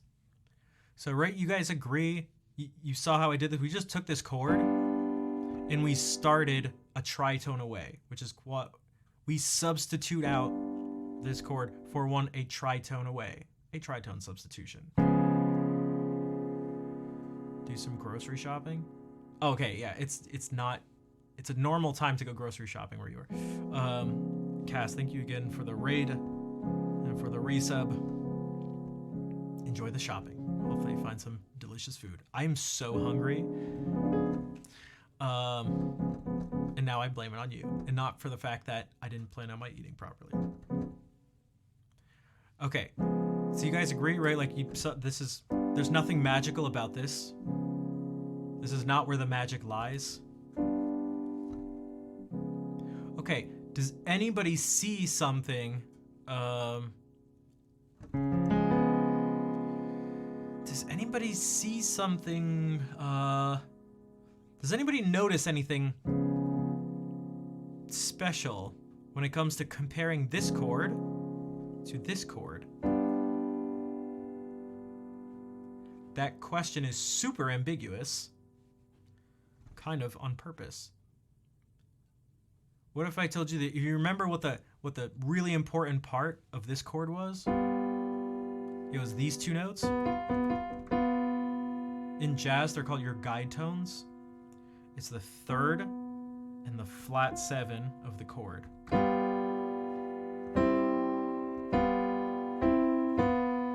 So these are your guide tones. The trick behind the magic is that this tritone substitution still has the same guide tones. They've just swapped places. If we start here, so we have B and F. The names are actually going to change, but let's just call them by their colors. Yellow and red. Okay, here, yellow is the 3rd, and red is the 7th. Here, red is the 3rd, and yellow is the 7th. Regardless of how they're ordered, because it could be like this.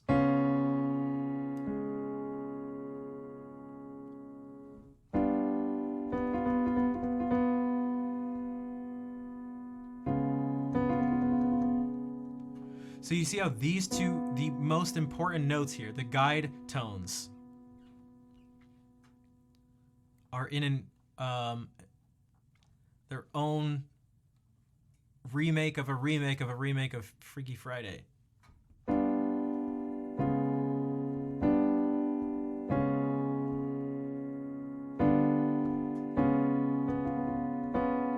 And so these two notes want to do this.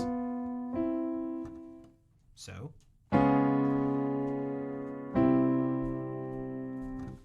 they do.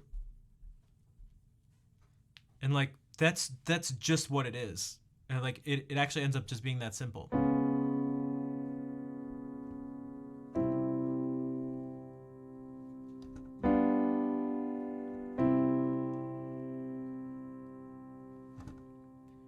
And these tritone substitutions, this chord didn't have to specifically be this. It could be any of your jazzy variety of chords, but because the altering the chord, the guide tones are still there. Only Cats. Hey, what's up? Sounds like a great place for you to live. French horn? Nice. I love the French horn. I've never been the biggest fan of brass in all sorts of settings, except for the French horn. It has such a nice sound. It has, for me, it screams a very particular mood or sort of feeling to it. Not that it's unidimensional, but it seems to, just like the guitar, for me, that's my main instrument. It's the only good brass instrument. Yeah, see, okay, see, you get it. The guitar does things very well that an organ doesn't. An organ does things very well that the guitar is terrible at. So, okay, but any of these different varieties of... Don't tell trombone. Don't tell trombone. I'm sure he knew. we can alter this chord in any way we want. Okay, so now we have a flat 5. 1, 2, 3, 4, 5 is flat.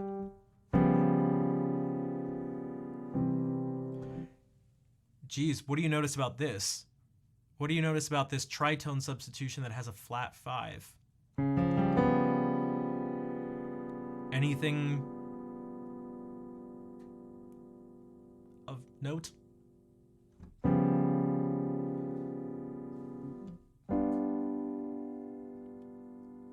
Now we're getting back into, it's even closer to the chord that we're substituting it for. Now it has, look at this, it has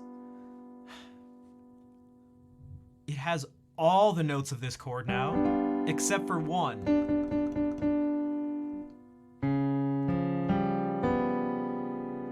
Let's kind of keep the voice.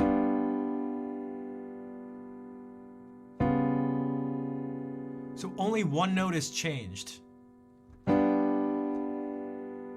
There's no D in this, it's a D flat.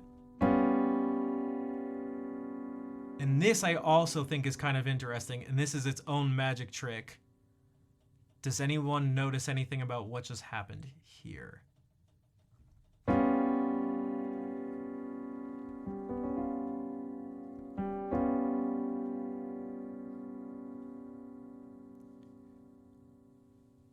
A dominant 7th chord with a flat 5 it is exactly the same as its tritone substitution of that chord.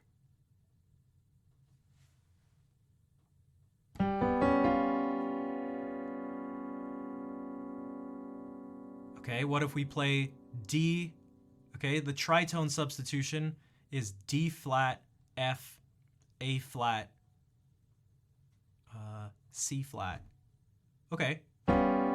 It's the same notes.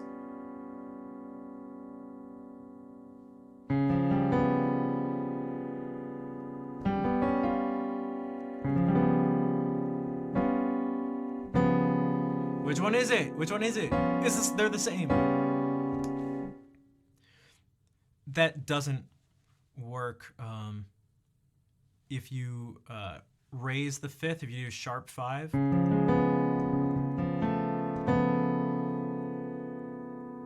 Because that would be this. Right, okay, so now it's different, so that doesn't work there. It doesn't work with the other stuff, but that's like this very sort of cool little symmetry thing. Is that these chords are the...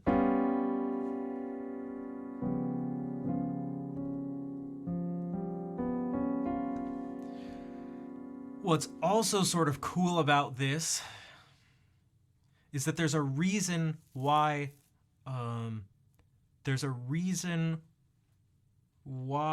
these chords are the same.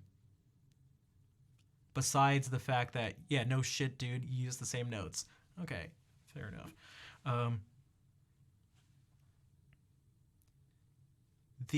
A way to think about this chord,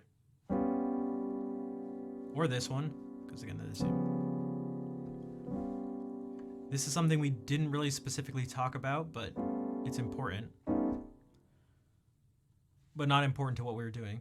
Is that chords and scales are sort of two sides of the same coin. Chords tend to imply scales, and scales imply chords. So we did talk about it one way. We talked about the fact that this is going to sort of give us a set of chords. But a chord gives us scales, or at least it can suggest it. And the more notes you have in the chord, the more strongly it suggests a particular scale. So one of the things about this is that if we do this,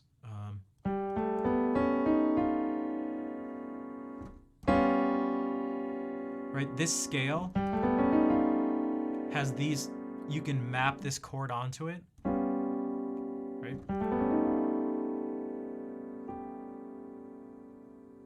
And it starts over. Does anybody know what this scale is?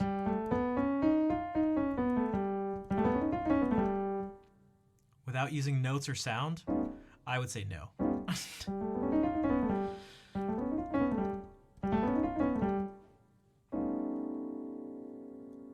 This scale is a whole tone scale.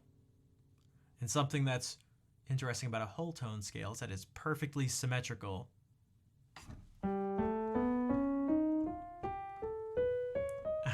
It's all good. It's all good. So every sort of pairing of notes, they're an equal distance away. This note is the same distance to this as this one is to this, as this one is to this. They're all a whole tone away, which is why it's called that. These two are the same distance away as this. These, every 4 notes is the same thing. They're all tritones. Every 5th, again, it's the same.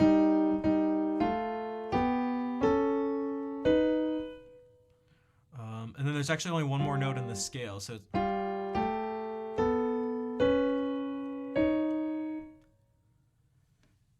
So because this scale that like strongly suggests that's like strongly tied to this is symmetrical, and again, it's not why and it's not because, but they're like kind of like the best words to use. And that both these chords lie along this scale, they come that it would make sense that you'd expect them to be symmetrical, or that they could have a chance of being symmetrical. Now again, it's going to be different for something like this. If we go like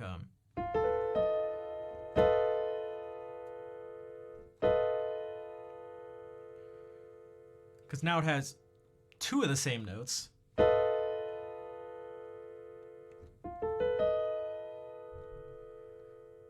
As this. Whoops. This shares 2 of the same notes, although what's nice about this?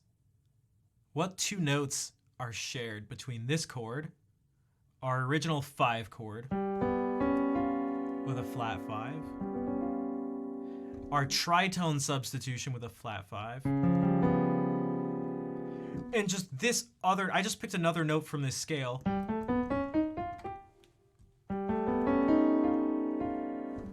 and I did the same, I like built the same thing.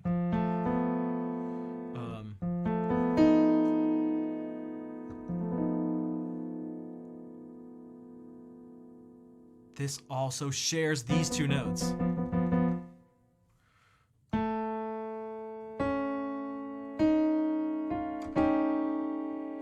Now this one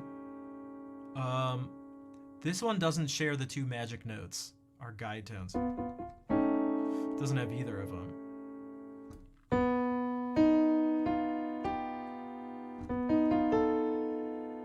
This one has both of them. This one we did before. What about this one?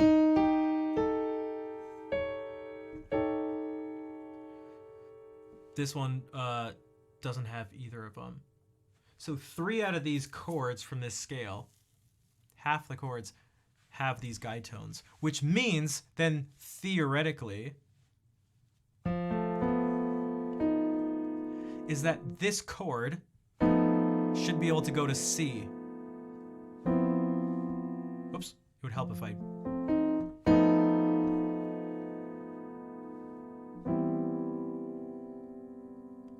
And it essentially does. Like you can make...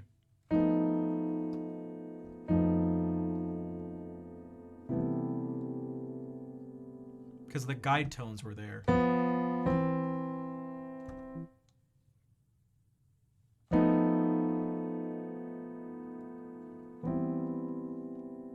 Just like the guide tones were there here. And the guide tones were there here.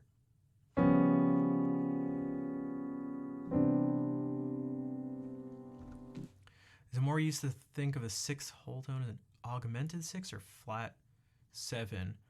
I'm trying to think of how I guess I think of it as like a flat 7. I mean, it functions more like that. Again, we're getting these.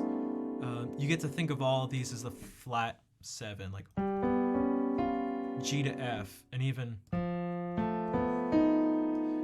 F to E flat. Because again, because it's symmetrical, we can start wherever we want. I like having that there. But you're right, it's a little weird because this scale doesn't have 7 notes. So it's like, what the hell? But I don't know if I ever really think about it like that. Maybe that's why I don't. It's because it feels very different as a scale. Just like octatonic scales are going to have 8 notes. So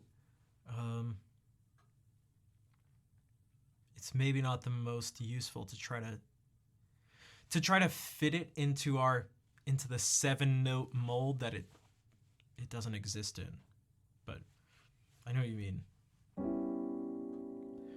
But this gets back to something else. So like this link between the original question of like this tritone substitution is magic is that what's more, not magic, but discovering the trick behind the magic is useful in all sorts of other ways, in that if you just have these 2 notes, this also uncovers the magic of any sort of like altered chord. Is that, okay, you have G9, you can make the 9 flat.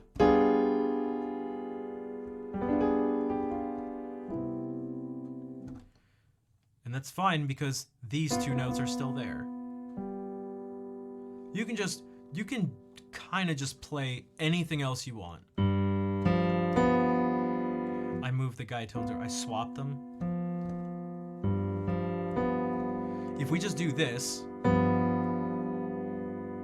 we have just the root of the chord, the 3rd, and the flat 7th, and all of a sudden we can just start playing all sorts of other shit. Like, I don't know, just pick some random notes. And they start to almost like they don't have to make any sense at all.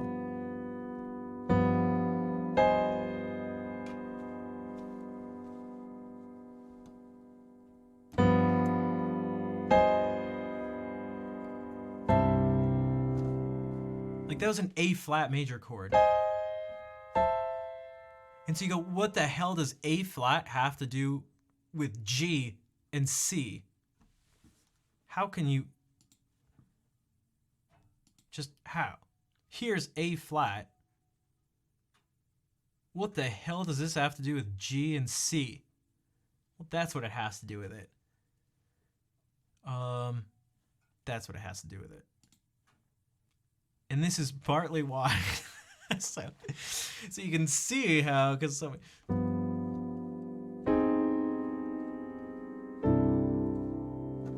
Well, okay, what other chord isn't like, what other chord doesn't see, maybe isn't like G?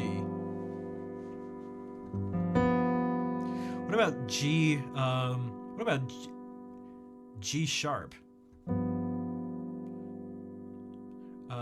Well, G sharp is A flat, okay. I got a circle of fifths on deck. Okay. Man, D flat is pretty far away, but we kind of already saw that that's the tritone substitution. And so what is this really? We can conceptualize as flat 9, A flat, and a sharp 5, or sorry, flat 5. It's G9, or actually at this point G13 is a way to think about it. So this has the notes of D flat major in it.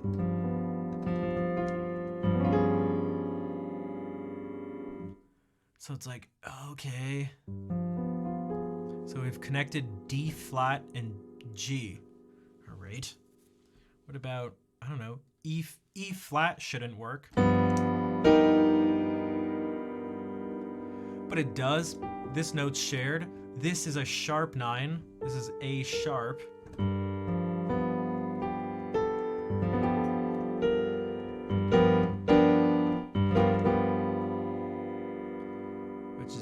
characteristic note of the Jimi Hendrix chord. And this could be thought of as a sharp 5. So we've connected, and again, this all works. Also, what's up, Kazi? E major. So we did E flat major. We could connect it with E major. This is being doubled now, but just for the sake of... This is, again, a flat 9. And this is the 13th of the chord suit.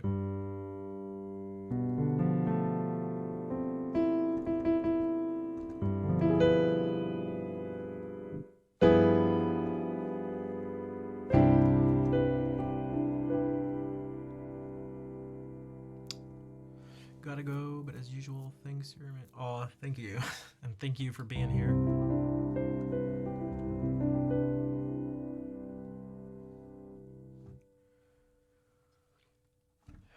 What if we pick F? I mean, this one's actually, this one's going to be kind of straightforward. I'm not the biggest fan of this C natural, but sure. Some Boogie Woogie songs. Boogie Woogie from Oompa Loompa. No, thank you, wank you. I'm so sorry. I'm so with that. I had to follow the pattern. It's just what we've been doing. It's just...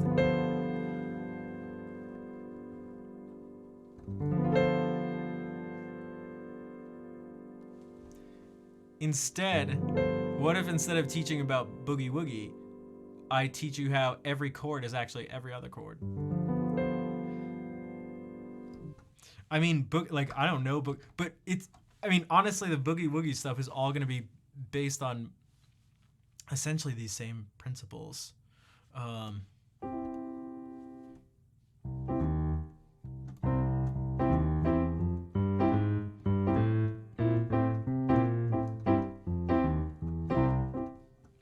And now instead of having these as your 7 notes, you're adding in this note too, and like this,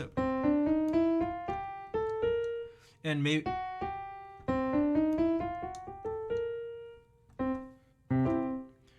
correct. It just rolls and trills. Yeah, exactly. So that's like, and not that that is what Boogie Woogie is.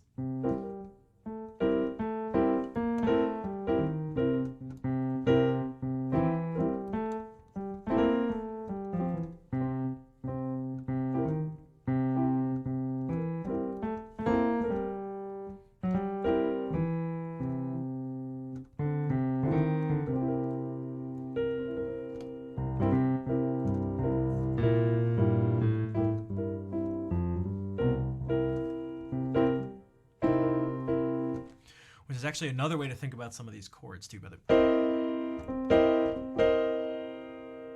It can maybe feel very bluesy for that reason.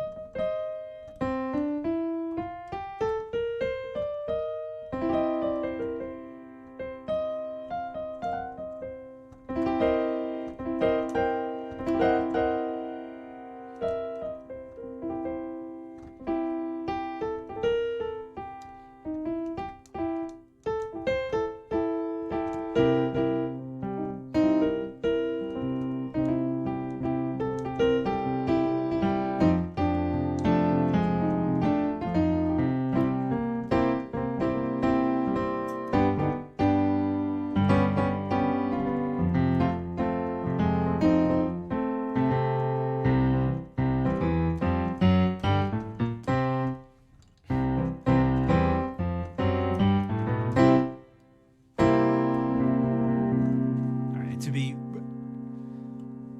annoyingly cliche.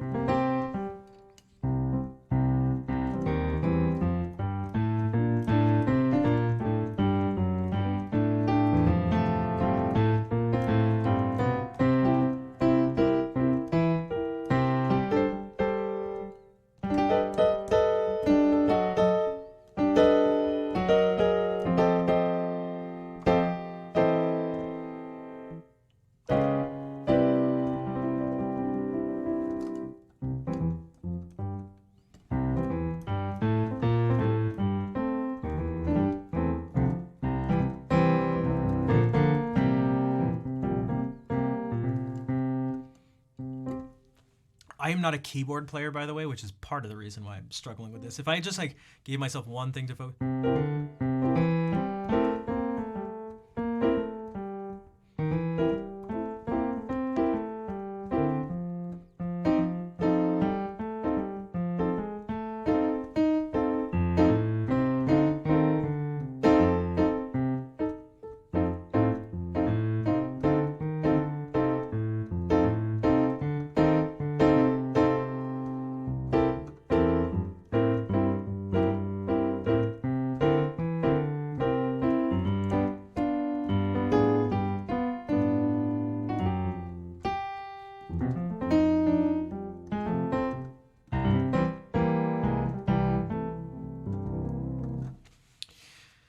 Yeah, that's its own thing. Some of the most fun music to play. Yeah, it's just like, and I think that's maybe more of the, I'd imagine the goal of people who like really focus on that or something, is that it's like, again, not going to give you the same feeling as like,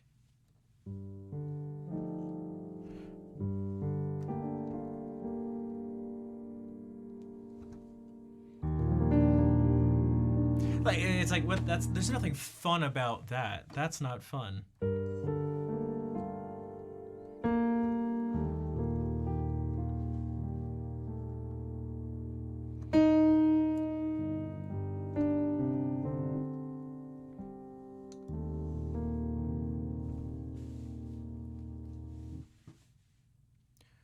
All right, it's 10:30. I need to eat some food.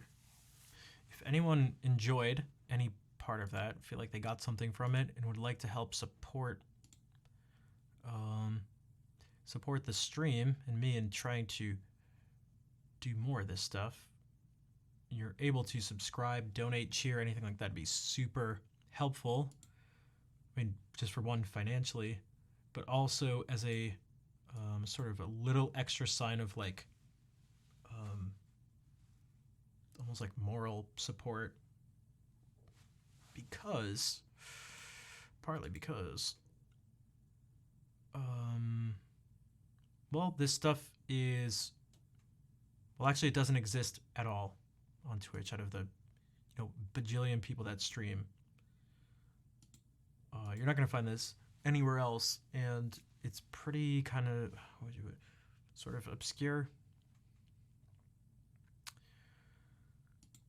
which means not as many people maybe will be seeking it out, and so it's just a little difficult to do. So any sort of support with this would be super appreciated if you want, because it'll also help give me the sort of encouragement and help with encouragement and motivation to keep trying to do this.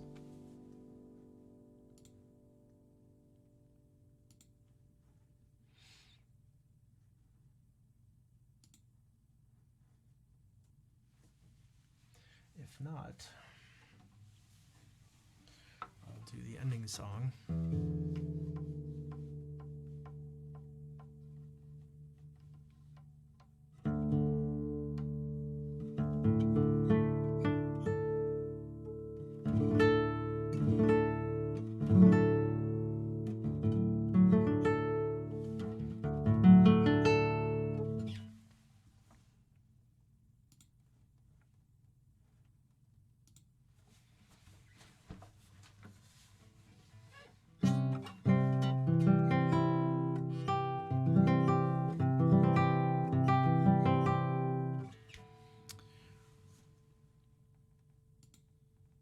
Something changed here in my DAW. I'm not sure, but it doesn't seem to affect the sound.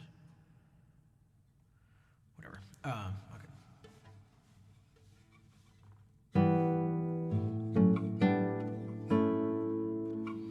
Just a little note here. Everything on the guitar, it's not as clear to see this stuff sometimes, but this is actually just skip over this and play this one. Skip over this one and play this.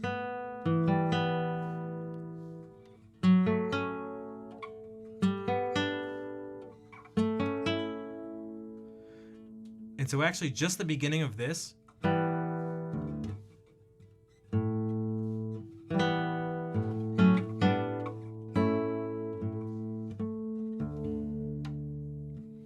is what we just talked about. I mean, actually all of it, because even when we go, I mean, this is still just, the notes that make this up are still just D, F sharp, and A. Skip over this, skip over this.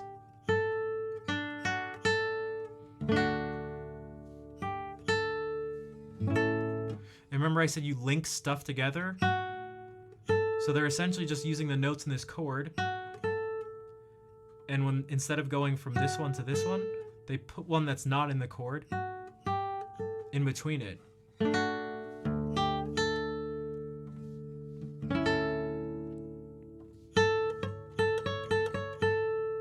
They put a note in between it. Because it could be. But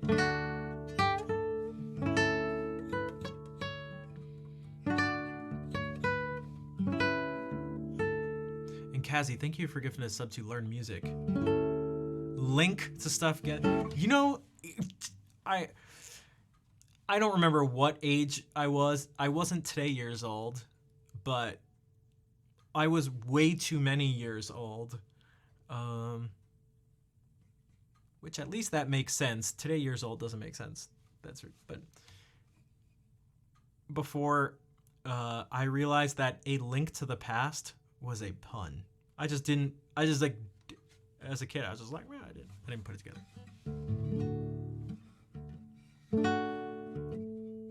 All right, so that being said, so again, ending song. Sorry for that. I appreciate the hearts.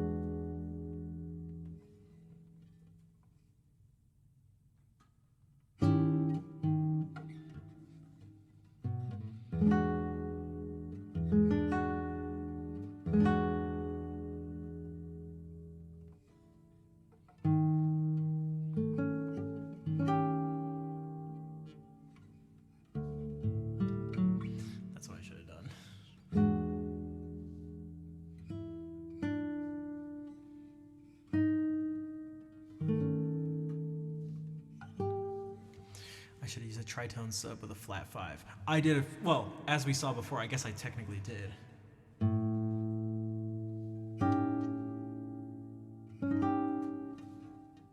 Just the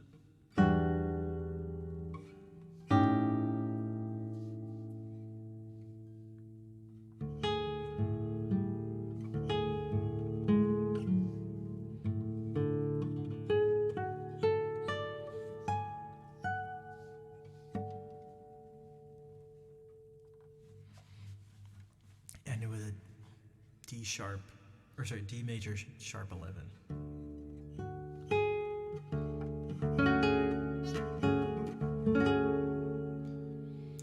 Orifice, thank you for the Prime sub, the 3-month resub.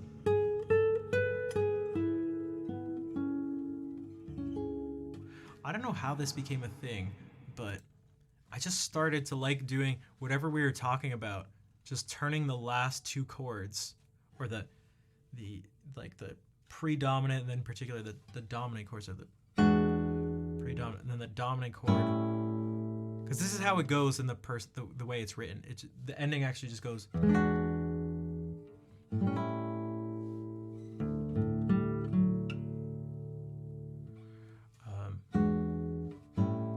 But it's fun to alter it based on what we've talked about in the stream. That was the Mario chord. Wait, which one? This with the sharp 11. So we went. Where was it? No, but that.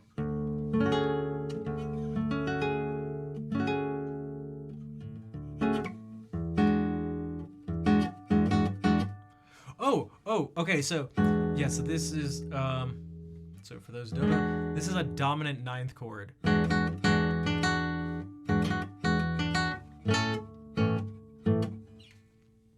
Yeah, actually that's another good way to like think about this stuff.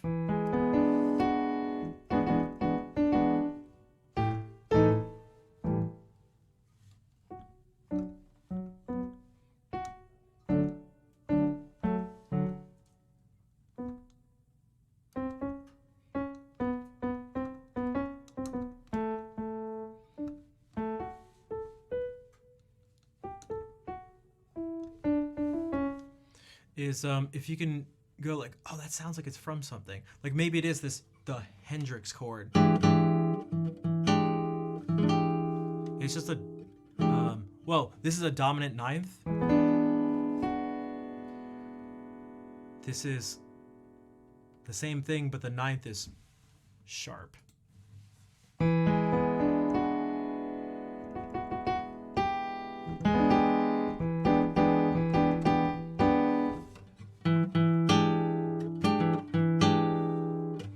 It can even be chord progressions. I kind of made it like a little joke that this is the Final Fantasy progression, although it's using a million other things, but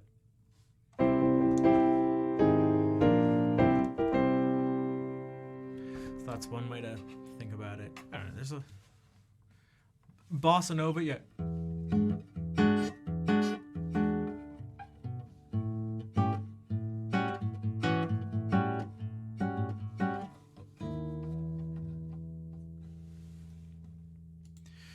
Yeah, we'll have something.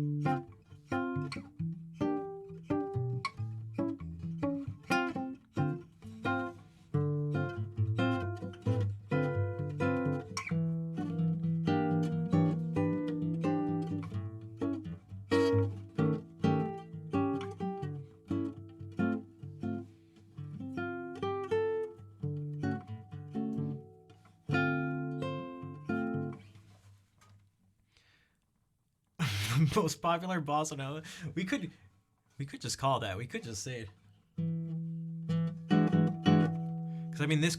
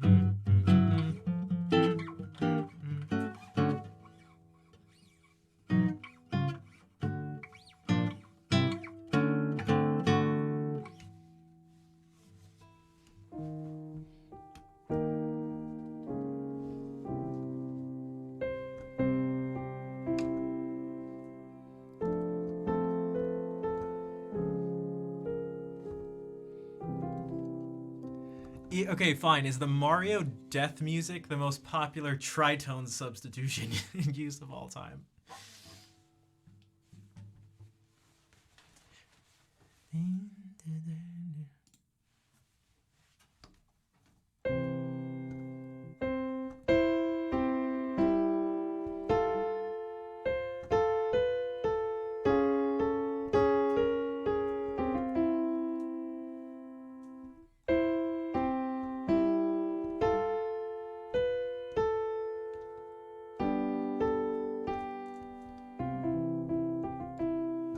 What if we...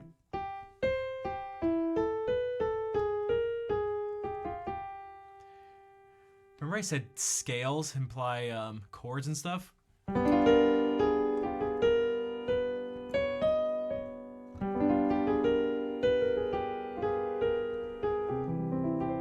So what if instead of... Because the Mario go... So C, so 1, 4... flat 2, this tritone substitution of this. Oh my gosh. Claire, what's up? Thank you for the raid. Welcome in, everybody. I was just, oh my gosh, I was just about to end, but maybe we can talk about more nerdy stuff for a second. I mean, I can play a few more songs. To the people who just came in, what's the most favorite bossa nova piece? Is it the Mario theme? Is it this?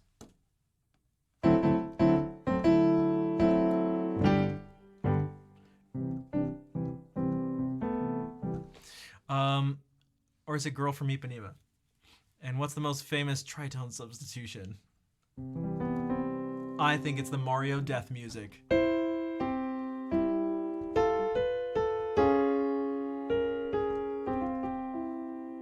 Because it could be...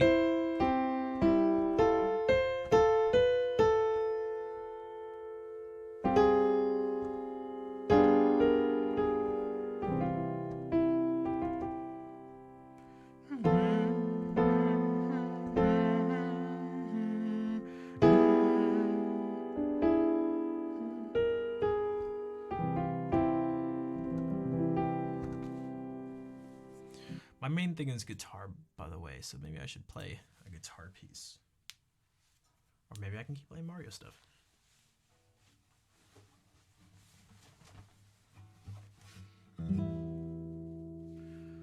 What, maybe? Nah, whatever. I won't try to think through. Animated piano, that's right. Dude, someone mentioned it last stream, and maybe I should actually do it. That's called Keysight. If you do !Keysight, a link will pop up to it. You do have to pay for it though. But someone was like, I wonder if you can do a sort of promotional thing or something with it. And I was like, maybe I should.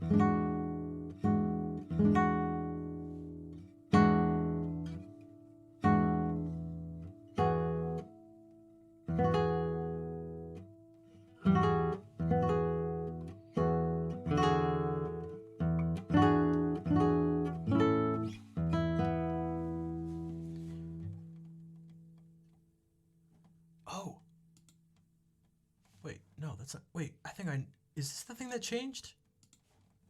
Sorry. Dude, something changed, whatever. When I close the program and restart it, it should be back to normal. Why does it look like this? Sorry. I'm losing focus.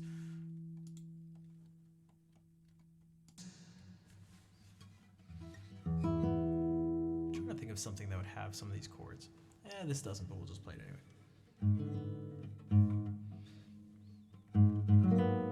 To help wind down.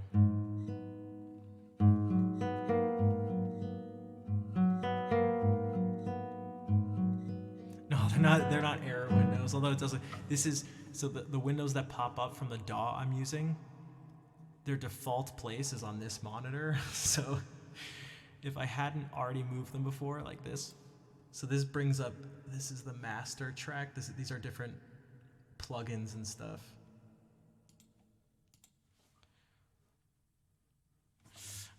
But yeah, it'd be funnier if it was a whole bunch of error messages that just kept popping up.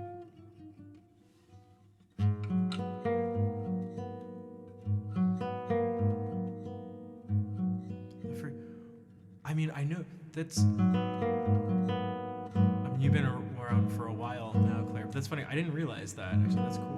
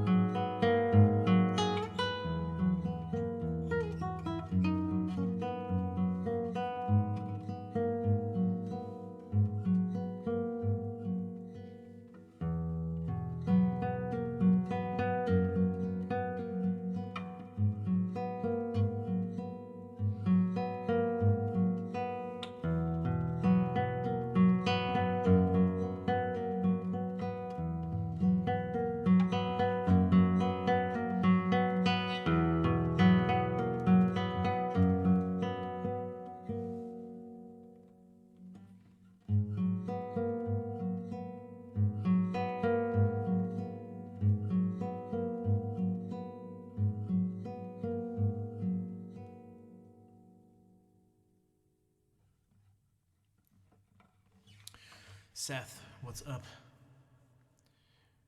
Yeah, I don't usually stream this late anymore, but it's all good. Now Acoustic, how's it going? And Claire, thank you. I'm glad you like the guitar stuff. You know what, maybe I should try this. It's totally different. Sammy, thanks for the claps.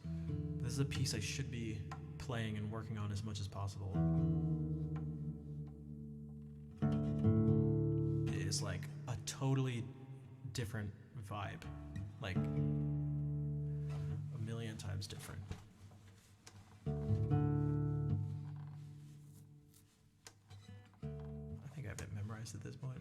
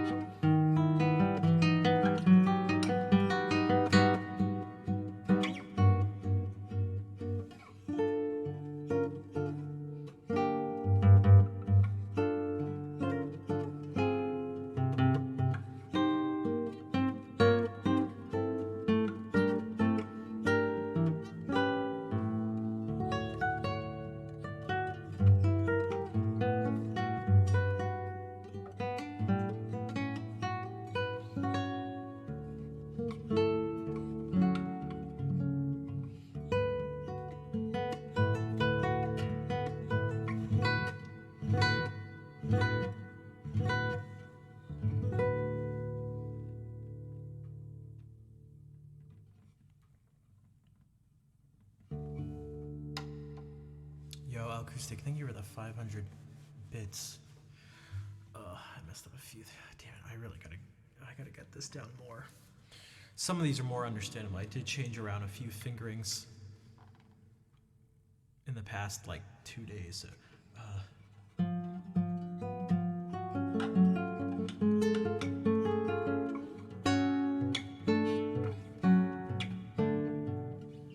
I remember the first part, but I forgot this change.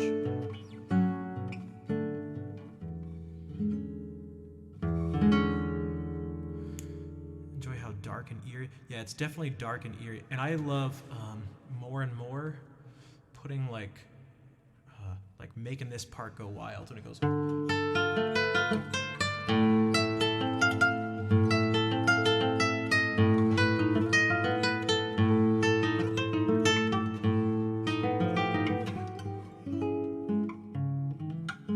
And then all of a sudden it just drastically.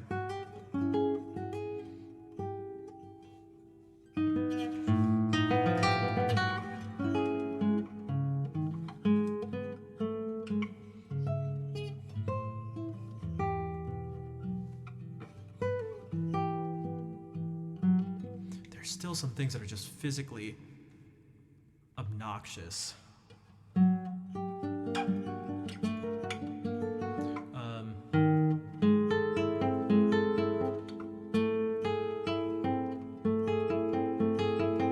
Doing this and then even into.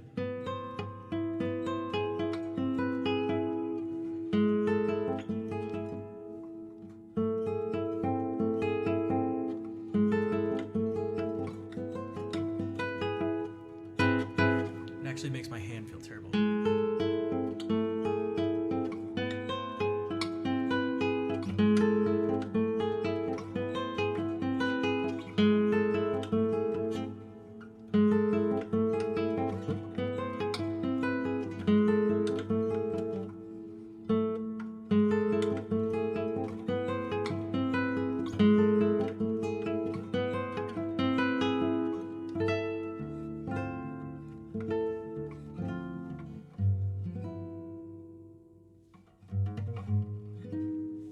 Actually, even thanks, Acoustic.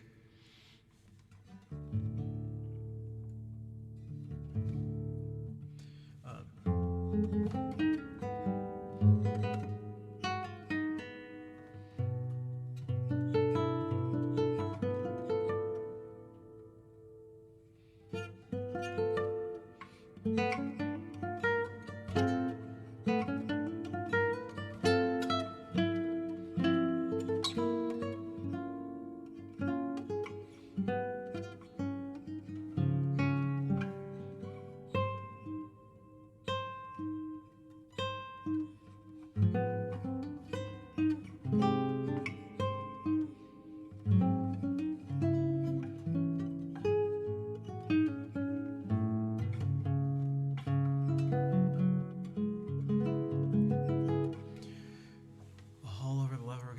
Yeah, it's very different, and there are some things to it that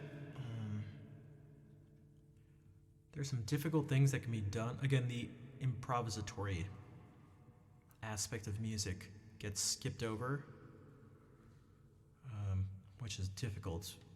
It's a whole other set of difficulties. But yeah, having these things like there's a difference between like.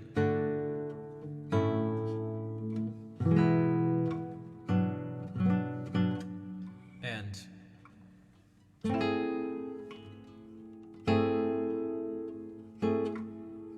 or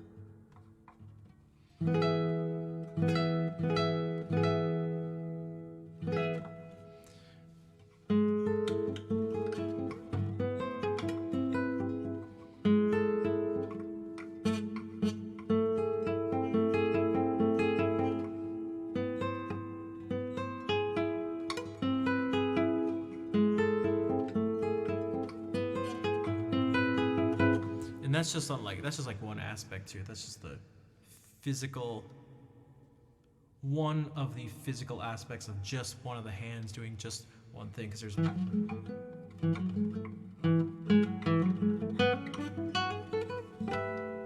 then I have to figure this one out.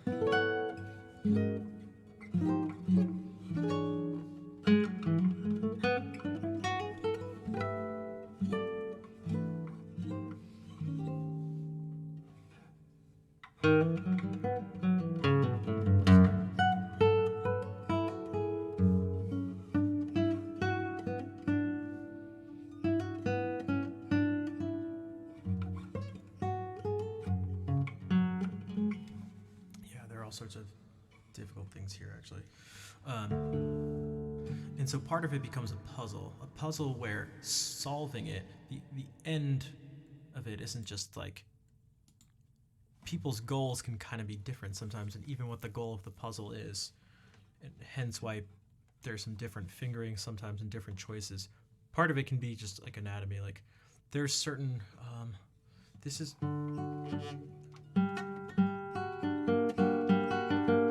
some people do this.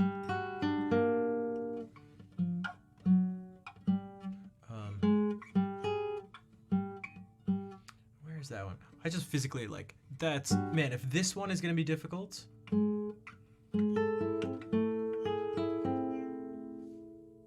then this, the distance is even far. I mean, it's just, these,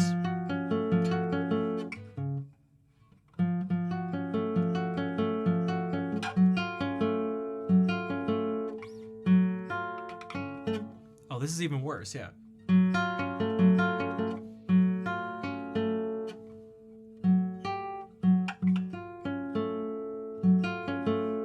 So,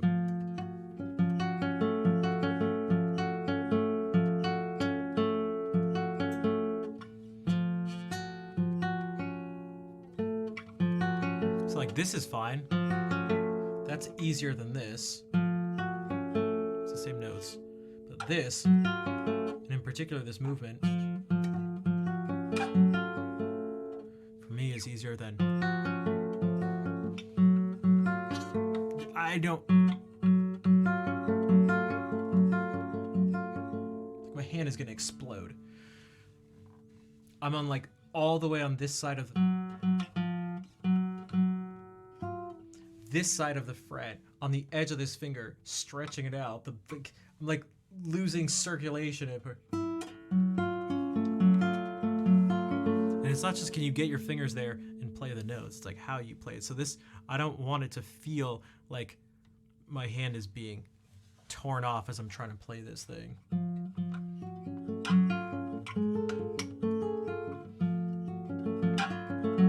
It kind of should be like dark and sort of eerie and creepy at these parts.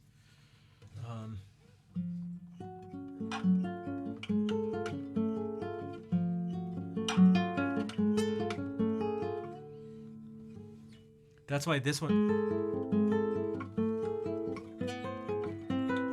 because even when I do get the notes, it's still, I hate the way it sounds. It sounds as sort of tight and anxious as it feels.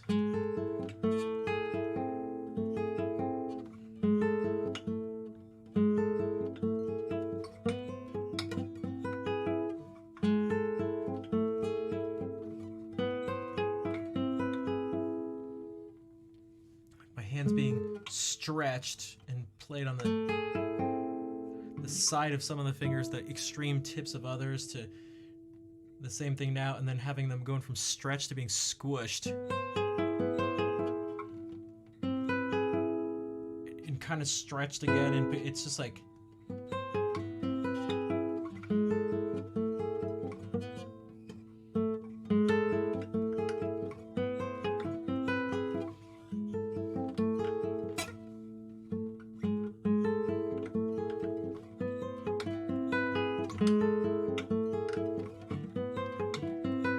there's all sorts of excessive squeaking and stuff, and it's like it's just like a, yeah.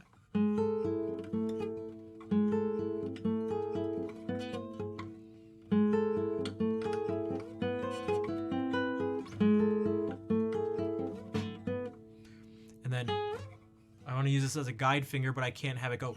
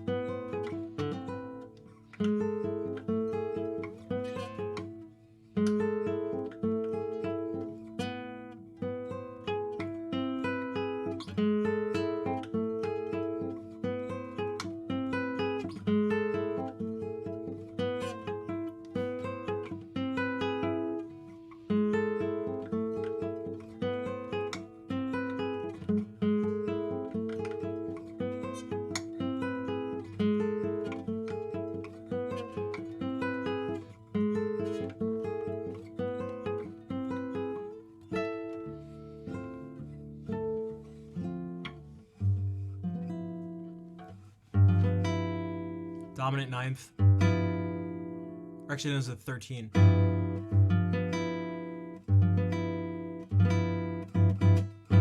was a G13.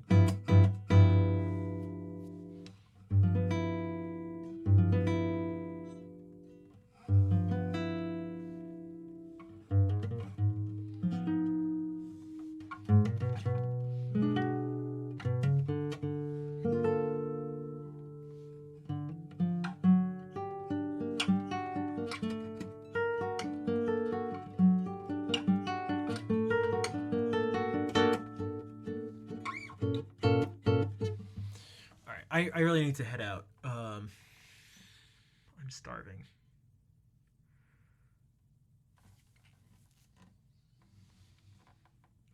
Augmented, yeah.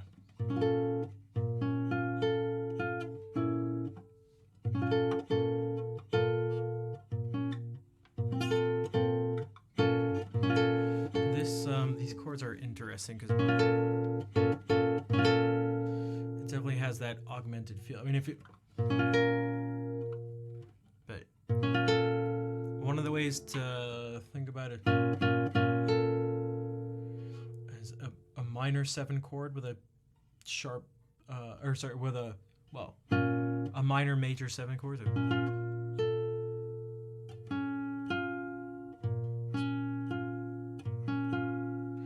But within that chord,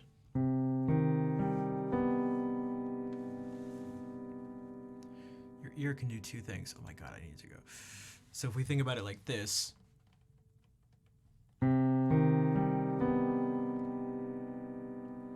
well, it's C minor with a major 7th. Okay, so it's C minor. But you're hearing something augmented. You're hearing that it's E flat augmented over C. So this chord, just like any chord that has more than 3 notes, it can start to have elements of more than one chord. So for those who don't, like, C major 7 is E minor and C major together.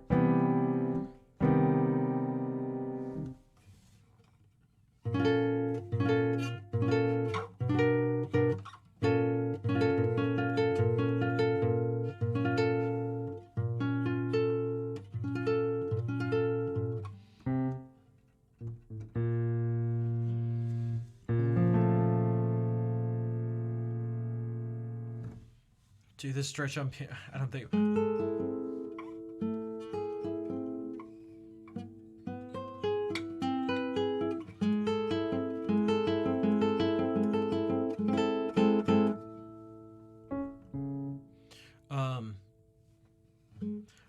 I do?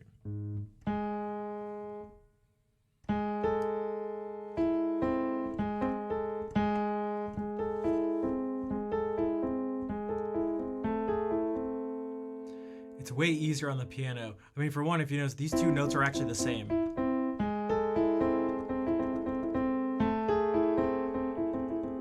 It's just these 2 that swap.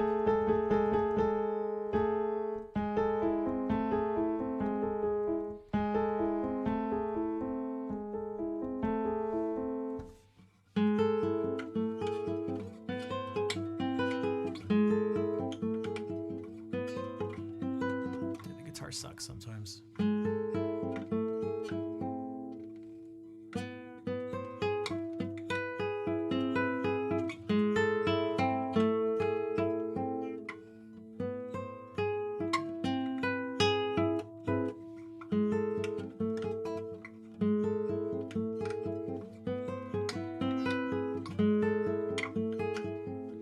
And I even going.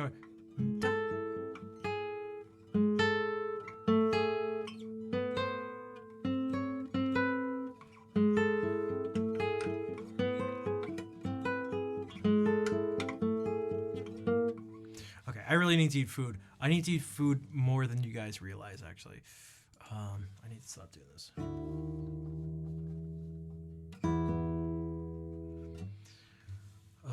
Again, if you'd like to help support the stream, subscribing, donating, cheering would all be super helpful. so that I can have food to eat.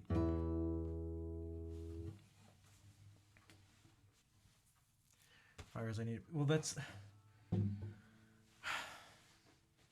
I don't want to get into how badly I need a break and how badly I need to eat and how much I'd like help. Why is this disabled again? What the hell is going on? But it'd be more helpful than I'd even go as far as say it'd be more helpful than you can imagine.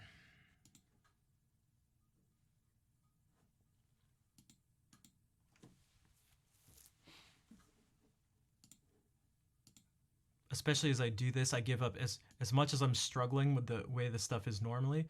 This actually makes it even worse to try to expand the sort of like content, do things that are less common, and it just hurts. It just this stream actually just takes a hit even more. So it's difficult to be in a place of struggling and then make decisions that make it so that I struggle even more.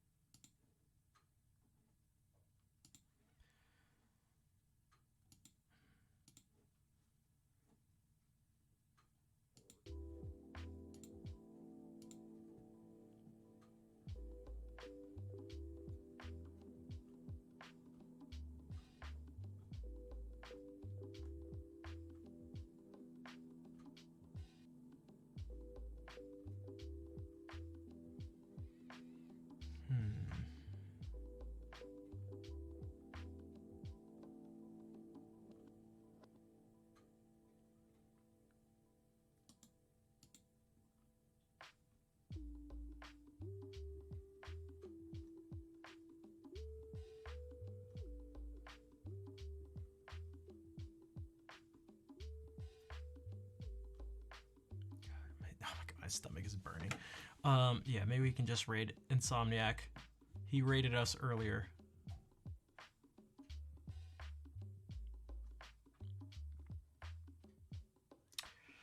Actually, we're going to raid Seal the Apple. We're gonna raid April, who's playing an actual lute, not my fake guitar trying to be a lute. I don't know if we've ever raided her before. And all the time streaming. Soldier. Actual loot.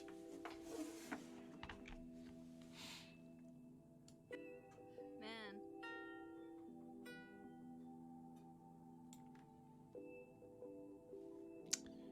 Yeah, copy those raid calls.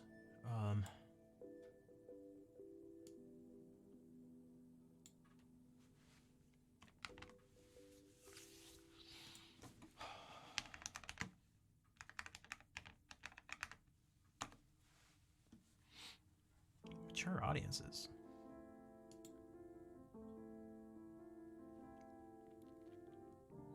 Copy that.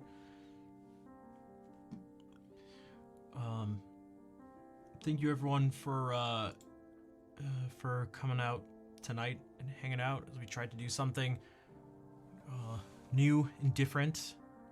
I'm gonna keep. I already sort of have some ideas in my mind of what to change and what to keep. The combination of making it entertaining but also informative is really difficult. So, any feedback in that sense too would be helpful. But yeah, I'll be back Wednesday, 6 p.m. Eastern. What's up, Good Noodle Mom? Yeah, so I hope to see you then. In the meantime, let us say hello to April. She's a guitar, like she plays classical guitar, but she also plays some other instruments, including this lute you'll see. But yeah, so I hope to see you Wednesday. Let's say hey to April. Take care, everybody.